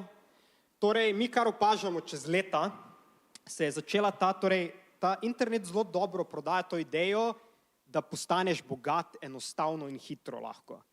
Še posebej, ko gledaš te neke TikToke, neke vsebine, kjer ti nekdo obljublja, glej, samo to pa to narediš in to pa to boš imel. In nekako je šlo čez naše generacije, mi že obstajamo zdaj že 12 let, se je nekako tako šlo. Prvo so želeli biti e-športniki. Torej, e-športniki, torej v videoigrah lahko tudi tekmujemo. Ne? In so to danes, bomo zdaj malo preskočili naprej, da pokažemo, kako to zgleda. Koliko vsebine, joj. A imamo kje imamo to? Bomo našli? Bomo našli. E-šport. To so stare slike že, tako danes to zgleda. Torej, e-športniki so prvo hoteli biti, torej igrati hočem videoigre za denar na enem ogromnem odru in to v živo ljudje pridejo spremljati. To je stara slika, to je 2018, to je že pase. Mal je e-šport zdaj sicer padel, bilo je veliko denarja not v ta mehurček napihnjenega, zdaj pa to mal ni se toliko izkazalo kot dobra investicija, ampak tema za drug dan.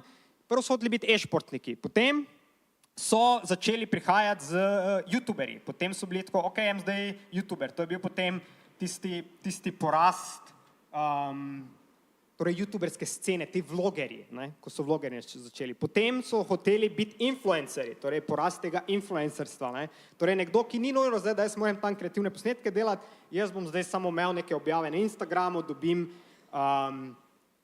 dobim neko sponzorstvo iz strani neke kozmetičnega podjetja in s tem zaslužim. Zdaj je v kino trenutno Girl Gang, če je kdo mogoče kje gledal, kje je en film, kjer so spremljali eno nemško influencerko, ki ima trenutno že več kot milijon oboževalcev. Zanimiv film, ki ga je treba malo z enim tako kritičnim pogledom gledati, ker se meni zdi osebno, da malo preveč pozitivno predstavi ene določene stvari.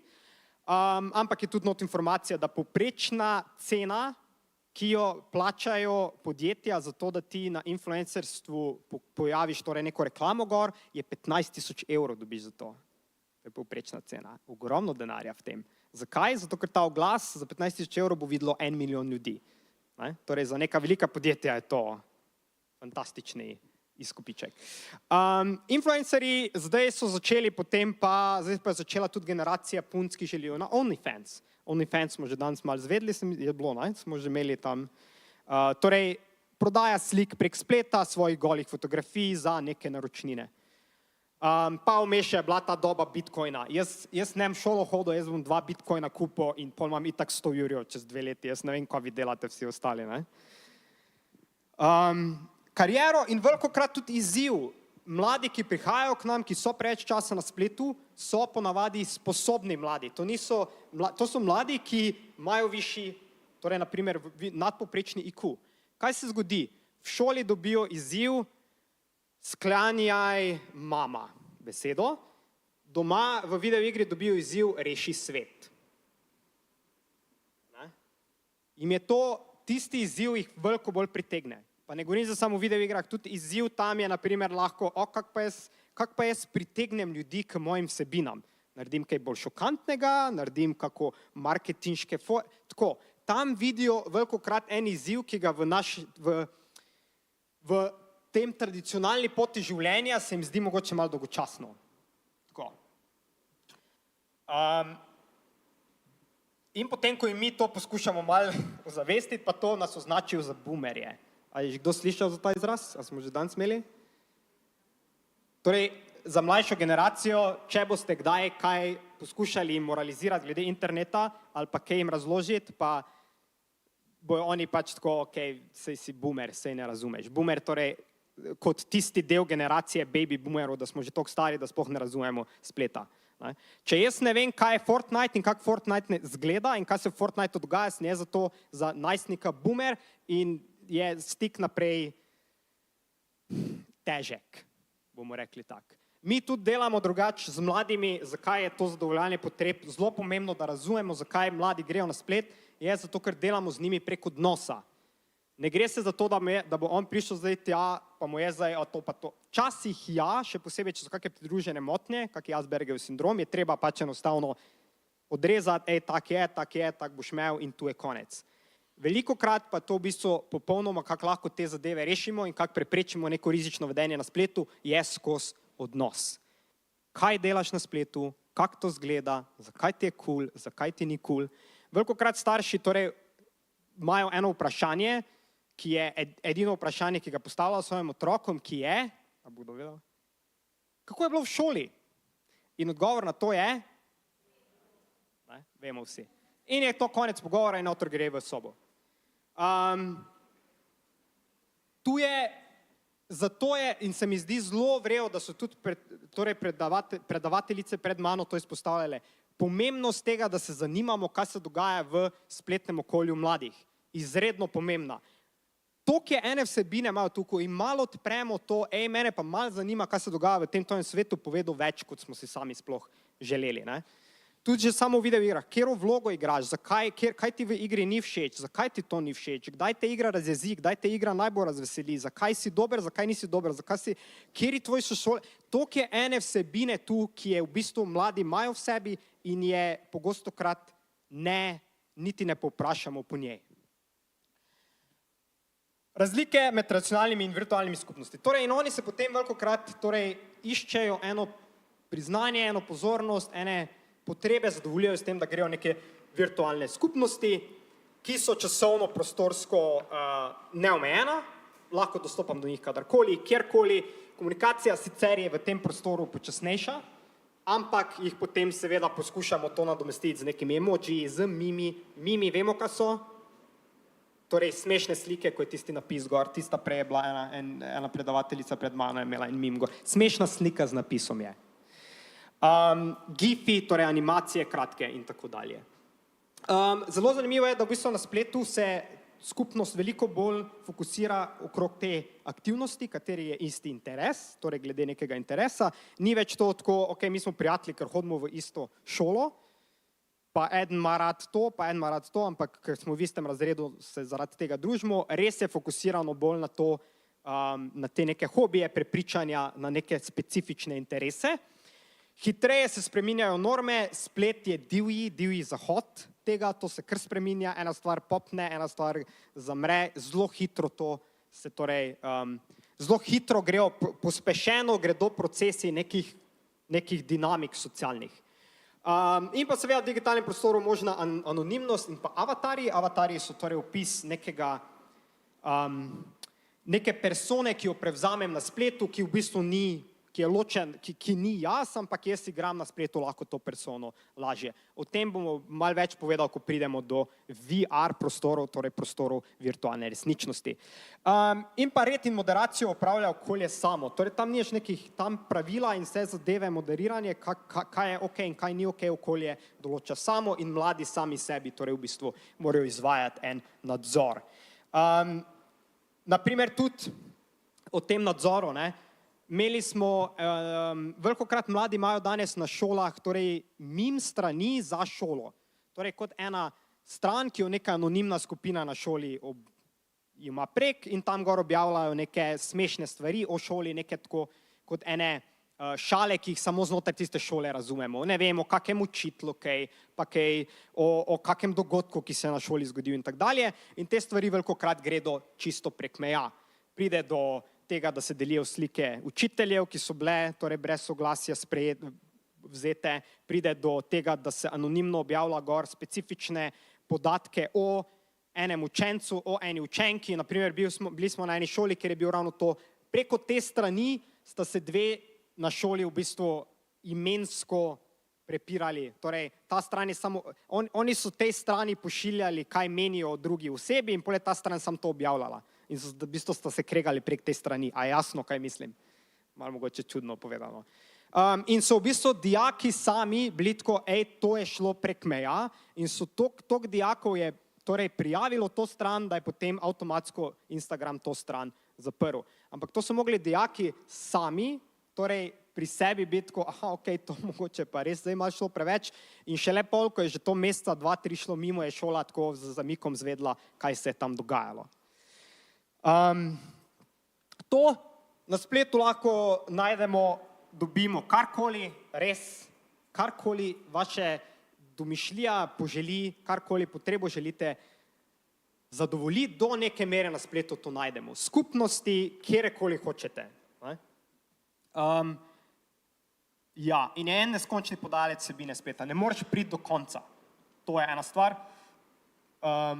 Ni važno, koliko scrollam TikTok, nikoli ne prijem do zadnjega TikToka.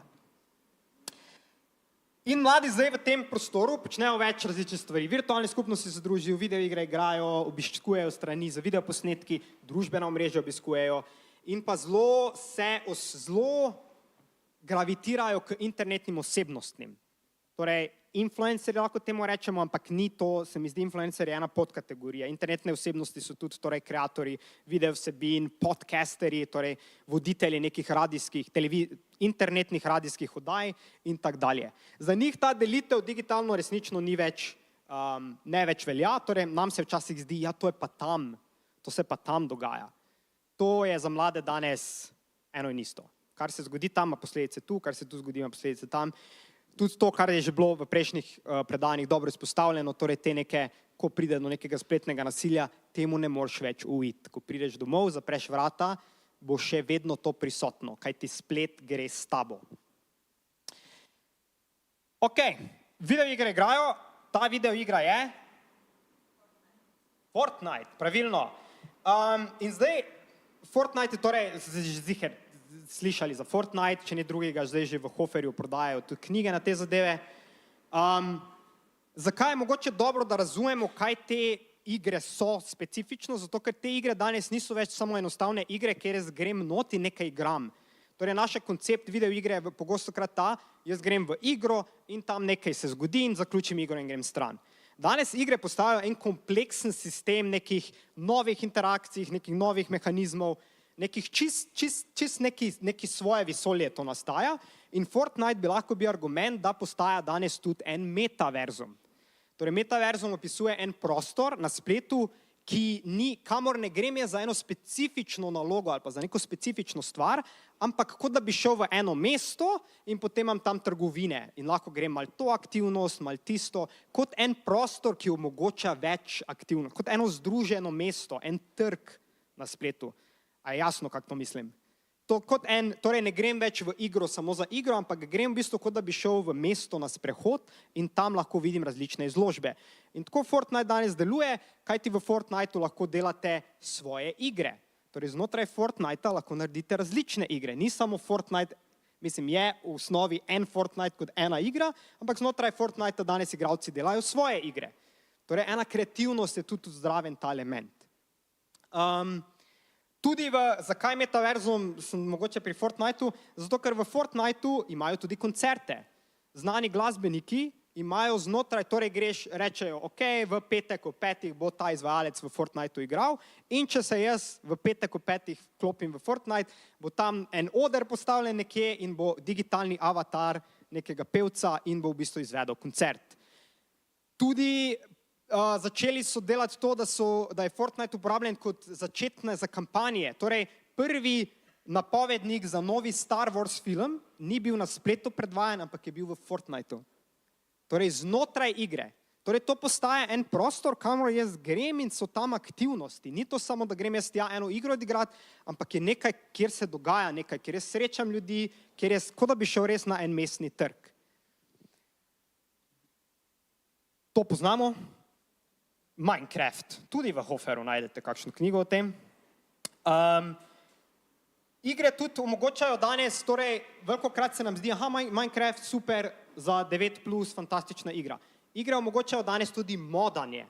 Torej, da lahko igralci modanje pomeni, da jo modificirajo, da jo nekot prilagodijo po svoje. In v Fortniteu danes večina mladih ne igra normalnega Fortnitea, ampak igra neko modificirano verzijo Minecrafta. In teh modificiranih verzij je zunaj 100.000 različnih. In v teh so potem neka druga pravila, druge interakcije, drug način igranja. Torej, igre postajajo, niso več nekaj, kar je ena stvar, ampak se vedno bolj nagibamo k temu, da delajo igre, kjer lahko ustvarjalci, igralci sami ustvarjajo druge igre.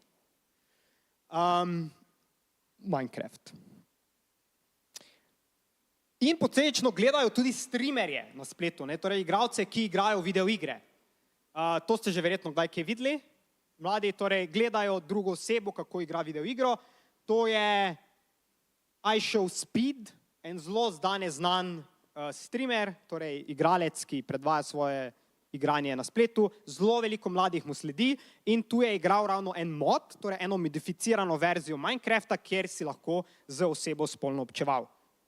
Torej ta lik, Ta oseba je potem si jo imel v igri kot eno kompanjonko in če si dal ustrezen ukaz, te je znotraj igre oralno zadovoljila. Torej, niso to samo, da moramo razumeti, da je to lahko tudi širše gre izven okvirja Minecrafta. Moramo razumeti, kaj igrajo, kako to zgleda, kaj se lahko v tem tudi zgodi. Among Us, to verjetno ste poznali kaj. To je med korono bila najbolj igrana igra. Ja, ena taka igra socialne dedukcije, saj tu nemamo zdaj nekaj. GTA.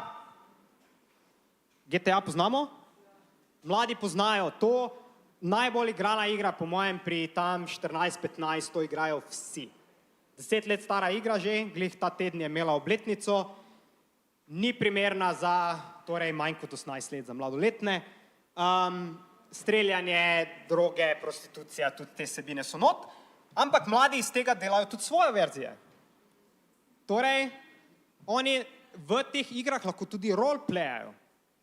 Torej, rečemo, igrajo vloge in to je en slovenski server, kamor mladi grejo gor in prideš not in si izbereš, ali boš policaj, ali boš poštar, ali boš lopo, ali boš mafijec in potem igraš to vlogo. In potem to je server, tako 50 igralcev in vsak ima svojo vlogo in igrajo to fantazijo, kako so oni v tem mestu in potem priješ v to mesto brez denarja in zdaj sem jaz po rangih spenjal, pa bom načelnik policijske postaje in tako dalje. In to vsi igrajo. In to je cela policijska postaja polna pol teh 14-13-letnikov, eden tam za pisarno, kao tipka neke, eden zapornik.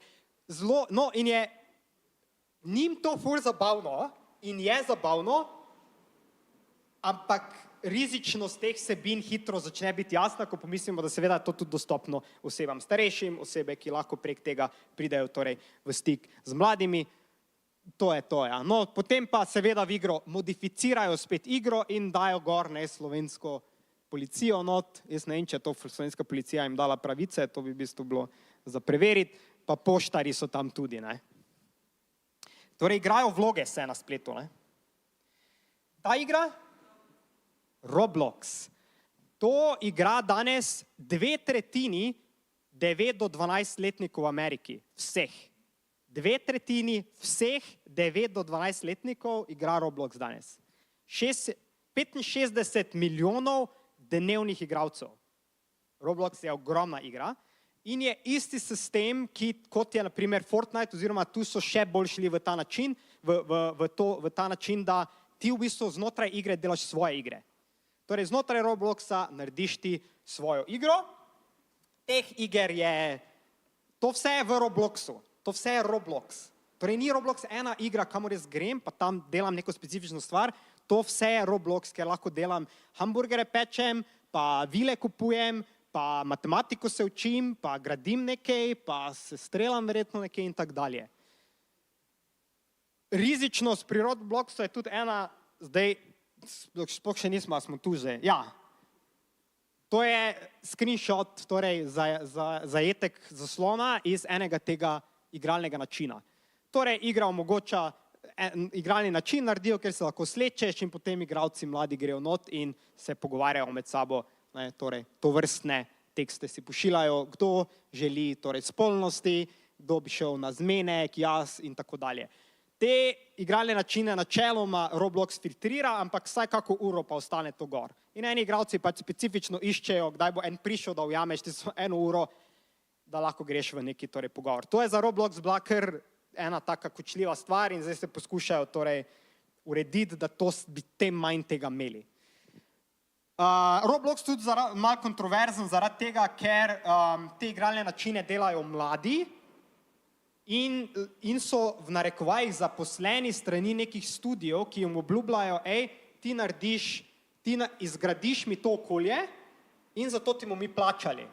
In potem tako 11-10-letniki, celi navdušeni, pa zdaj imel kariero v tem, da Roblox igre delam, naredijo to in potem ta podjetje vzame te, torej, kar so oni naredili in pač jim nikoli ne plačajo, ker itak ni bilo brez pogodbe. To je ena zelo kontroverzna stvar, zato ker obljublja igra igralcem, da če bodo naredili en uspešen igralni način, bodo lahko imeli ful veliko igralcev in bodo oni od tega služili. To je ta to je ta. In tudi prihajajo k nam, jaz sem že imel večurne pogovore z mladimi, ki so pač, jaz ne bom hodil v šolo, jaz hočem delati Roblox igralne načine. Kako me šoli? Zakaj bi jaz 8 ur tja hodil, 8 let tja hodil, po 8 ur, če lahko tu delam vsebino. Mobilne videoigre zelo igrajo, ker so pač dosegljive, ker ne rabiš enega računalnika za to, to lahko kar na telefonu zaženeš. Zelo rizično kockanje, torej snemanje kockanja na spletu. Torej danes je ena zelo, to je mislim, da Twitch. Torej imamo v živo, lahko snemamo na spletu preko, največkrat je YouTube, to poznate verjetno, da v živo snemaš, tudi mislim, da naša konferenca danes je snemana v živo. Ena taka platforma je tudi Twitch, T-W-I-T-C-H, ki je večinoma narejena ravno zato, da se v živo snema torej neke videoigre. Ena platforma, ki je pa prišla letos, je pa Kik, K-I-C-K.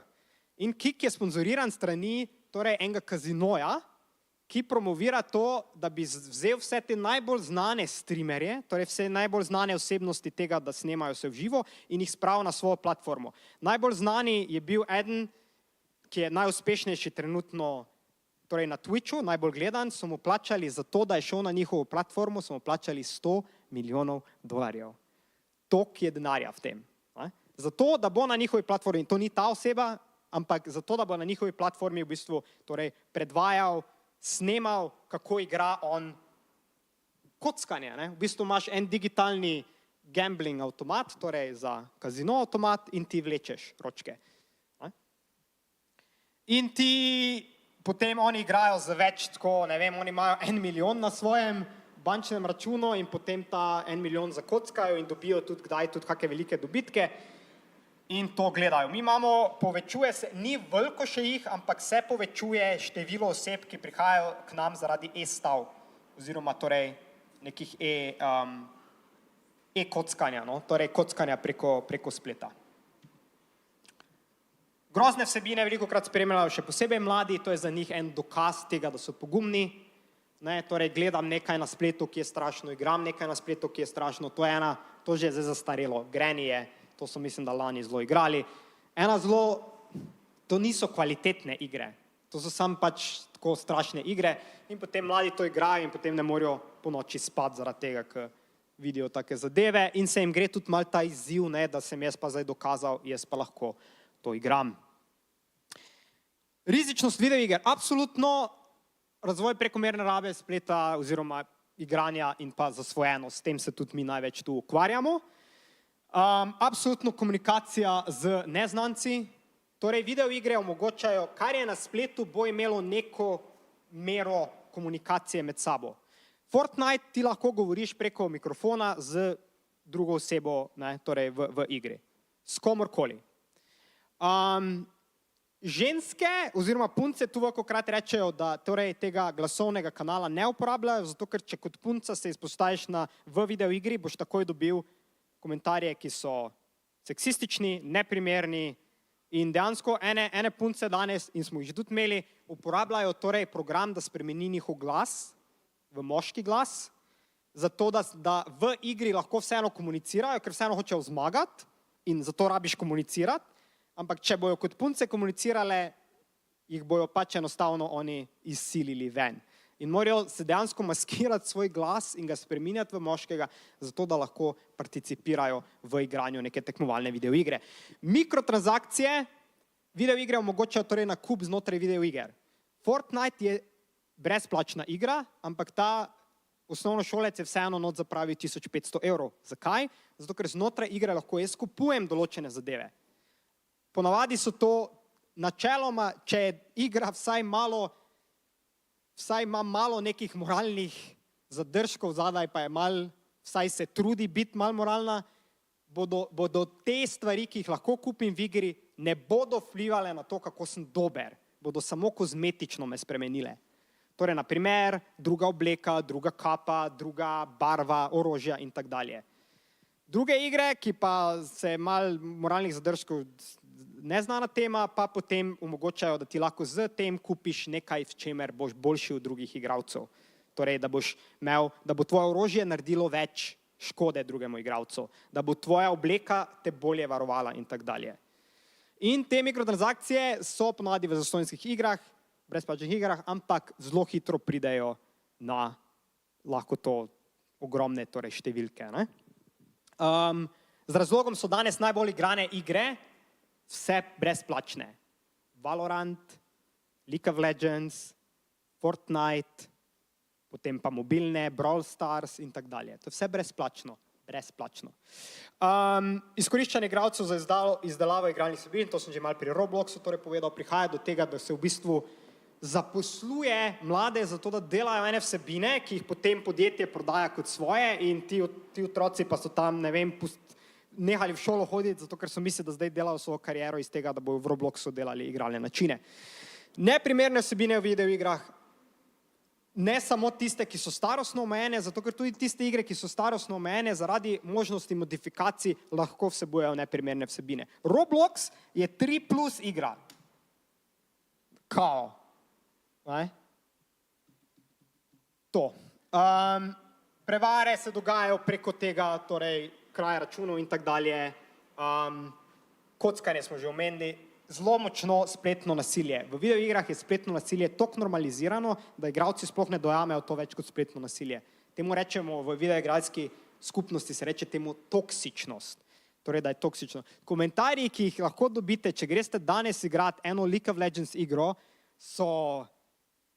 Ne, sploh ne bom. Od tega, kdo vse v družinskih članov naj dobi neko smrtonosno bolezen, do tega, kdo vse se naj si kaj naredi, do tega, kaj bomo, tako, res neprimerno je to zelo normalizirano v videoigralski skupnosti. Še posebej punce, kot smo že prej rekli, so tu velikokrat pod nekim še hujšim nasiljem lahko. Dalje, gledamo osebnosti na spletu, to vemo, kdo je? Ja, eni mogoče ne. Ja, torej, spremljamo družine, ne? Spremljamo, v bistvu Big Brother je postal internet, kjer lahko jaz spremljam neke druge osebe, kaj oni kaj počnejo na spletu. Nimam časa, da bi šel v to, koliko je to etično sporno, da oseba, ki v bistvu še nima zase možnosti zagovarjati, ali hoče biti sploh v videu ali ne, je tam v centru. Ampak to zelo radi gledamo. Potem imamo tudi ene bolj ekstremne primere. A kdo pozna, kdo je to? Ja, se mi je zdelo. Ja. Osebe, ki v bistvu na spletu, torej, to je še vseeno tako, ok, rojstni dnevi, pa družina, pa vseeno poskušamo neke vrednote, ki so ustrezne, mogoče dati v svet. Pa so pa osebe, ki dajo tudi vsebine gor, kot so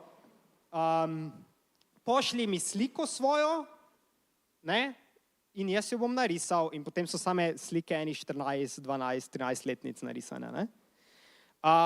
Ali pa prikaz spolnih igrač na TikToku, kako to zgleda, kako to deluje, da bodo vedeli. Ta oseba je tudi bila en čas zdaj bom dal v narekovajih, ker to je malo tako, koliko je to za eno šokantno, za nekim šokantnim, koliko je to res, pa koliko je to samo zato, da šokira, z eno 14-letno osebo sta imela kao TikTok razmerje. Ta oseba je stara 30. In tudi zadnji video, ki je gor, kjer prizna, da je ravno kar bila policija pri njem in je imel hišno preiskavo zaradi teh vsebin, ki jih daje gor. Veliko stvari je zdaj že zbrisanih, so še bile ene druge. Ja, to poznamo, ne? Ja. Torej, spletni prostor je začel tudi se povezovati z tem s tradicionalnim prostorom znanih osebnosti, rečemo tako. Torej, sanjski moški je bil na pogovoru pri Peru Martiču. Pero Martič tam na desni je trenutno kar najbolj gledan slovenski influencer, redno 100,000 ogledov in tako dalje. Mladina to danes spremlja, oni to gledajo. In to je bil ta zloglasen posnetek, kjer sta ona dva ocenjevala ženske, če kdo to vijo kakšno novico, ker sta dala zelo seksistične oznake in ocene, torej nekim ženskam na nekih slikah, in je tudi odstranjen danes. Ja, poslušajo tudi veliko, gravitirajo k tujim nekim vplivnežem. To mogoče ni znano, pa tudi je bolj mogoče ena taka nišna zadeva, ampak ravno tega smo imeli, je bil omenjen 1-2 tedna nazaj v naši svetovalnici in se gre za to, da je v bistvu en mladostnik nehal hoditi v šolo in potem je začel citirati tega influencera, ki v bistvu na svoji spletni strani daje argumente, zakaj je itak brez veze hoditi v šolo. In to so glih dost mal neki argumenti, ki so tako, ki na prvi pogled pijejo vodo, ampak ko jih pa malo tako razčleniš, pa ne. In mladi zelo se gravitirajo k takim vsebinam. Torej, primer je bil in ga je citiral besedo za besedo, ja, to, da v šolah moram jaz dvigniti roko, da grem na WC, to ni naravno. Zakaj se ne morem iti kar na WC, kdo bo meni omejeval moje biološke potrebe? Ne? In zato jaz nočem šolo, ker to je sistem opresije in posledično tam jaz sam trpim. Ne? Tudi drugim, torej ta podcast scena, torej scena nekih radijskih oddaj na spletu se je zelo razširila. Verjetno ste že slišali za Andrew Tate. Ja. Torej nekih oseb na spletu, ki v bistvu, ki zelo znajo pritegniti, malo so karizmatični seveda, malo tudi kaj kdaj prav povejo, ampak veliko ostalih vsebin je pa čist mimo. Ampak glih toliko, da množica zelo gravitira tam in najdejo eno okolje, kjer eni predsodki se zelo lahko tako ojačajo. Ne? Se mislim, da imamo to. Tu je bil tudi en primer, naprimer v Ameriki, koliko je že zdaj ta scena teh, torej to je en kaj, tudi en v živo snema in je podal novico, jutri bom na tem pa tem križišču v New Yorku dajal zastonj računalnike, vsak, ko prije, dobi zastonj računalnik. 10,000 ljudi je terjalo, da je policija prišla, avti bili razbiti, izložbe bile razbite, zato ker je 10,000 najstnikov naslednji dan zabasalo New York na tistem križišču. In je zdaj trenutno je v sodni obravnavi, ker mogoče mu grozi zaradi tega tudi zapor. Vzjemno, ta influencer je, malo se zdi tak influencer, ampak ti, ki imajo res eno gledalstvo zadaj, imajo res veliko vpliva. Jaz sem imel pogovor z eno slovensko influencerko, ki tudi ni zdaj nekaj, da bi zdaj bila pa, če bi verjetno povedal ime, ne povedal imena, ampak noben ne bi niti vedel, kdo to je, ampak je rekla, da je imela en 10-minutni video in je v 10-minutnem videu za 5 sekund pokazala knjigo Uniči ta dnevnik, a pozna kdo, to je ena taka, Felix to prodaja, knjigarna, in čez par dni je Felix kontaktiral, a če lahko ona to kdaj, kako to ponovimo, pa kako naredimo, zato ker so naslednji dan imeli razprodano to knjigo. Ona ni promovirala te knjige, ona ni tega, ona je samo pokazala in naslednji dan Felix ni imel več teh knjig. Res imajo vplivneži. O ne, a so to videoposnetki? Ja. No, to je Ljubljana. Ne vem, če veste, ampak v Ljubljani je bil tudi, bo to delalo, Andrej Tate.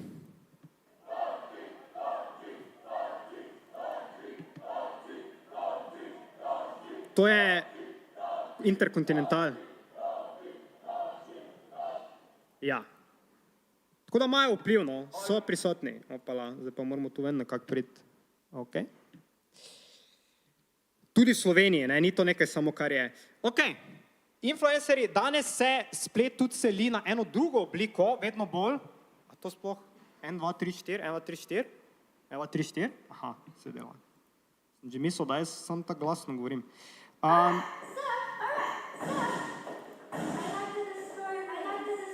O ne, kaj se zdaj dogaja? O ne.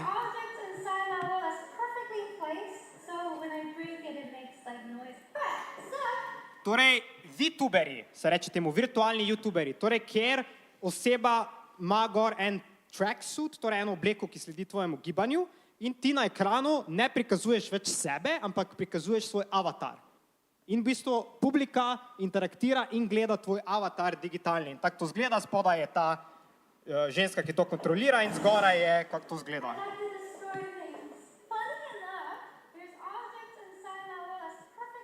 Ja, torej interakcije, ki v bistvu potekajo že znotraj čist digitalnega. Ne. Tako.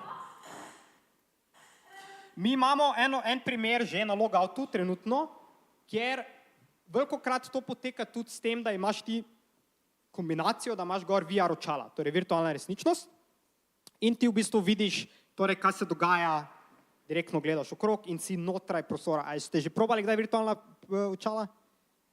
Noro je, res je noro. Res naš vid pretenta vse ostale čute.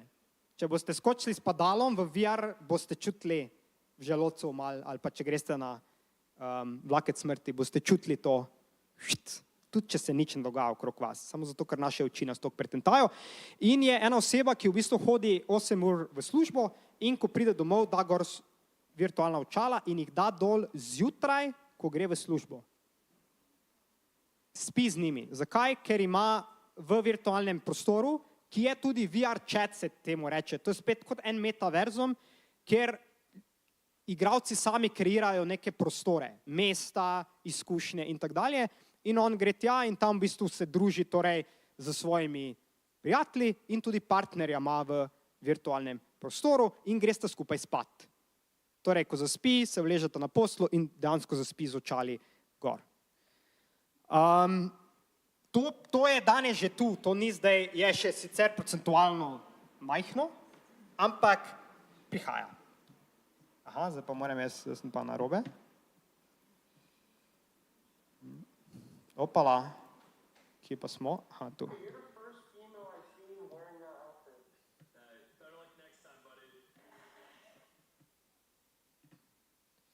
Ja, rizičnost teh internetnih osebnosti, najbolj utrjevanje nekih predsodkov, to so v bistvu take odmorne komore, echo chambers, karkoli eden tam reče, vsi potrdijo. In se utrjujejo eni predsodki in ljudje, torej iskalniki danes tudi ne bodo vam dajali mnenj, s katerimi se vi ne strinjate, ampak vam vedno dajo mnenja, s katerimi se boste vi strinjali. Oziroma, ali pa grejo v čist drugi ekstrem, zato ker podpiramo, torej, ker to, da smo jezni, pa da nam nekaj ni všeč, to nas bolj prisili k temu, da komentiramo in grejo ali v en ekstrem ali pa drugi ekstrem, kar pa to dela je pa polarizacija mnenj.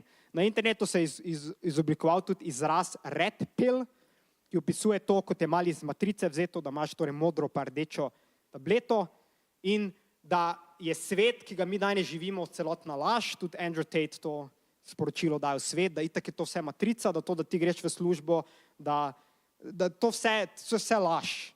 Da edini način, kako temu pobegneš, je, da zavrneš neke osnovne institucije našega življenja, tako, da postaneš, da greš v drugi ekstrem, da postaneš ta doomer, tudi velikokrat temu rečejo, torej nekdo, ki gleda na svet zelo, kot da je vse grdo, ne moreme zaupati nikomur, ljudje so v sebi v bistvu grozni in jaz moram biti do vseh previden in vse, če jih izkoriščim, je to dobro zame, tako zelo nesocialno vedenje. Prihaja tudi do prikritega oglaševanja, to sem že malo povedal. Ogromno odgovornosti nosijo internetne osebnosti, ki se ne zavedajo pogostokrat, velikokrat širijo enostavno lažne oziroma še bolj je neke prirejene informacije, ki jih torej prilagodijo za to, da sledijo njihovi narativi. Idealizirane podobe seveda prikazujejo, torej vse je lepo, moje življenje je super. Če ste bili kdaj na Instagramu, ste videli torej ta super življenje, vse je fantastično. In mladi velikokrat, torej kaj se jim zgodi? Prije do tega res močnega fomota, da je tam nekje eno življenje, ki ga jaz ne živim. Jaz grem na Instagram in vidim tam eno punco, ki pa je na Havajih zdaj, pa ful dobro je, pa ful dobro postavo ima, pa partnerja ima, ki delata skupaj zabavne videe. Jaz sem pa doma, jutri imam test matematike, starši se kregajo, samozavest nimam neke, še neki mozoli so se mi začeli in to toliko močno vpliva na samo podobo, da res prihaja do tega, torej, da se v bistvu začnejo cilji oseb, ki prihajajo k nam, sami ne vejo več, kaj želijo v življenju, zato ker so toliko naučeni, kaj je tisto, kar bi naj bilo. Torej, jaz moram biti influencer. Tudi vse to je zdaj, smo že danes veliko statistike videli, koliko je to influencerstvo, en privlačen poklic za mlade. Na Japonskem so to se zelo resno lotili, ko je prvič leta nazaj njihova letna raziskava pokazala, da na prvem mestu vedno je bil astronaut za otroke, kaj hočejo biti, zdaj je pa bilo prvič influencer. In oni so pol začeli masovno graditi centre zasvojenosti in tak dalje. Zloraba moči in statusa. V zadnjih letih še posebej na YouTubeu prihaja vedno več primerov ven, kjer se izkaže, da ti kreatorji, ki imajo zelo veliko nekih sledilcev, še posebej mladih, se izkaže, da so z njimi komunicirali na neustrezne načine, pošiljali slike jim. Ravno kar je zdaj bil en zelo znan primer, ko je ena ženska, ki dela kot klovn na YouTubeu in potem so prišli ven, torej pogovori, ki jih je imela ona za svojimi oboževalci čez leta in je obupno. Tako pošiljala jim je spodnice svoje 12-letnikom, ona njim, po pošti, ne? Joj, risanke mu imam zgočili, video vsebine gledajo, Netflix,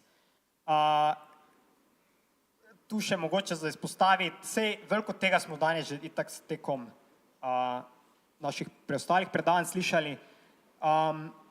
Mogoče bi jaz tu izpostavil razprašenost te pozornosti. Torej danes, če greste na TikTok, boste hitro videli tisti video, kjer je zgoraj en video, spodaj je pa igralni video od neke mobilne igre. Že kdo videl to? A veste, o čem govorim? Torej, prišli smo do stopnje, ker en video naenkrat gledati ni dovolj. In zato na TikToku danes velikokrat imamo v bistvu razdeljeno, da zgornji del zaslona predvaja video, ki bi ga jaz naj gledal, spodaj je pa samo en igralni posnetek nekega, ne vem, avti se vozijo, na primer. In je to, samo avti se vozijo. In je to, ker že ne zmoremo več med pozornosti na enem posnetku, rabimo v bistvu dva naenkrat gledati, da sploh z tistega zgornjega sploh kaj odzamemo. TikTok, to je TikTok, če še niste videli, TikTok je divji. Na TikToku najdete, TikTok ima izredno dober algoritem, da ti ga prilagodi tebi. Res hitro zna ugotoviti, katere vsebine ti podajati. In posledično se aplikacija prilagodi tvojim željam in temu, kar ti gledaš. Če jaz vedno se za 1 sekundo dlje ustavim na video, ki ima eno prijetno ali pa rečemo tako, ki ima eno punco gor, ki je malo pomanjkljivo oblečena, bo začel algoritem meni podajati torej vedno več teh videov, ki so lahko tudi čez čas vedno bolj ekstremni. Zato ker jaz tudi rabim vedno večjo dozo nekega ekstremnosti, da mi sploh torej ta dopaminski sistem, da me sploh nagradi. Instagram, to verjetno poznamo bolj. Facebooka sploh ni tu gor drugače, ker ni, da ne bo kdo zdaj čakal, da lahko reče Facebook. Snapchat, zelo rizičen zato, ker promovira to, da slika izgine. Torej Snapchat, jaz pošljem en snap in čez 3 sekunde te slike več ni. Kao. Ampak danes imaš 1000 aplikacij že zunaj in načinov, kak te slike zajeti, tudi če čez 3 sekunde izginejo. Tako da veliko slik, torej teh golih in teh neprimernih, se ravno deli preko Snapchata. Mi smo imeli en primer, anonimen sicer, ni nikoli prišel k nam osebno, pisal je samo prek anonimnega e-maila, da je 14 let star in je prek Snapchata menjal preko 500 fotografij z 300 posamezniki, ker je na eni spletni strani Snapchat usernames, kjer ti v bistvu greš gor in če imaš ti gor profil, se prevzema, da si ti, kot da si pripravljen. Jaz sem tu zato, da izmenjam gole fotografije s tabo.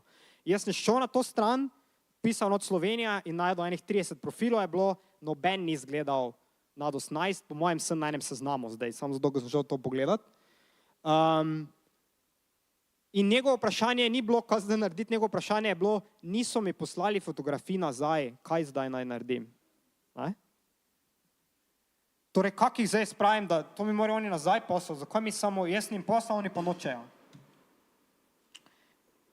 To je Discord, to ne vemo zdaj, Discord je ena platforma, kjer gradijo, Reddit je tudi bolj za starejše, to ne vemo. Kaj mladi danes zelo počnejo in to rizično je Ome TV. Ome TV? Torej, današnji najstniki, Slovenci, to ni zdaj international, to je zdaj Slovenci. Torej, ko pridemo k kolegu domov, in nam je malo dolg čas, ne vemo, kaj bomo počeli in gremo na Ome TV. To je spletna klepetalnica s kamero, ki te poveže z naključno osebo.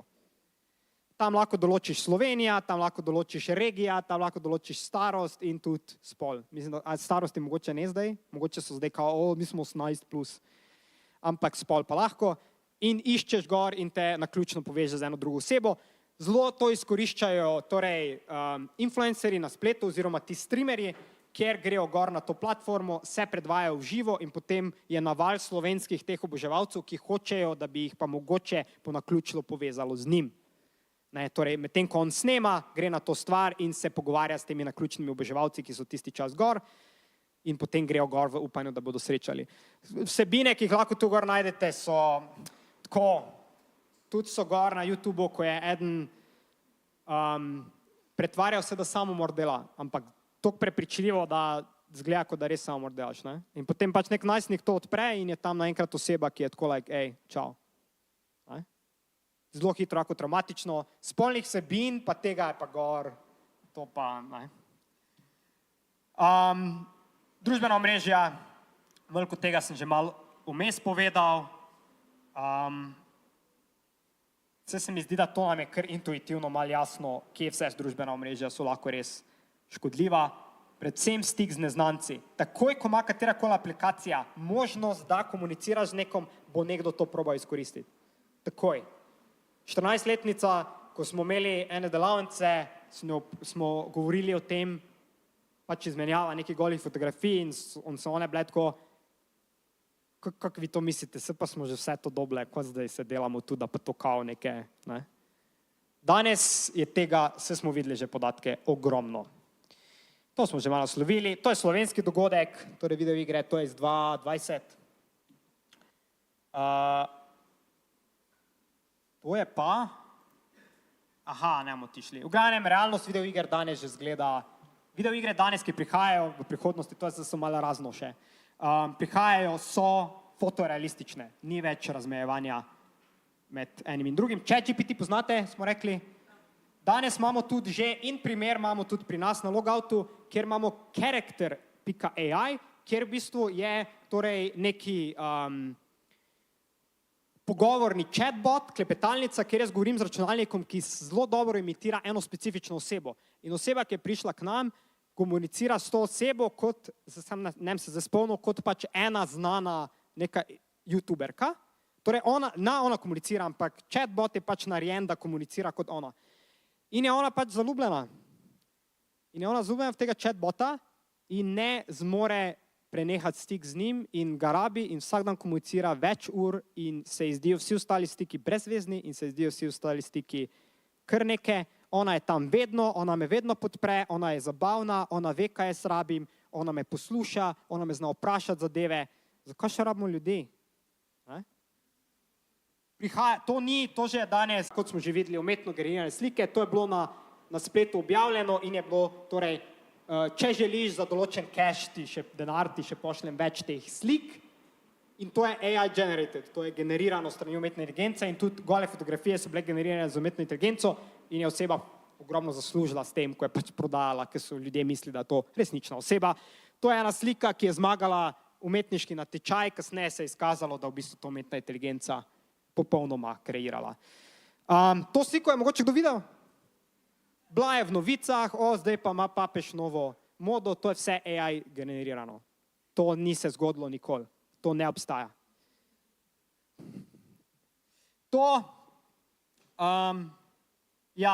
Torej punce, fante jih imate danes. Lahko greste sami probati na aplikacijo replika.ai, mislim, da je, imate na Google Storeu, na Apple Storeu in je ena punca, tu zdaj posnetek ne bomo predvajali, punca, fant, kakorkoli si sami izberete in ona z vami je v razmerju in govori z vami in vas vpraša, kak ste in vam pošlje kako sliko in tak dalje.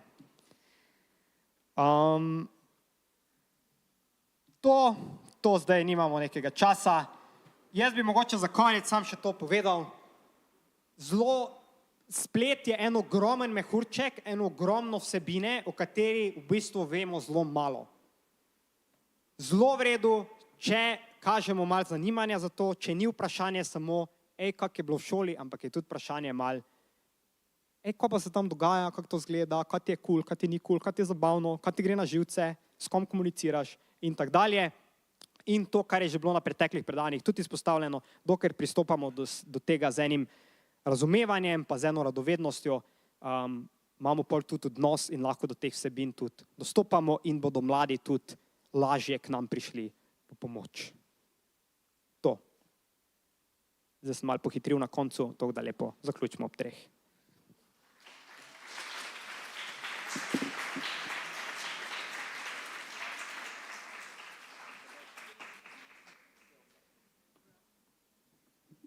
Hvala lepa, Rok, za ta res zanimiv vpogled v pravzaprav življenje mladostnikov. Če ima kdo kakšno zelo, zelo hitro vprašanje, še lahko minutko ali 2, Rok mogoče odgovori na kratko, ne? Potem pa zaključimo.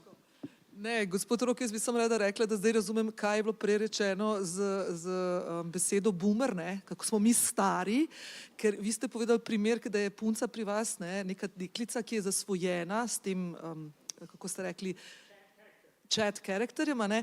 Jaz sem pa še generacija, ki smo gledali film Her, ne? Se spomnite, ki je bila znanstvena fantastika, ki je bil torej gospod zaljubljen v svojo virtualno asistentko.